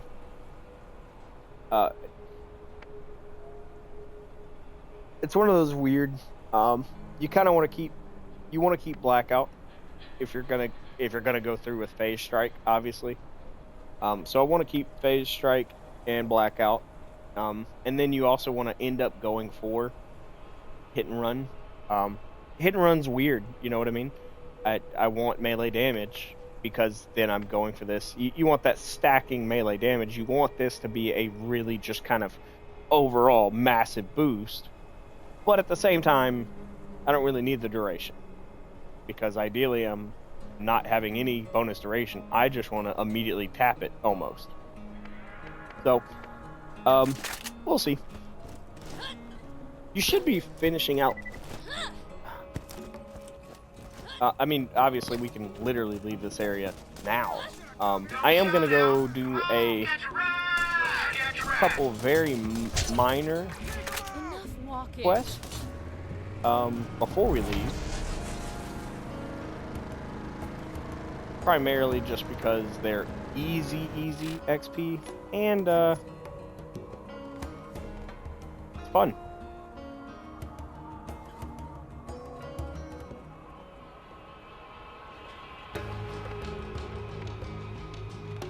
So like, for example, this, really just don't care. This combat rifle could be decent, but honestly, we have a good one. Don't need it. This is another of those scavenger ones. Bruce McLean. So this is really easy because we were literally just there. This happens quite a bit where once you do something that kind of unlocks a new like wave of quests. I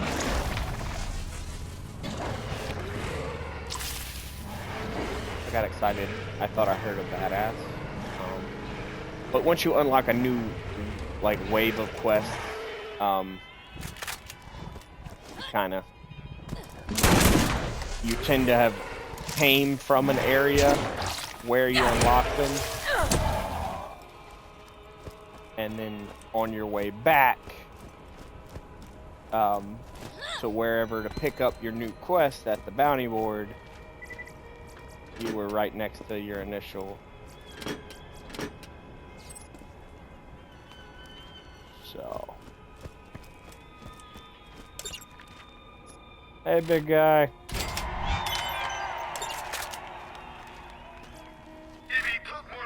Long time no see.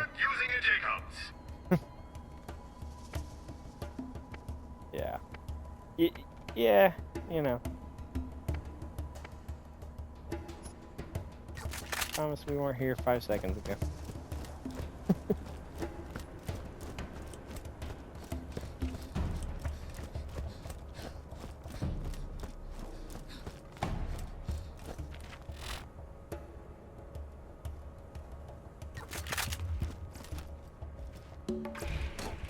Because, so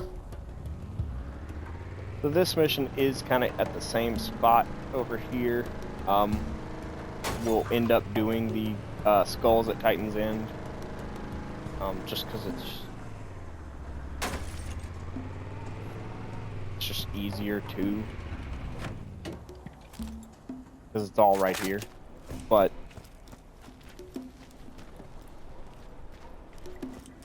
you could just kind of swoop in right here.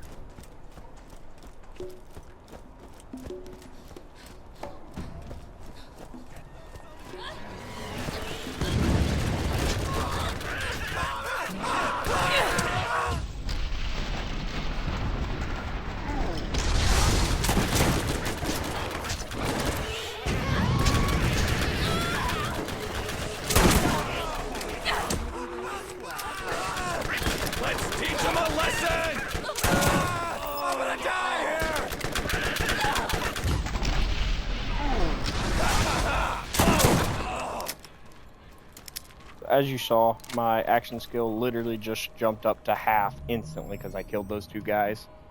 Plus, you know, a little bit of passive time. Absolutely ridiculous. So, 1 box. 2 box.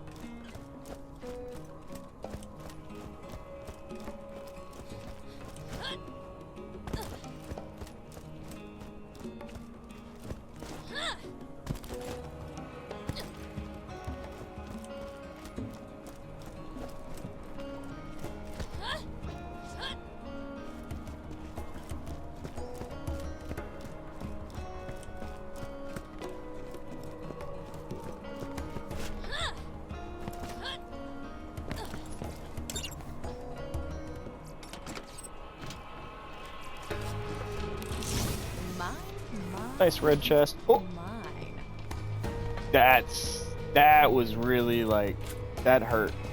So normally when, you know, especially, so the chests typically like fill based off like size. So like when it's pistols, you're normally gonna get like you're normally gonna get like 3 or 4 pistols. Snipers, you're only gonna get like 1 or 2. rockets, you're always gonna get one on like a red chest. You get what I mean? So you're never gonna see 4 subs thrown in a red chest. So when you get like a legendary, sometimes it'll like oddly weight the chest and you'll get kind of a weird only one item in the chest kind of setup. So kind of got excited there thinking maybe we got something cool. So here we are, Titan's End. I gotta pull the skulls off of the pylons. Yeah.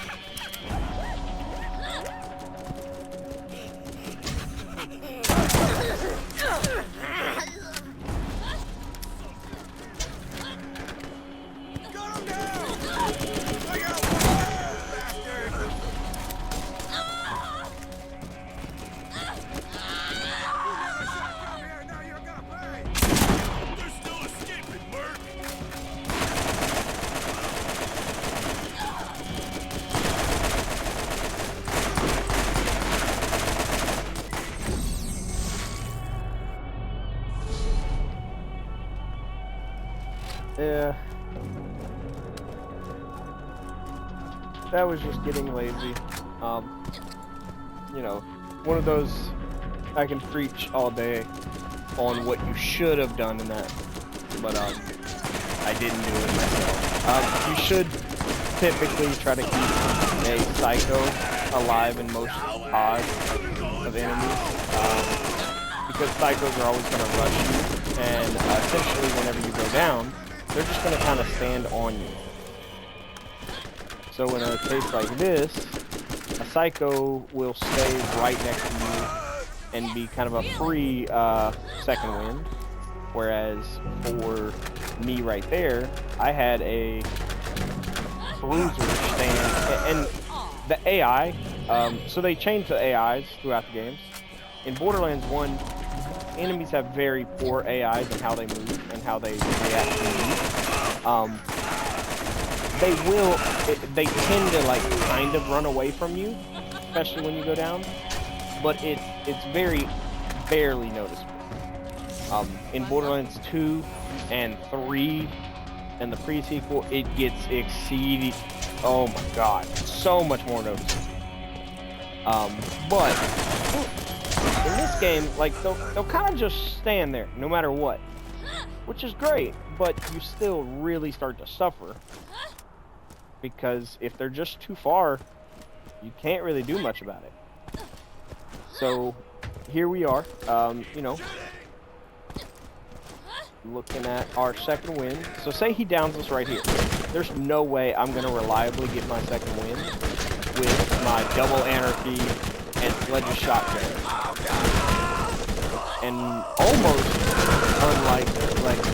unlikely, as I showed earlier when I died, that I'm going to get a second win with my machine gun. Just probably not going to happen. So you gotta make sure you're close enough to get the second win, or you gotta leave something that's gonna run at you anyways.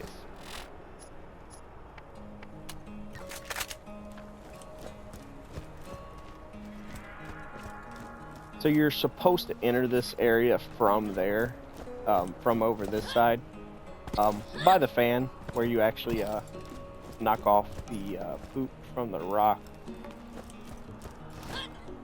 Or the rack. Whichever it is you want to call them.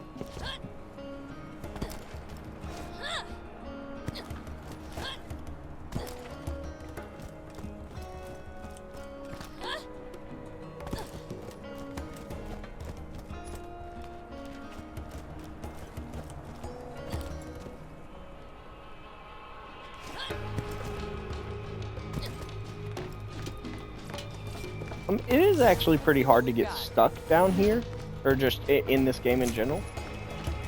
Explosive and a shock SMG. A little too low a damage. Oh, that fire rate though might be good enough. And that, my friends, is why we hold true. So that's the difference. 20 more damage. And yeah, it's not the biggest magazine. But it's even better fire rate too. Yeah, bud, you're not cutting it, that's for sure. So this was shredding things like fairly quickly. This is going to absolutely melt whatever it is in front of me. Literally anything in front of me is just going to disintegrate now.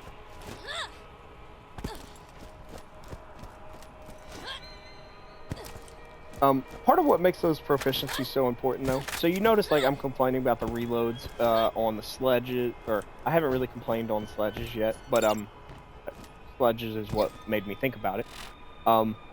Specifically on these, you have making sure both of these go back to Firestone. This is on the way.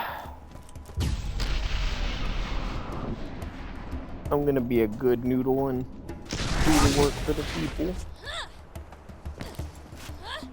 I know I said I wouldn't, but it's good XP and it's on the way.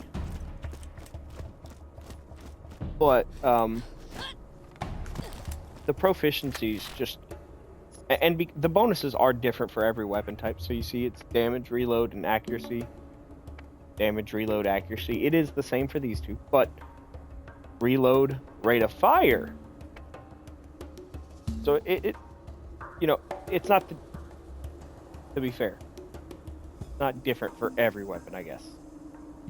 But it can be different. Snipers, same thing. They focus on other things. Every weapon can be different. The game was a little bit more simple, okay? Give me some break. Give me a break. But it also doesn't, like, uniformly just give the same bonuses to every single weapon. Like you see here, it's 6% rate of fire on that first one. You're not just straight getting a bonus every single time. It's not like a single percent of damage. So you're not going to be at 50% bonus damage, 150 accuracy, all that. Like, but it's a very sizable difference. So shotguns are going to get a massive reload speed increase. So sledges at 50% 50 proficiency is just going to be massively better. So second playthrough sledges shotgun is just goated.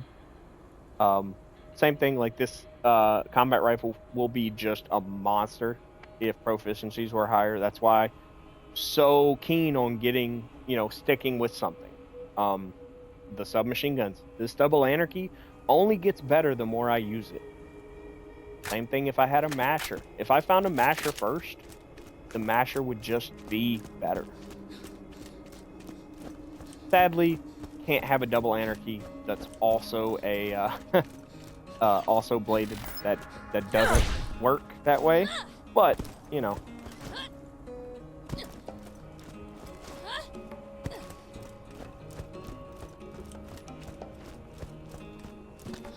can drink. Keep shooting! Oh, yeah. You saw that, guys. Come on. Come on! They're not even trying.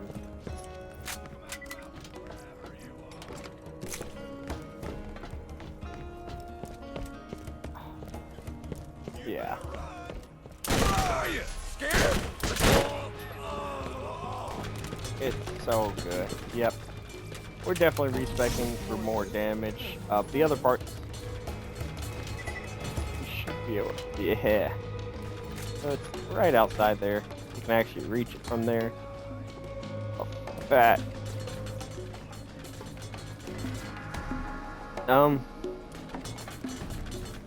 I mean, a really good sniper, but like, for whatever reason, no crit bonus. And not a very, very mediocre damage bonus, but yeah, that's like right here normally. as you see, the game's simple. Walls are kind of meaningless. Doors are kind of meaningless. Somebody kills my People are meaningless.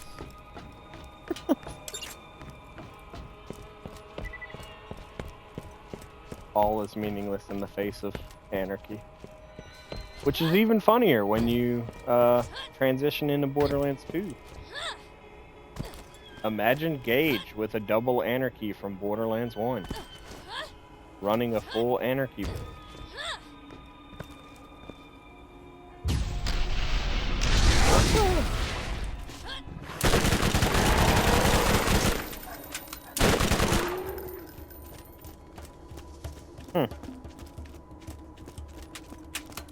That was pretty quick. Just, yeah.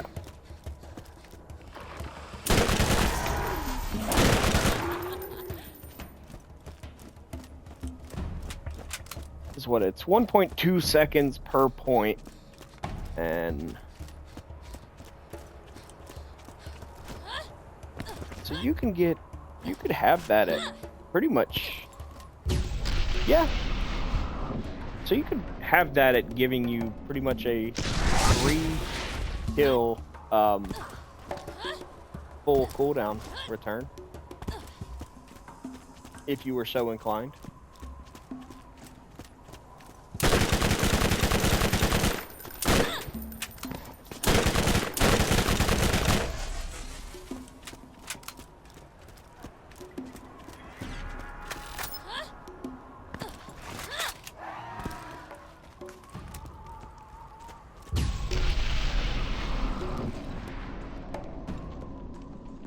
And the best part is your burst, like your AoE, is actually a damage instance that happens after.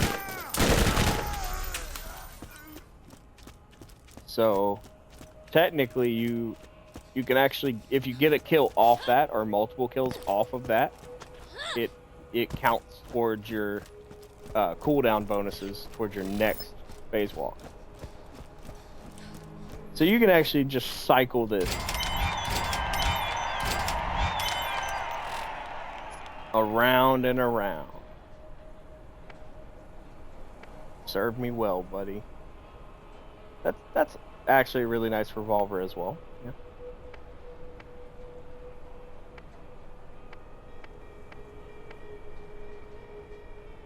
Nice little desert SMG. Yeah, that sniper's solid. You know, almost 300 damage.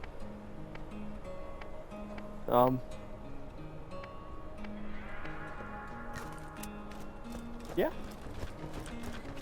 Nothing actually noteworthy, I would say, like in terms of like that I need to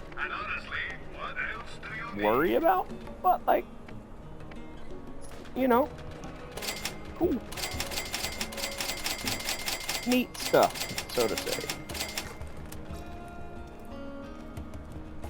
I would for sure say we are ready to move on to greener pastures, though.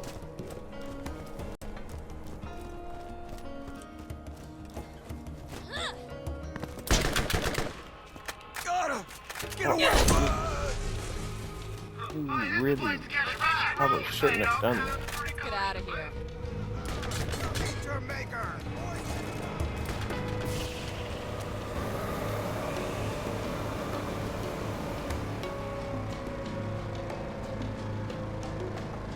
You know, Borderlands is a very interesting world, specifically when you think about everything we've done the past, 6-7 hours has existed in the span of a kilometer stretch of road in between Firestone. So, you think the vault is real, eh? And this gate down here. Everyone is talking about it. This is the biggest thing that's happened here in a long time. Think of the visitors we will have. Listen, if you find it, what's inside could be worth a fortune. But only if you get the right partner to help you sell it. So, partners?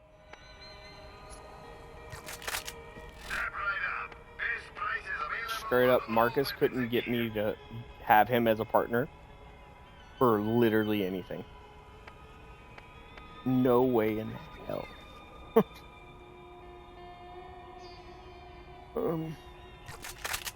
Honestly, don't really need to grab these SDUs. Downloading and analyzing your Because DNA record. Human status confirmed. Access to the doll headland is granted. Please stand by while I activate the gate for you. Claptraps are Hyperion bots. Although Doll came to Pandora as a mining colony, and a lot of their stuff is here, Claptraps are Hyperion robots. Just like a lot of countries have done stuff. That you will encounter an unfortunate death experience. Like Hyperion and all these companies, like it's just like in our current world where like you can actually you know, let's say Amazon creates a technology, or even more easily describable, Elon Musk creates Starlink with, you know, his companies. They make Starlink, and then another company utilizes that tech. Does Elon be a miser and say, no, you can't use Starlink? Or does he license out Starlink and let them use it for a extremely high price, but then let them put their service on it or do stuff with it so they can do whatever they wanted to do because he doesn't really care, but he's making his money? So Doll came here to mine, but yeah, you can use my little stupid robots. Yeah, I'll sell them to you for 200% markup. So here we are. Should have gotten in my car. Doesn't really matter though, because we'll get a car right up here. So we are finally in our first new actual area.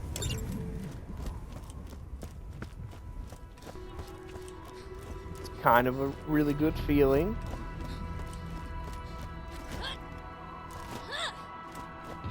So this is where that main pacing shift kind of takes place. You also notice, so you know, first thing, level requirement 19. So we're already kind of at that change. If you need healing, step right up. Nothing for me.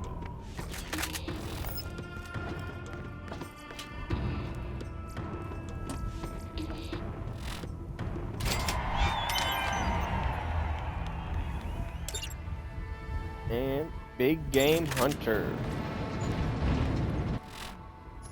So for both of these quests, you can see level 20 and level 18. So I'm already on level for that. Whereas had we not done this stuff, I would have been like significantly kind of behind the curve on this. I might have been kind of on par for the getting lucky mission there, which is the actual story mission. It is, but I would have been a chunk behind. Especially for the Skagzilla, and that's the. You know, Luck is an old buddy of mine, and by old buddy, I mean asshole that ruined my mom's girl parts. Well, sounds like he's in trouble, so you go on ahead and try and keep him alive long enough so I can kill him at a later occasion. Yeah, Scooter doesn't like Lucky, which is funny, because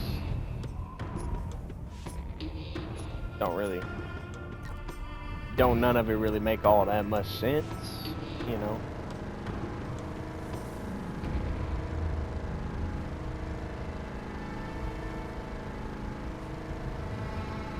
You'll find out Scooter should have problems with quite a few people regarding that.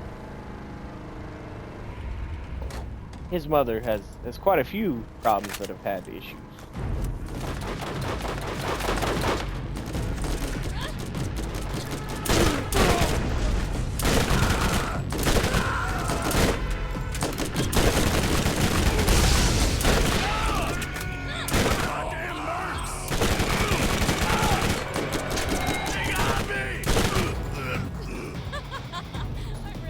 mean, even there though, level 20 mission, and I'm immediately fighting a level 21 bruiser.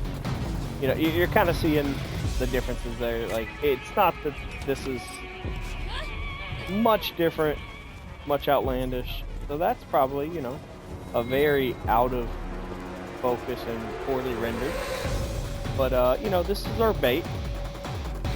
This would be some kind of skag.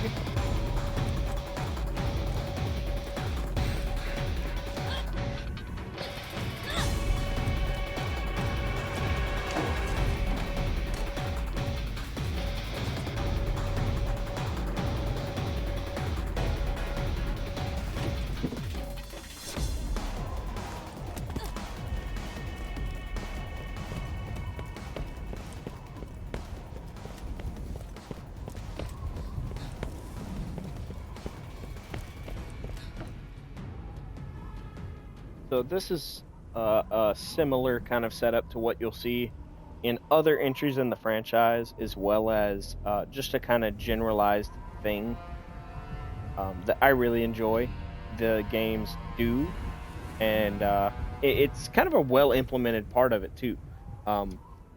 Setting up boss arenas in such a way so that there's a very obvious, you know, kind of,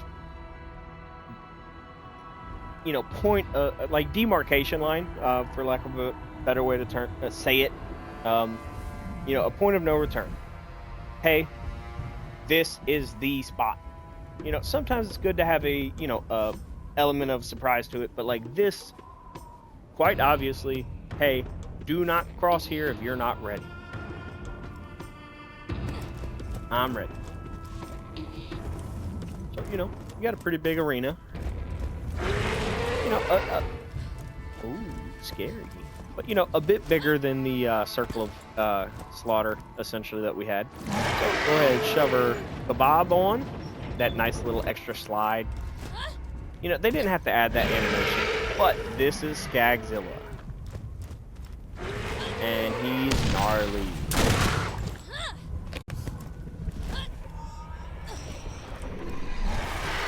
He's got a prize for us. I got a prize for him.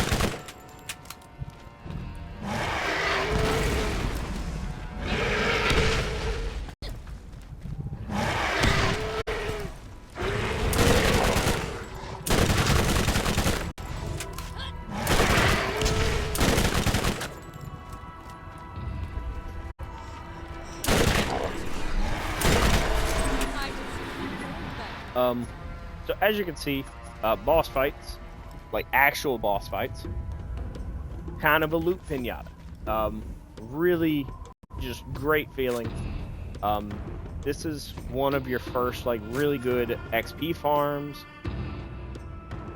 That's a pretty nice revolver. That might be something to use. 75 by 9. So this is kind of a much more fair comparison to Sledge. So 75 by 9, still that fire rate problem, you know, and it's got an element, you know, but you also got to remember Sledge's is level 13. Another repeater, nothing too crazy. Atlas machine gun.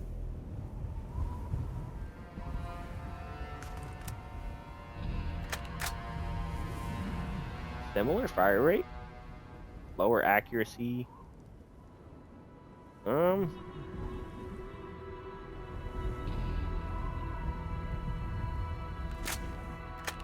Actually, it's the same site. No.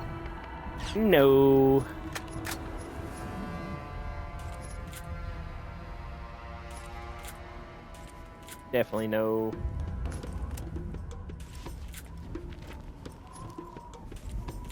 So I might actually swap over to that revolver just because that revolver was pretty gnarly. So this would actually, so this is one of the other, so it's a 3-round burst. Very quick follow-up shots, very solid overall, but you know, that's slightly lower damage in comparison to others. But, you know, it's still really solid damage, really good, really stable. So if I was to put it, we're looking right, you know, in that blank space, we're looking right on that rectangle. Like without any directional input, just letting the recoil take it. Very smooth. So I guess the question is, do I take this revolver as kind of a nice... Yeah, I think so. I'm going that revolver. As opposed to like this doll.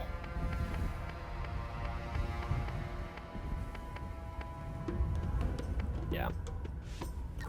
Yeah, that Atlas is just a little too thick. The problem with, you know, this game, a lot of the guns that don't have sights, this is your sight. So you are kind of, you're literally flying blind.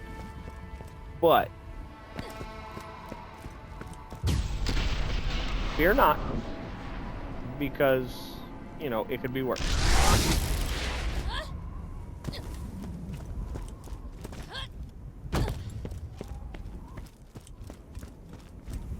We do also have the luxury of respawnable bosses. So Skagzilla is not just one and done.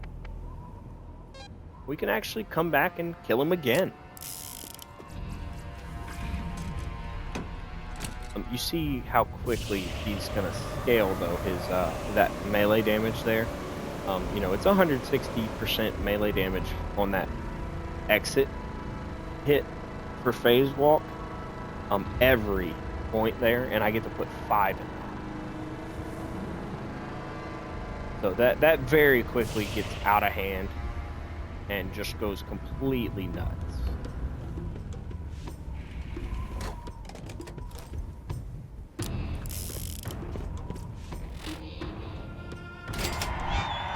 And this is probably one of I can't say most people. One of my favorite guns, and a lot of other people share the sentiment from this game. The elephant gun.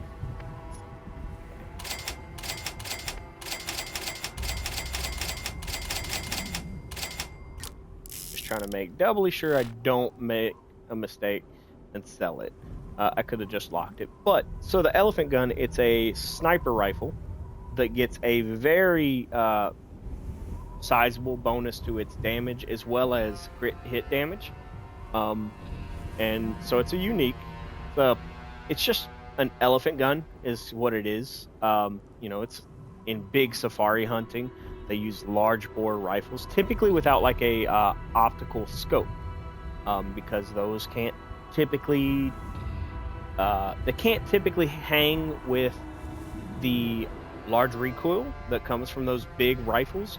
And the people firing the rifles typically can't handle the recoil from the rifle very well and would scope themselves, which is what happens when you put a rifle up and you have a scope, and you would actually, when you fire the rifle, if you don't have a good enough hold on it or you're too close to the scope, the recoil would actually shove the scope, the ring of the rear portion of the scope back into your face, somewhere on your face, sometimes actually like into your eye, and cause some damage there. Usually it's just a black eye is what it really turns into, but I mean, I guess you could potentially like really cause some crazy damage, especially when you're talking about really high calibers, and you could really damage something. So between damaging you and then it's just not going to hold zero, it's not going to do any of its job well, so there's no real purpose.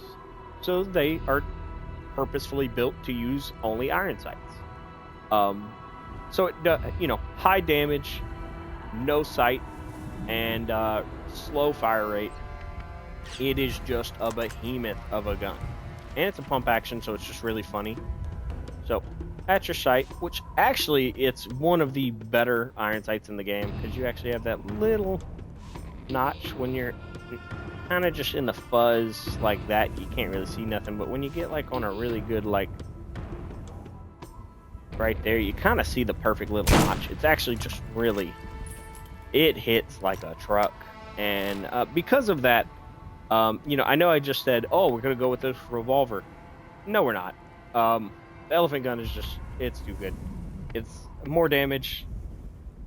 Yeah, it's lower fire rate, but more damage, crit bonus. It's too good, man. I'd be stupid not to. And I'm stupid, but I'm not that stupid.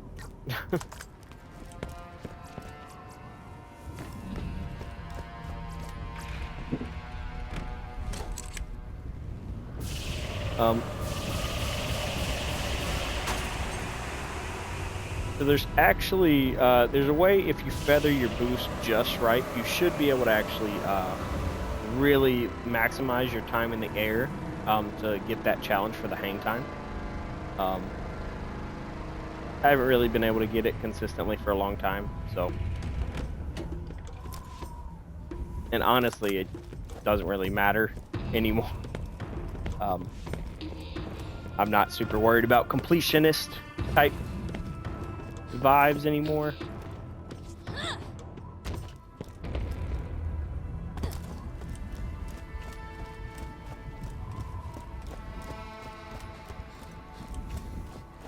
I don't remember if it'll let me recomplete the kill without save quitting. No.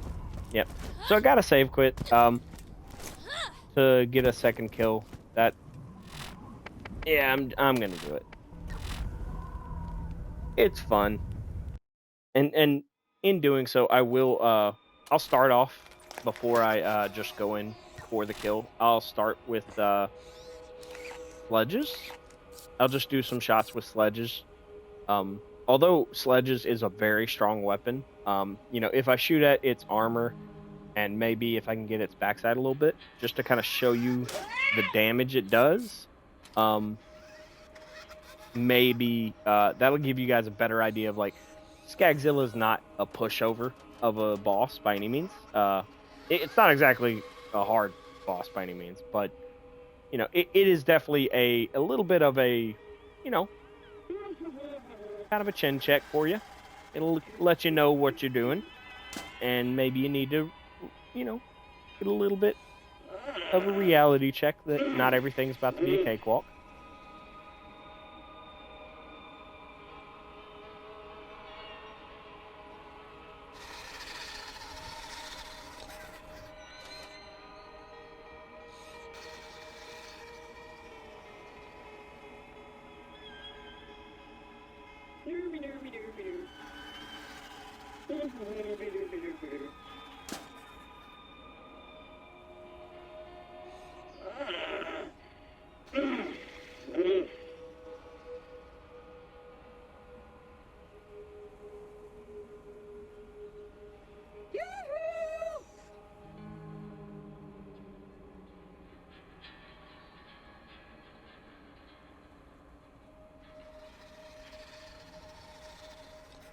It's been acting really slow every time it's had to get save list or connect the session today. I don't know.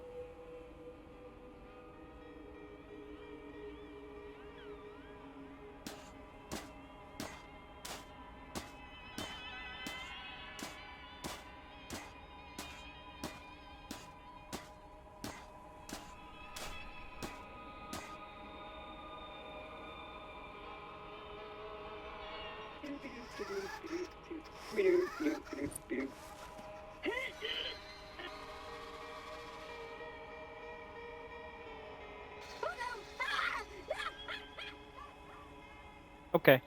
Give me a second. Let me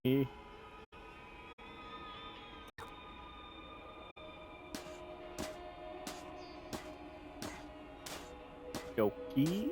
I guess it worked there.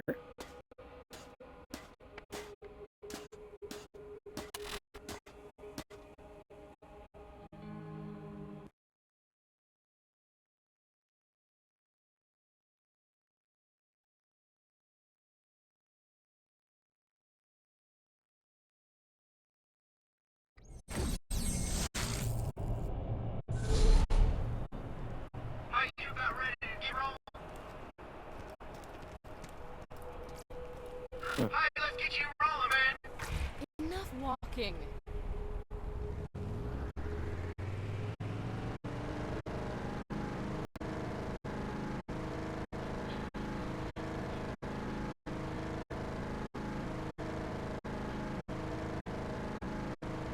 Well, a mixture of it was acting kind of goofy, and I didn't do luckies or getting lucky first.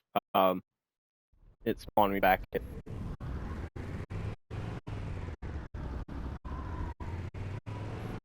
There. Huh.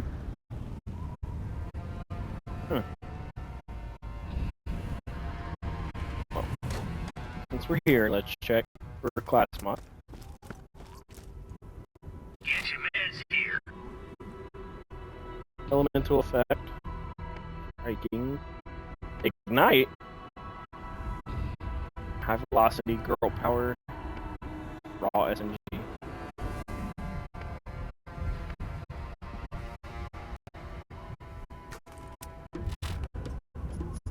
We were talking about swapping over for high velocity.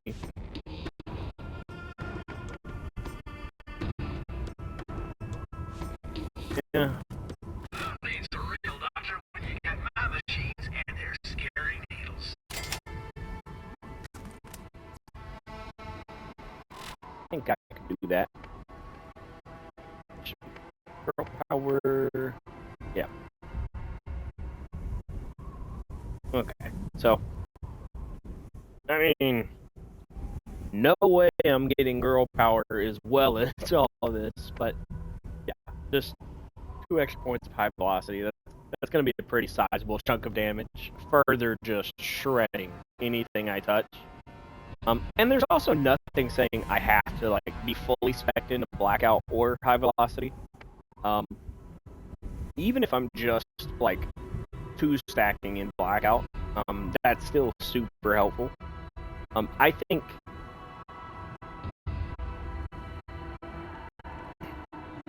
I don't know. I think probably going out of Enforcer for the time being, especially if I'm going into high velocity, which is just going to be a big increase in damage long term overall. I think it's probably worth just going for hit and run for the better phase performance is the move. So essentially just swapping these two is probably the safer bet overall.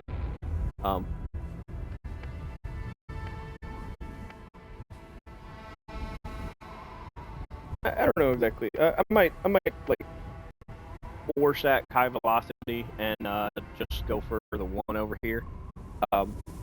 Just because that extra bit of cooldown is quite effective, super helpful to kind of get you there.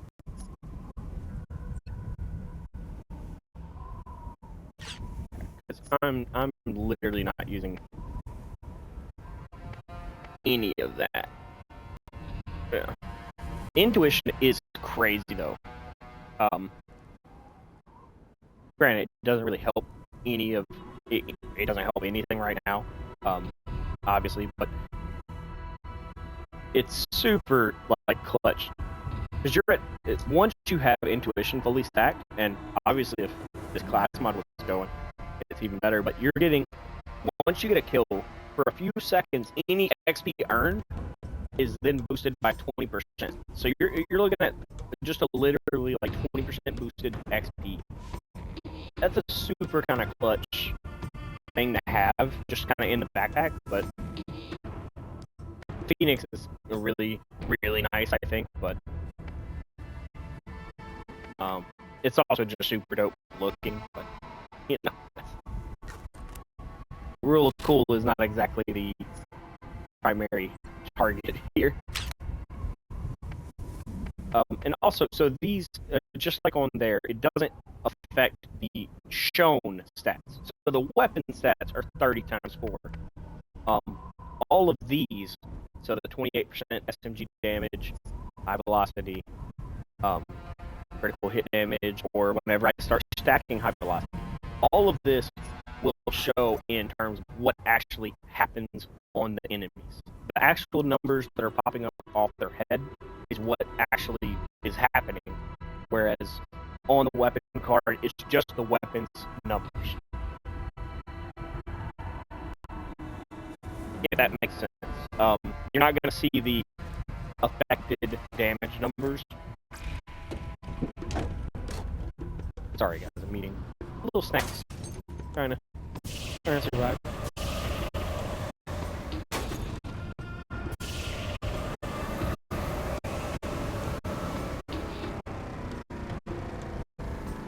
Like I said, I am gonna go get another little kill really quick on Skagzilla, just to see if I get anything cool.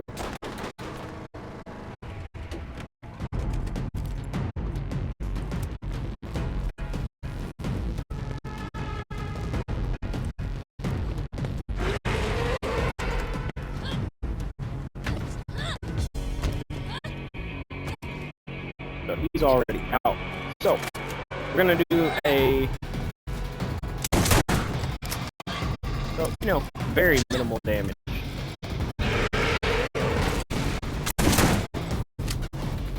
So, you know, some of those went through the gap. Perfect.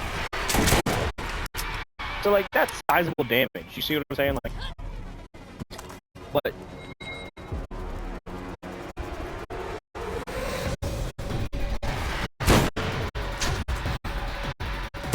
and that's 1900 damage.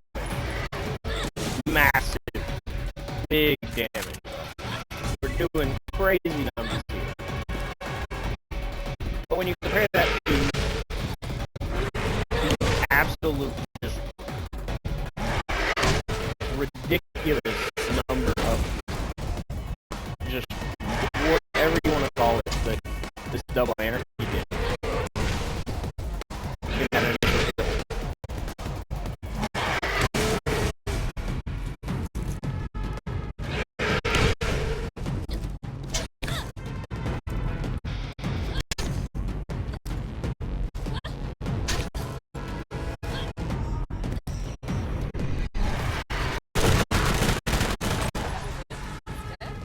Like, there's no competition. It's literally, there's just no competition. It's literally impossible to stand up to it. Oh, nice little double CMP. 14 fire rate on that dude. That one's nuts. Oh, now you're getting into the better fire rate too. 1.8 with a 40 times 8. That's nice. That's just kind of a mid repeater. Mid.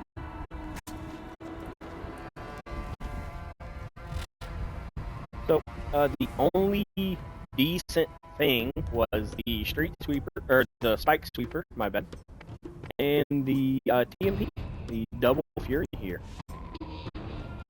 And I mean, even that, 37 times 2 with the 14.8 fire rate, dude, this thing would probably shred. Yeah, that thing just dumped so much. Literally not gonna use it. Like, absolutely not. No way is that worth us picking up. What?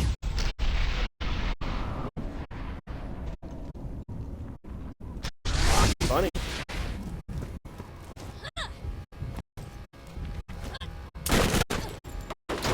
Oh, cars are super dangerous. So, if a car were to run us over, that's just kind of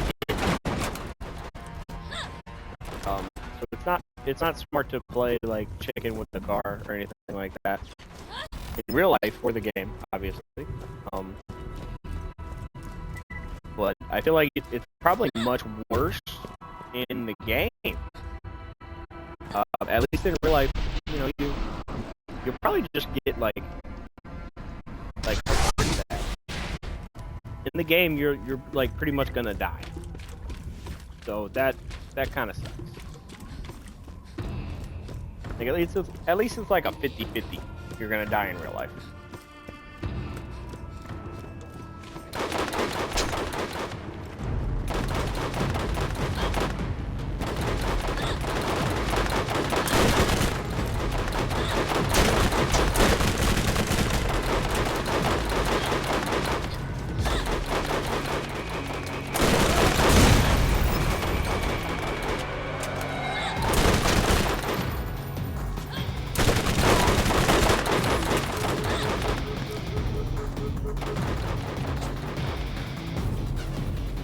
might be a fetch.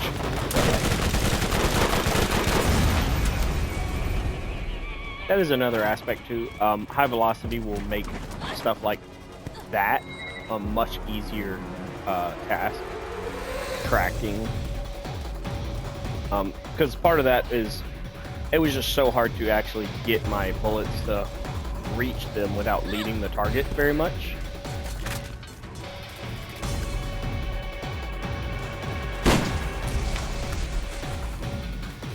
Barrel.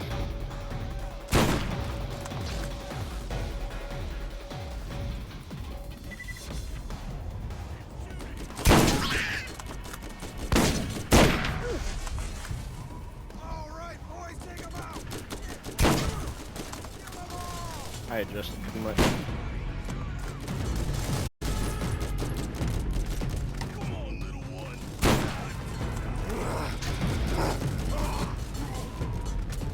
He shouldn't be able to get out of there if I... Oh, nope, he can now. He used to not be able to run out of that, so...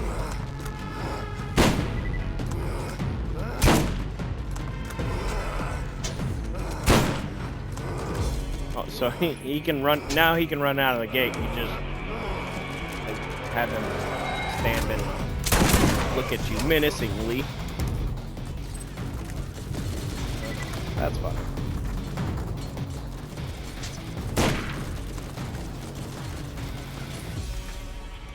Flinch. Okay.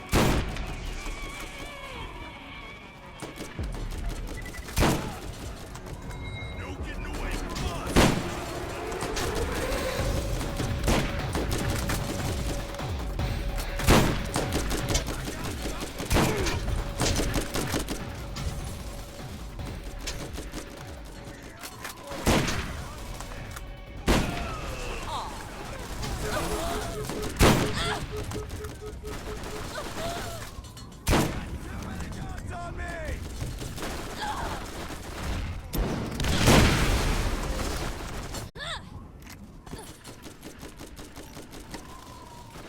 What?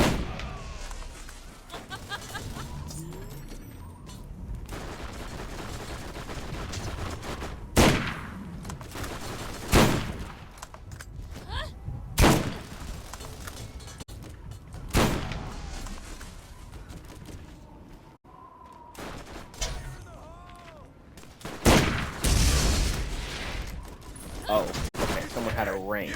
Okay.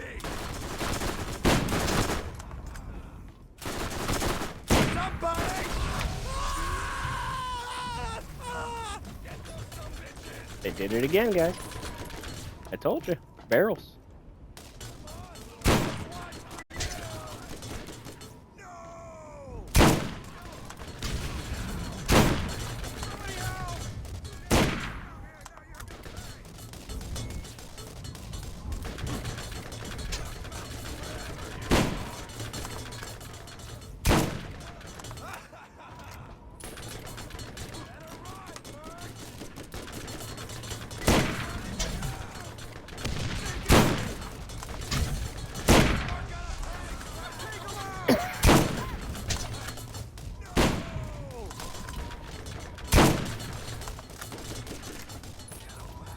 If you just trust the... It's kind of like in Borderlands 2, where if you just treat it like Call of Duty quick scoping, where wherever your crosshair is at the exact moment when you aim in, just the exact center of your crosshair, and then you aim in, it will be there. So, I mean, I am playing on controller, so there's aim assist, but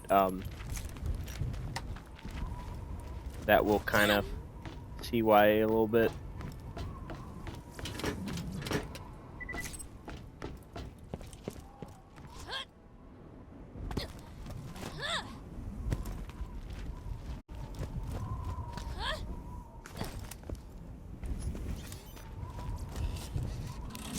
Look at all this stuff.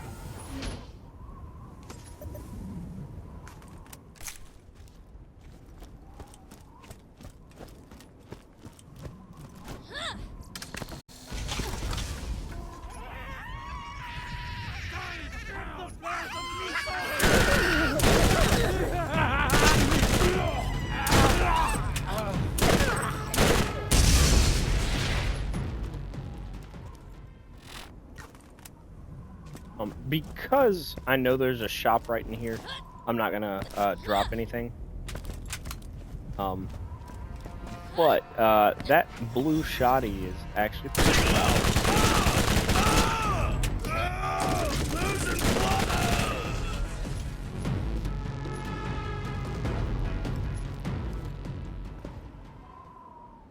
A level 4 machine gun, yeah. Quite helpful here.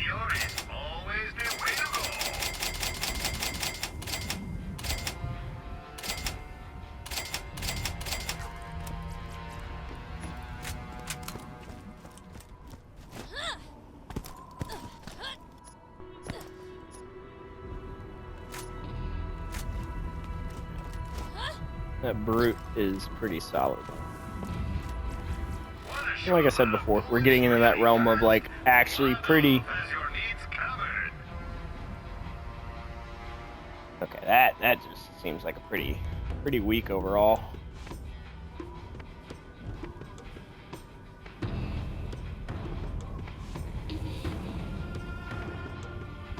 Nothing really noteworthy in here. But yeah, you're starting to really get into that like fast, aggressive shotgun archetype. First aid kit. You won't regret it. Really high capacity. Okay. Ignite, Spark, Phoenix, and Diva. Nuts. Ooh.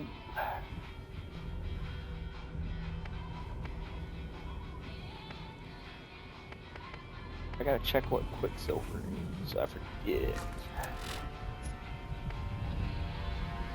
Yep. Quicksilver's fire rate. So that would probably be really good here in a bit. Probably like the next 5-10 levels.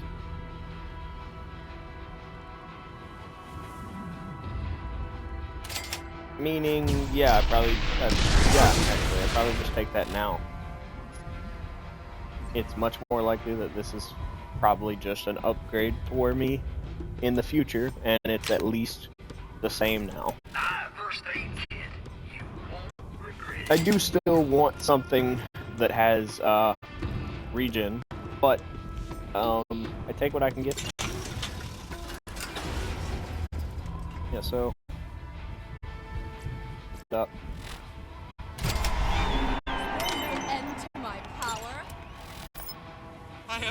Thanks for keeping that dickbag alive long enough for me to pound on later. Much as it pains me to admit, Luckin knows the area better than anyone. I want to use him while he's alive for me not having killed him at all.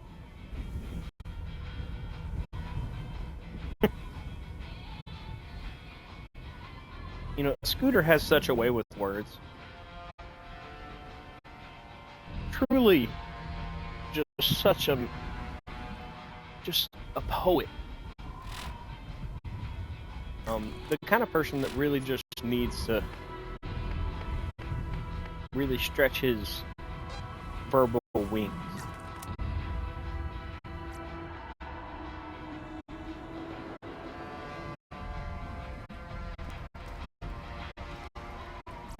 This is going to be kind of our next hub for a while, though. So.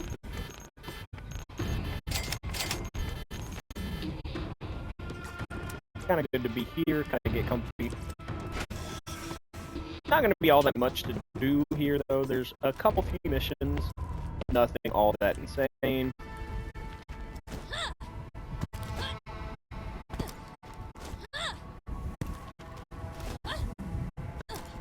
It is still up here.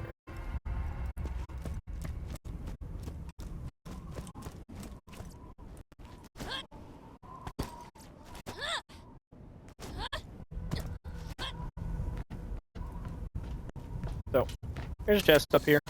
The easiest way to get up here is to do what I just did off the fast travel beacon, as well as the respec beacon, whatever you want to call that, the new use station, pretty much, and then jump off the bounty board back. It has that box on it, and then jump straight on up. It is a white chest. They fixed fixed all, they did this very, very early on in the game's life cycle. They changed all of the chests that were around the main locations to be white chests. Specifically, New Haven was the primary offender.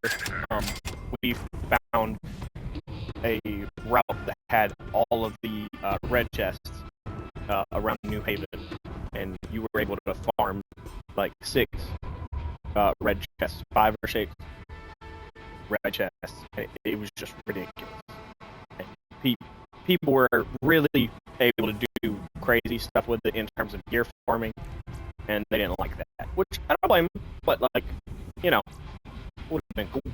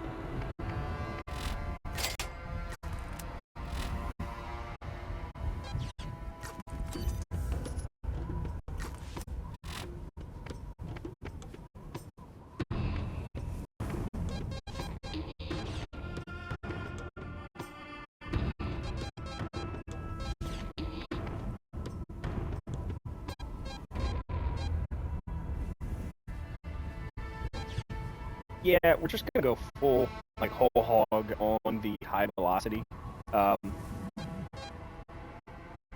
And we're just gonna pump out phase strike. Honestly,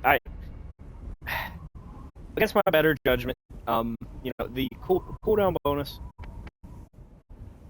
from Blackout is super nice. It is, but I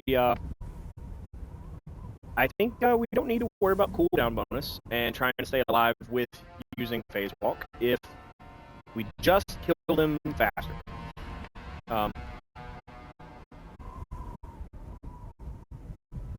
Honestly, do I even need phase strike?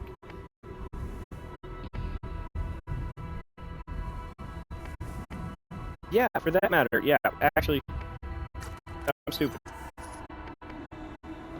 I just wasted money, but yeah, hell with that.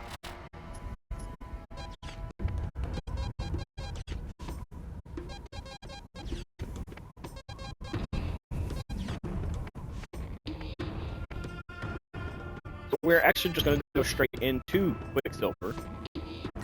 So we're already going to be getting our bonus from that class mod.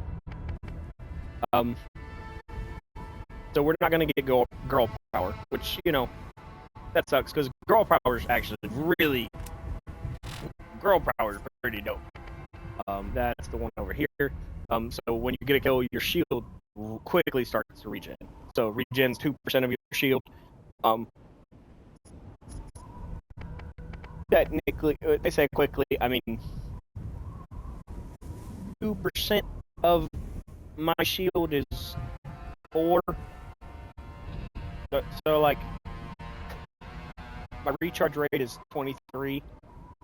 I mean, that's barely 10.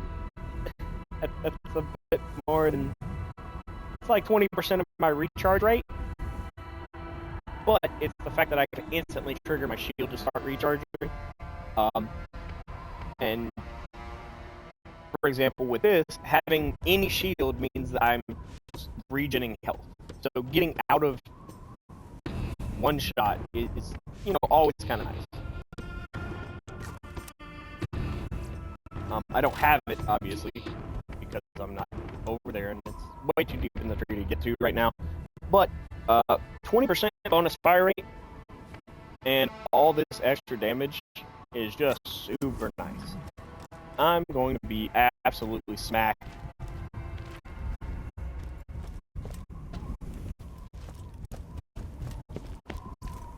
So now I'll actually be able to fast travel. The reason technically I can fast travel over to T-Bone is because it's one of the DLCs, and you know, the in-world reason why I can't fast travel anywhere yet is because I haven't set up I haven't turned back on the fast travel system, the local fast travel network, which is what I'm doing now. The problem is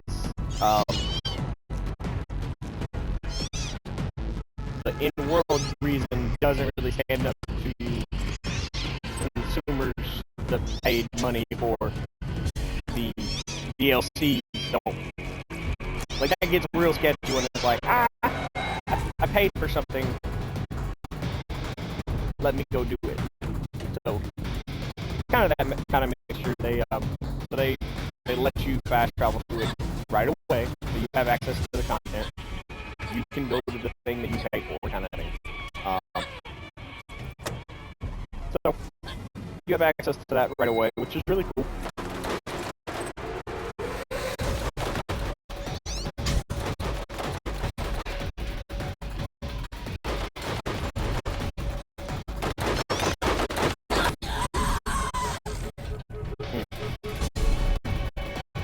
Remember what I said about traffic?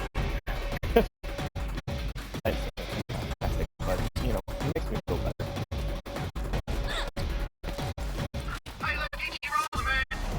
Get out of here. I should have spawned it either.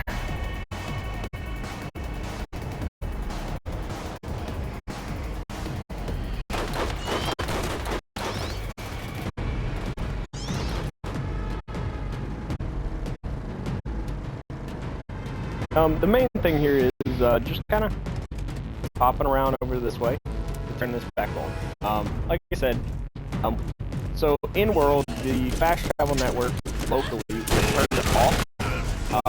Breakers were put and everything was just kind of set on pause for the time being. It's not like it was busted and completely ruined. It was all kind of just like in your house. The breakers can be shut on and off as needed if you got to work on stuff. It wasn't done because someone wanted to work on it. Bandits took over. And you know how bandits are. You know, they're just like breaking stuff. So, Yes, feel it.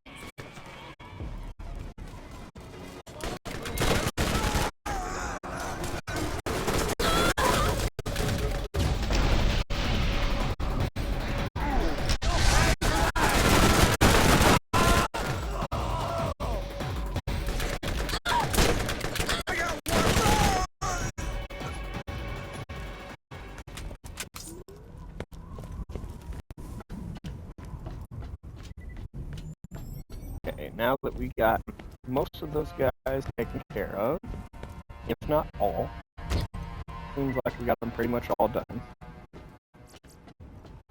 Come up here.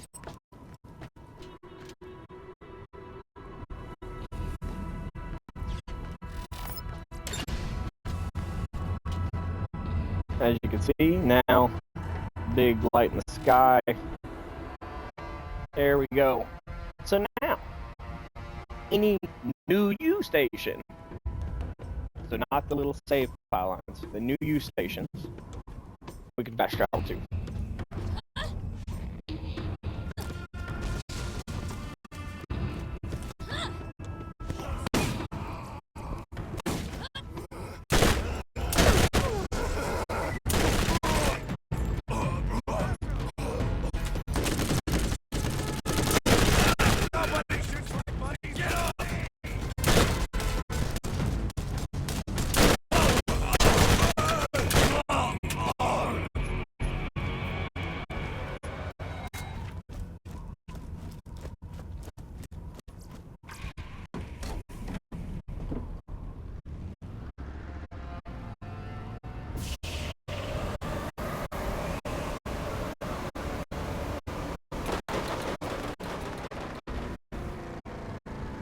So now you're going to see kind of part of the problem I have with some of the pacing here. So, you know, we can really move past this area very, very quickly, which is kind of great because this is obviously a very kind of intentionally small area. I mean, although it's a wide open area, you know, you can also kind of tell it's obviously meant to be kind of a interim, just kind of a to build the scope of the game, to help you kind of understand that it's not just this one spot and this one spot. You know, there's got to be kind of transitional zones. Bloody Justice, that's pretty dope.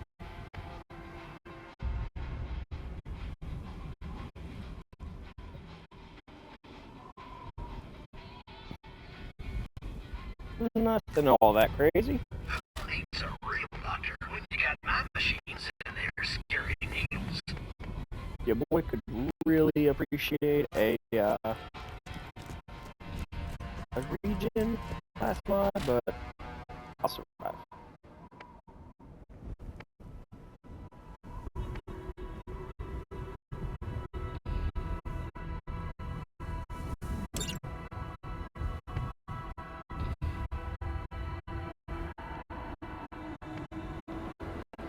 Just trying to think about any of the really fun side missions.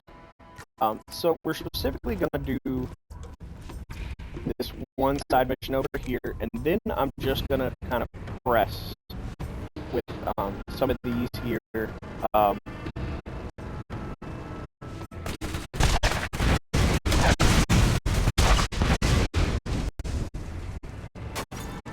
The car isn't actually part of that side mission.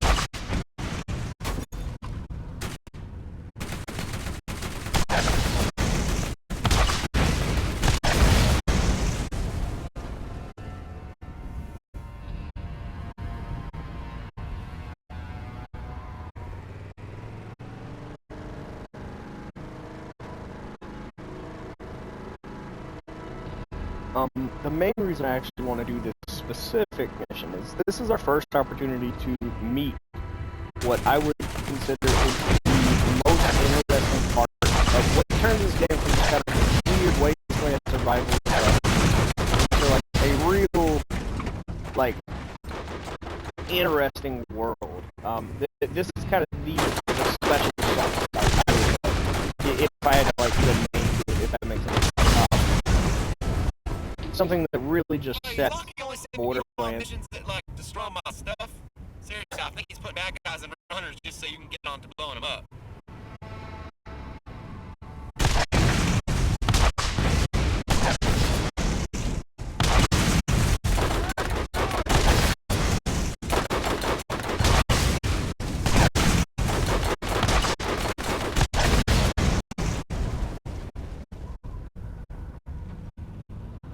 Yeah, Scooter's back to he got a point, all right.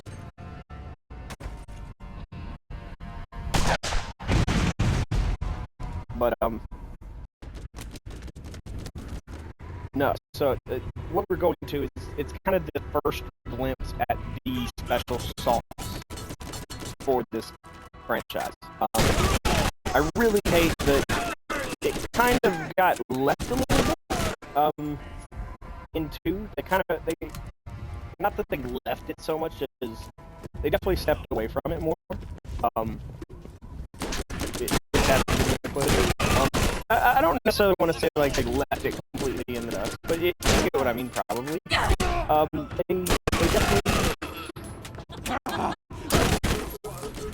for something that is a focal point such as the vault. The creators of the vault seemingly kind of took a passenger seat to it all, and that was just a little sad for me.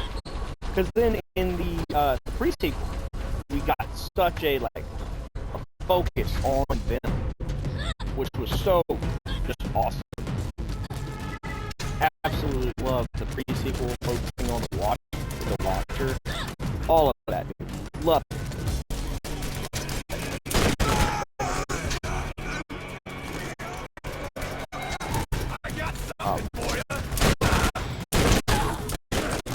really interested because when you've seen some of the dialogue, the subtitles, saying it looks like it's coming from the Watcher, you know. So that might be really cool if the Watcher's making a comeback. Actually, able to meet the voice actor that voiced the Watcher, as well as the Hag and a couple other characters in the Borderlands franchise. Definitely gonna grab a Defiler. Shouldn't have probably done it because it's super expensive, but a Defiler's so good, man. And none of this was noteworthy at all. I mean, that's a solid machine gun. 70 damage, decent fire rate, kind of mid fire rate, but like decent. But there's nothing noteworthy here, man. Mid shields, but so a Defiler is a revolver with typically a scope. Or pretty. Yeah, Defiler's part is the accessory, so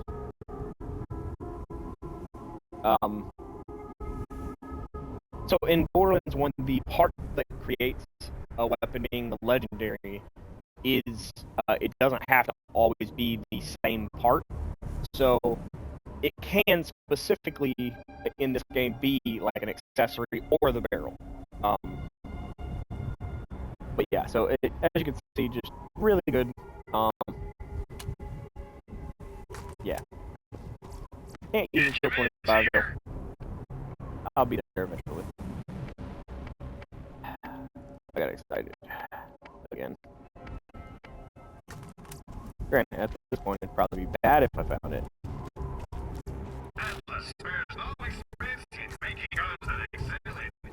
If I really needed more money, I could always just go back to T-Bone and, you know, do a couple runs of that. But it's really no big deal. So what we're here for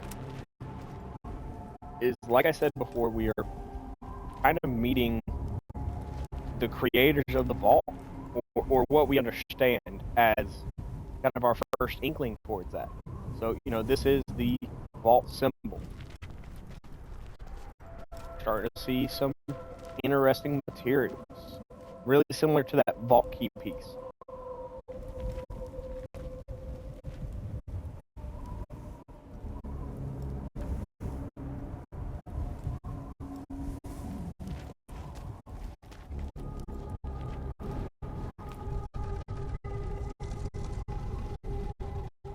Said be hush.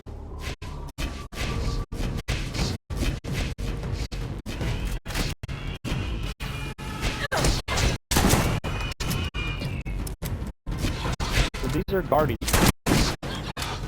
These are the Iridian guardians, specifically guarding this site. Guardians in this game are known for having ridiculously high shields and a lot of different kind of attacks. They do quite a bit of damage. But their shields are really all you gotta worry about. They have massive shields and very little health. So they're kind of a paper thin once you get through their shield, honestly. That's your biggest kind of barrier to entry. So if you have a way to pop their shield, you can get through them very easily from that point.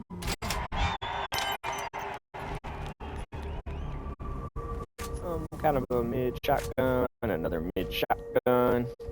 Easy peasy go. So that was kind of the goal there. Hold on, guys.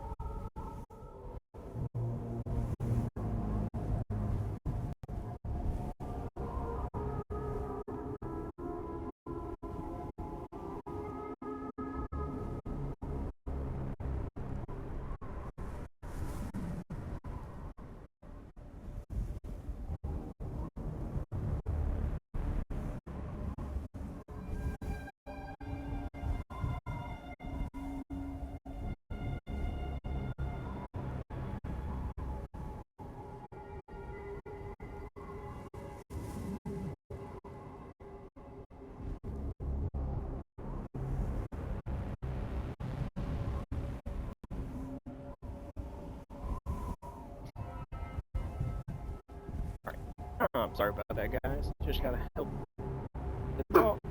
Chill out, Sandy. You alright, baby? Yeah, my dog's not a huge fan of guests, especially the mailman. You know, very stereotypical. Not a big fan of that. It's okay. It's okay. You're good. Relax. Just kind of a little bit about me. I actually got 2 dogs, Amber and Cindy. Cindy's the one that's a bit more grumpy, so she tends to not be a huge fan of visitors and stuff like that. But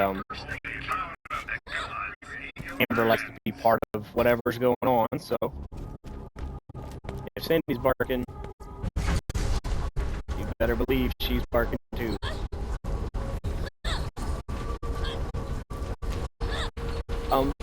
So you just got to see something fun that they didn't seem to fix. I was curious if they did. Their elevators in this game are horrible. And most of them you can break just by jumping. Or if you have a friend, jump on their head. You get on this elevator, for example, if you were standing in this middle on the beam, you'd be fine.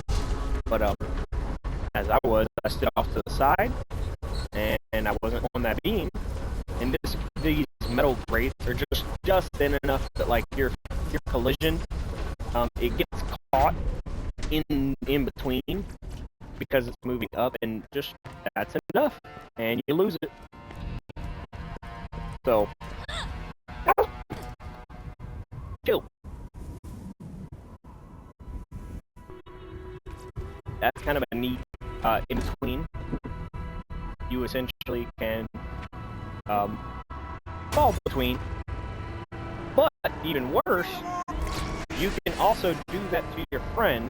So that raid boss we were talking about, you can actually drop your friend down the elevator shaft, and they don't have a way out.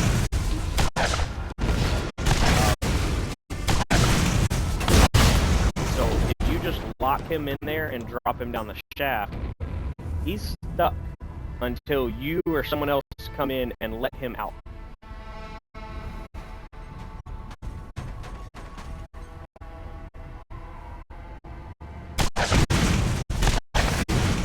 Which is a little weird. You know, it is what it is, I guess. That was something. It was kind of a rite of passage. We especially did that to, you know, new people playing the game with us. Sort of new people to the friend group kind of thing. Not bullying, obviously. That's not really cool. But like, especially your first time in a fight. Bring you with us, drop you down there, and make you sit down there while we do the fight, and you just kind of sit there, get the XP, or especially with like XP farming, drop you down there, and you just get XP while you're down there, and you don't get to see the fight until you're able to like actually participate in the fight, something like that. It was funny. People get mad until you're able to do something about it and actually, you know, not trying to mess with people too bad, but at the same time, it's always fun to give people a hard time. Jacob Skag's do one thing really well. Power.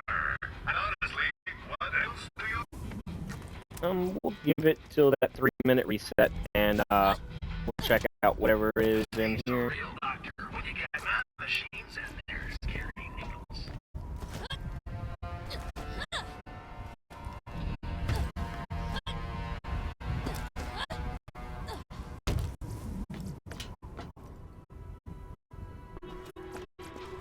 There's a couple little odds and ends around here. Real interesting things. Nothing too noteworthy. There's all kinds of weird, like, clipping issues, but, you know, if you were just trying to point stuff like that out, you'd be literally in every single zone for days.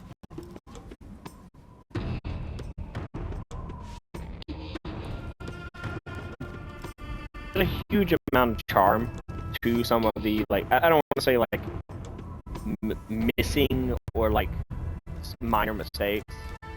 Some of it's just kind of, it feels done by hand. You can tell a person did this. Does that make sense? It's what makes this game and the series feel so beloved. You know, the people that were messing with every little area here, like, they did this. And yes, this is the same sync, copy pasted. I know, we all know. But they could have just copy pasted 3 syncs and called it good. Why'd they put this slightly off center?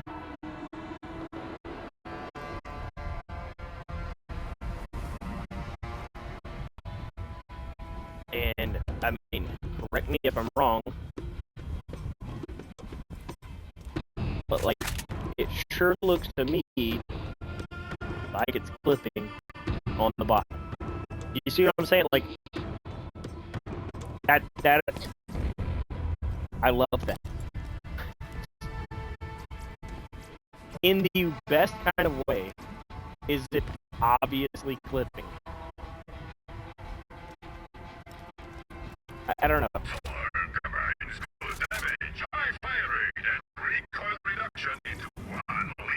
And yeah, partially am I here just kind of looking around, messing with stuff, just cause, waiting for the next, you know, reset on the shop, because this is what we're doing, trying to get gear. And at the end of the day, I need to. No, the elephant gun's cool, and I really just don't really want to care to use it this run. Sniper's just me. If I was using Mordecai, I'd probably focus on it more. Explosive SMG.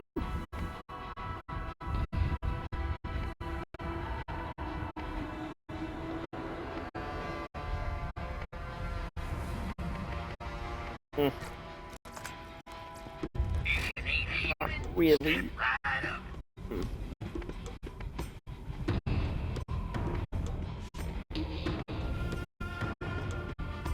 Yeah.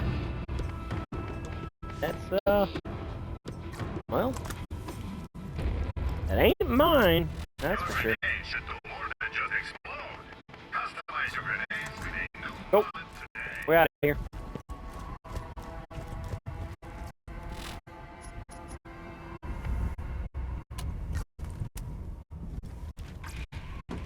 I could hit 25 before I left here, but at the same time, like, do I really care?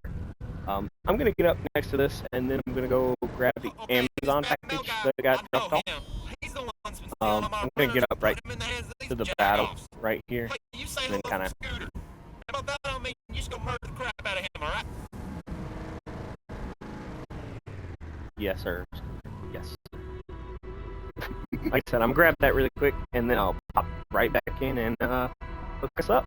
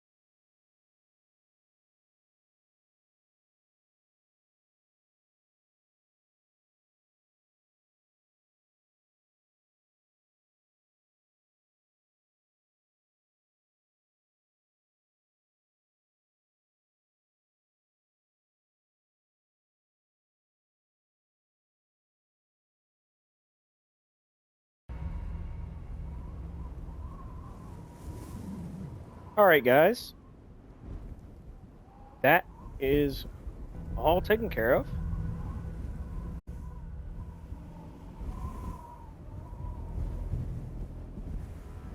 Making sure everyone is all taken care of on that front.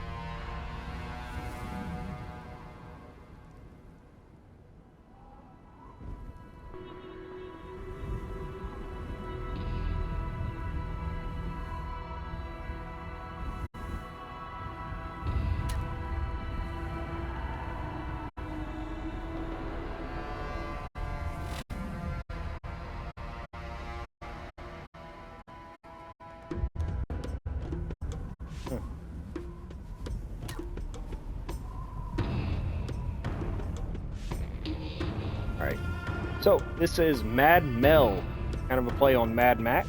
As you probably noticed, most of this area was supposed to be focused on car stuff, car combat. There's a whole racing area, a racetrack, and a couple missions in that area that we didn't really mess with. If you ever come back to this game, which I highly recommend, that's for you guys to explore. But, you know, this big, wide open stuff, car combat, that's what this whole area is dedicated to. So, you know, and it culminates in the Mad Mel fight. Road Warriors, Mad Max Road Warriors, you get what I'm saying. This is very openly a jab at that. Once you get in here, the arena is shut, and it is just you, Mad Mel, and about 20 of his favorite friends.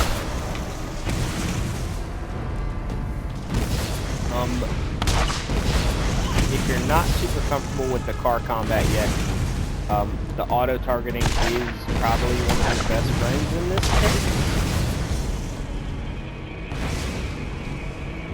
Because, yeah, driving and aiming in this game is not its strong suit.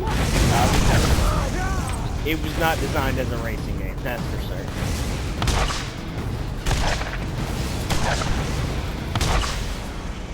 The biggest tip for this fight, ideally stay in your car. The XP is definitely less. Obviously, like we said before, when you get kills in the car, it's always going to be less XP.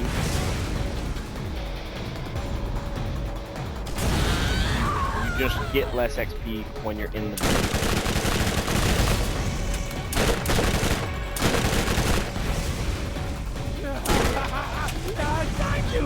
But if you can, stay in the vehicle until you get done with all of the outriders. Is the primary recommendation. Because cars instantly, your car's probably going to lose. If you're 1v1, eventually you'll lose. Mad Mel, on the other hand, is honestly, I think he's a little easier to deal with outside of your car. And there's plenty of cycles to get your sections off of. The main issue in here is the cars are insta-kills. But if you're having a good run, like run through the game, primarily what I mean when I'm saying good run once again. You become quite the little go-getter out there. Drop by my shop and you get to New Haven. I'd quite like to meet you in person.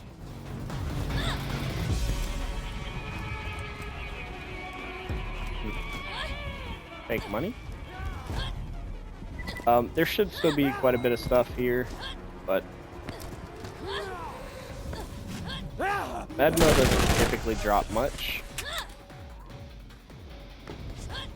It's not exactly supposed to be like a loot explosion. It's a weird kind of boss fight. As you can tell, you're supposed to ideally do it on, like, in the car. He's also not really a ton of XP himself either. As you can see, the whole thing is kind of set up to really just not be much for you. They don't plan on you doing much with it. But it's a prerequisite to get past the area. This is a little diverted path. You'll be able to travel to one of your later portions through here later on. Just sort of a to circumvent some of your travels. Not really necessary, but convenient. Kind of like I've done previously. You're actually really quick as Lilith, being able to phase walk. It just really, especially if I was using the blackout skill, and if you had that other kill skill, what is it? Intuition? Yep, there. If you're running both of those, you can just zoom with just tapping. I'm gonna show you guys other fun little aspect. I am probably gonna cut it here shortly though, just giving a heads up. I've been going for quite a while. It's been going for what, like 5 hours? So Enough walking. probably gonna call it here shortly once I get up to New Haven. But let's see if they. Yeah, so they didn't.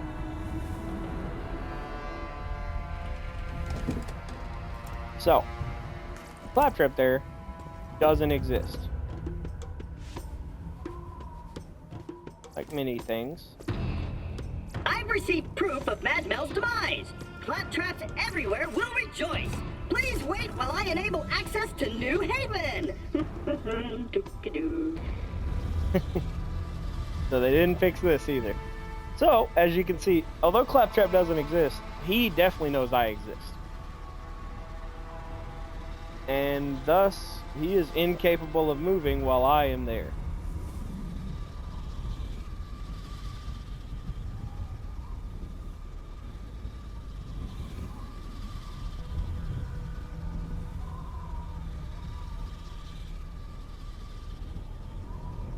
So unless I move out of his way, he cannot do it. And I can even drive into him. But since I need him to turn it, he even has to.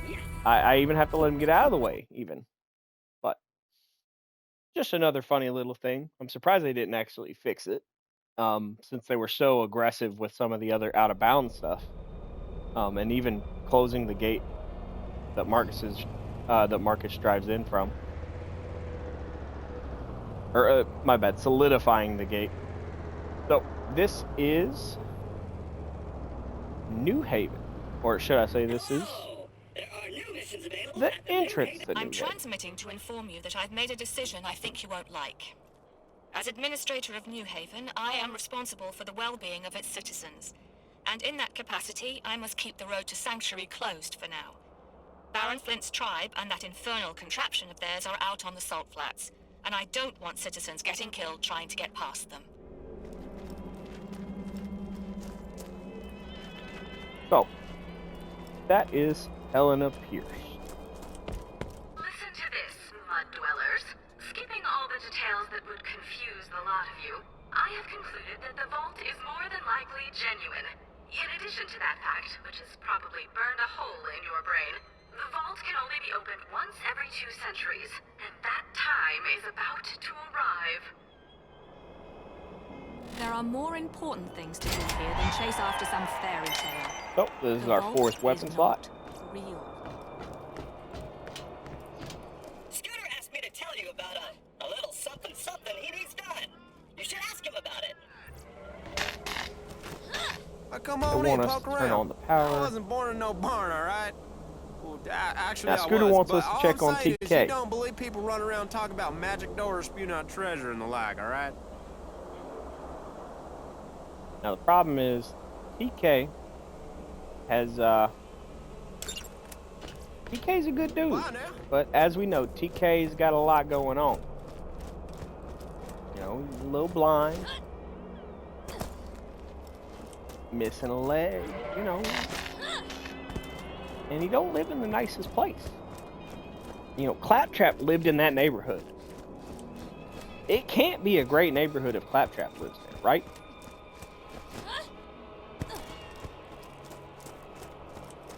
So, because, as a little preemptive, I'm gonna, swing over this way, and we're just gonna show you a little bit of that chest, farming route. And, we're gonna actually end it at the chest that technically we can't get just yet. So, and once again, these used to all be red chests. Now they're not, which, you know, isn't the most fun, but is definitely not the end of the world. So the normal way is you can either jump on that barrel and then, guess we're doing it, and then you get up here, and now you're up here like this. Didn't mean to long press.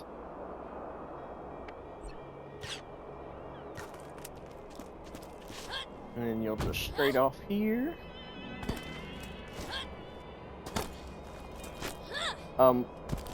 Some people like to go this side of it. So you can do this method, just jumping straight up here and onto this box. You have to get onto that box because you can't make the jump. Oh!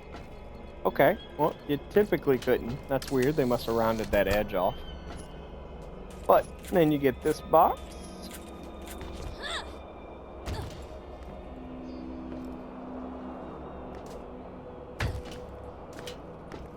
We do gotta actually come back here for this generator, so I'll just do it.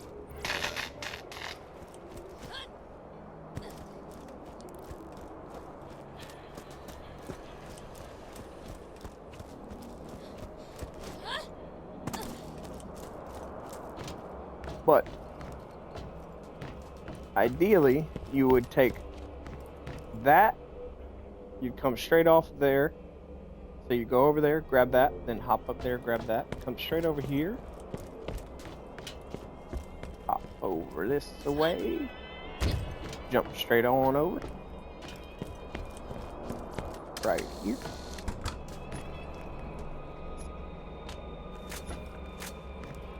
If you know what that is, we might be coming back this way shortly.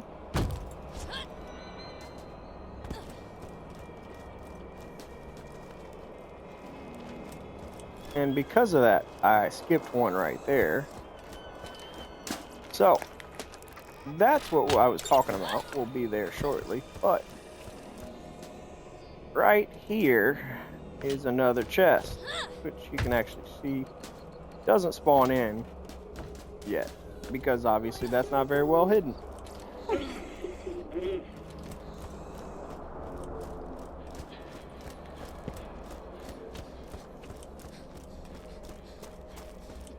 You can do grenade jumps and stuff like that to get up there, but honestly, it's so much easier to just do this.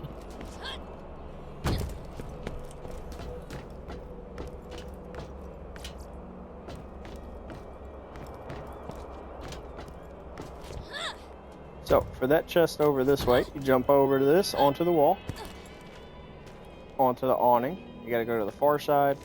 Just make you, because this hole extends out quite a bit further than you would think, so you just want to make sure you're clear of it, over to the side, and you're aiming for that there. Because you also bonk on this.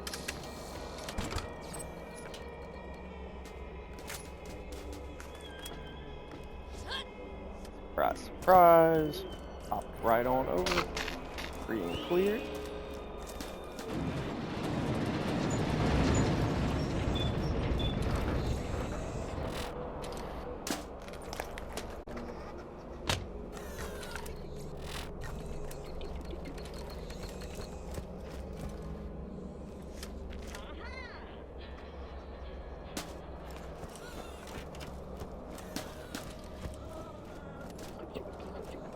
Am I crazy, guys, or did y'all not see me pick up that repair kit, though?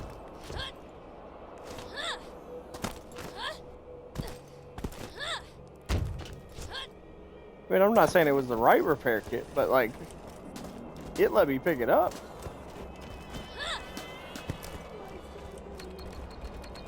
These are real doctor looking at my machines, and they're scaring me.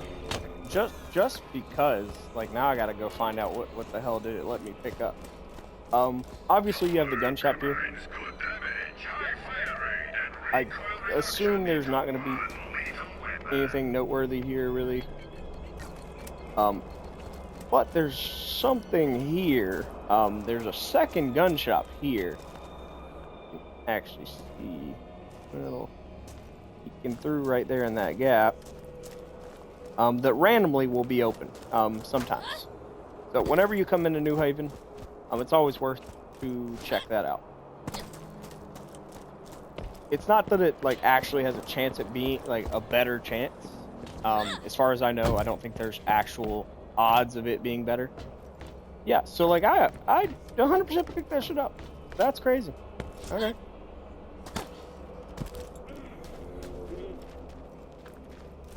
That's wild. Okay.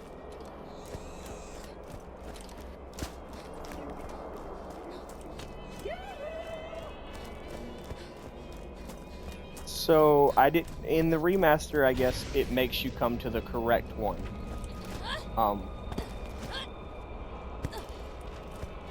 In the original release, at one point at least, you were able to come and just kind of pick that repair kit up instead. I mean, I kind of expected them to not let me pick it up, just because they've changed a bunch of stuff. Granted, you know, fixed a lot of things that we were doing that you weren't supposed to do.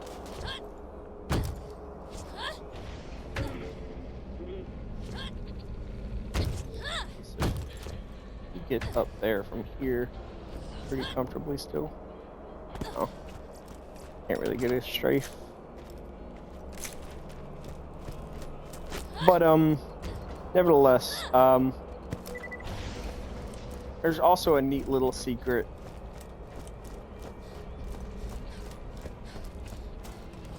here, which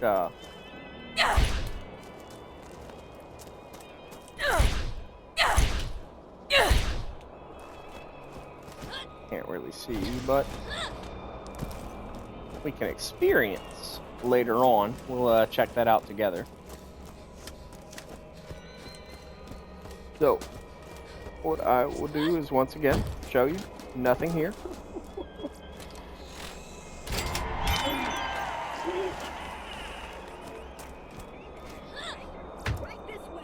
Oh, surprise.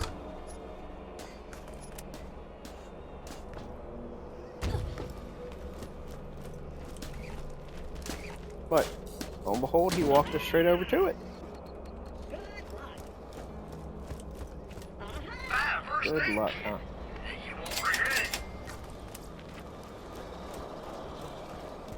But yeah, so that's what they do when they lead you to gear. They head over to it like that, and you know it's quite convenient.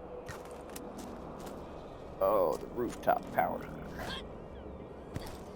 Oh wow! I actually just missed that one. Okay.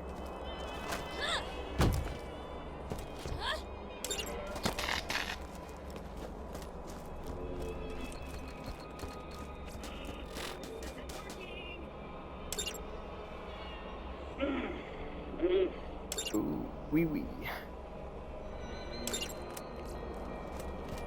So probably won't do some of those, just out of the nature of do we need to kind of thing, but get a little bit of XP, keep us up on board with kind of what we need to stay at, kind of in terms of staying on par / slightly ahead.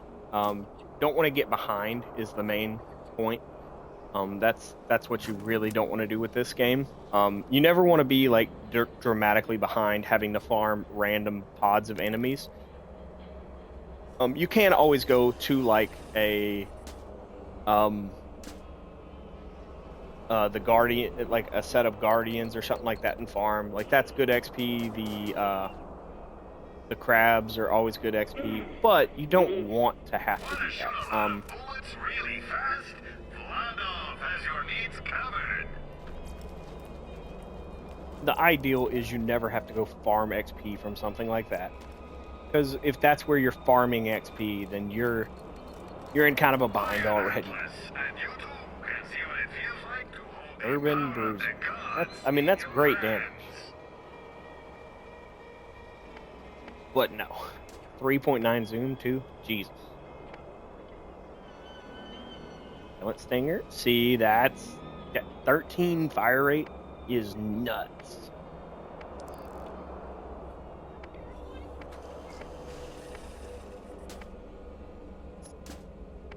I cannot believe that we have not found a single masher yet. This is crazy. I don't think I've gone this long without seeing a masher in a very, very long time. Like, I'm not saying like you will never see this issue, but this is very outside the norm. And also just although I said specifically I do like to stick to shock, whenever I have a higher tier level artifact than shock, I tend to stick with whatever's highest level, just to kind of it's a bit better, a little bit stronger, obviously. Tends to work a little bit better for you.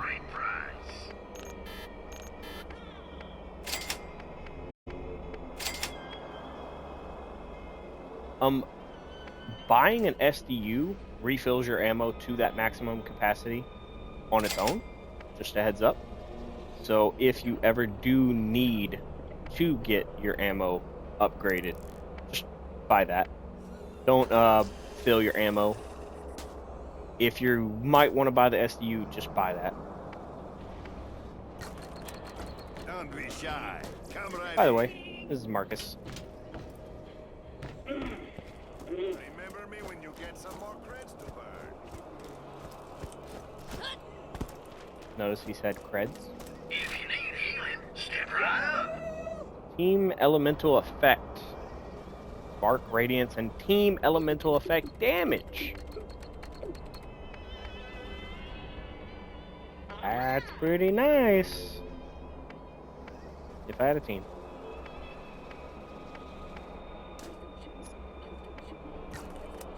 Yeah, just not gonna quite be what I need. And honestly, this...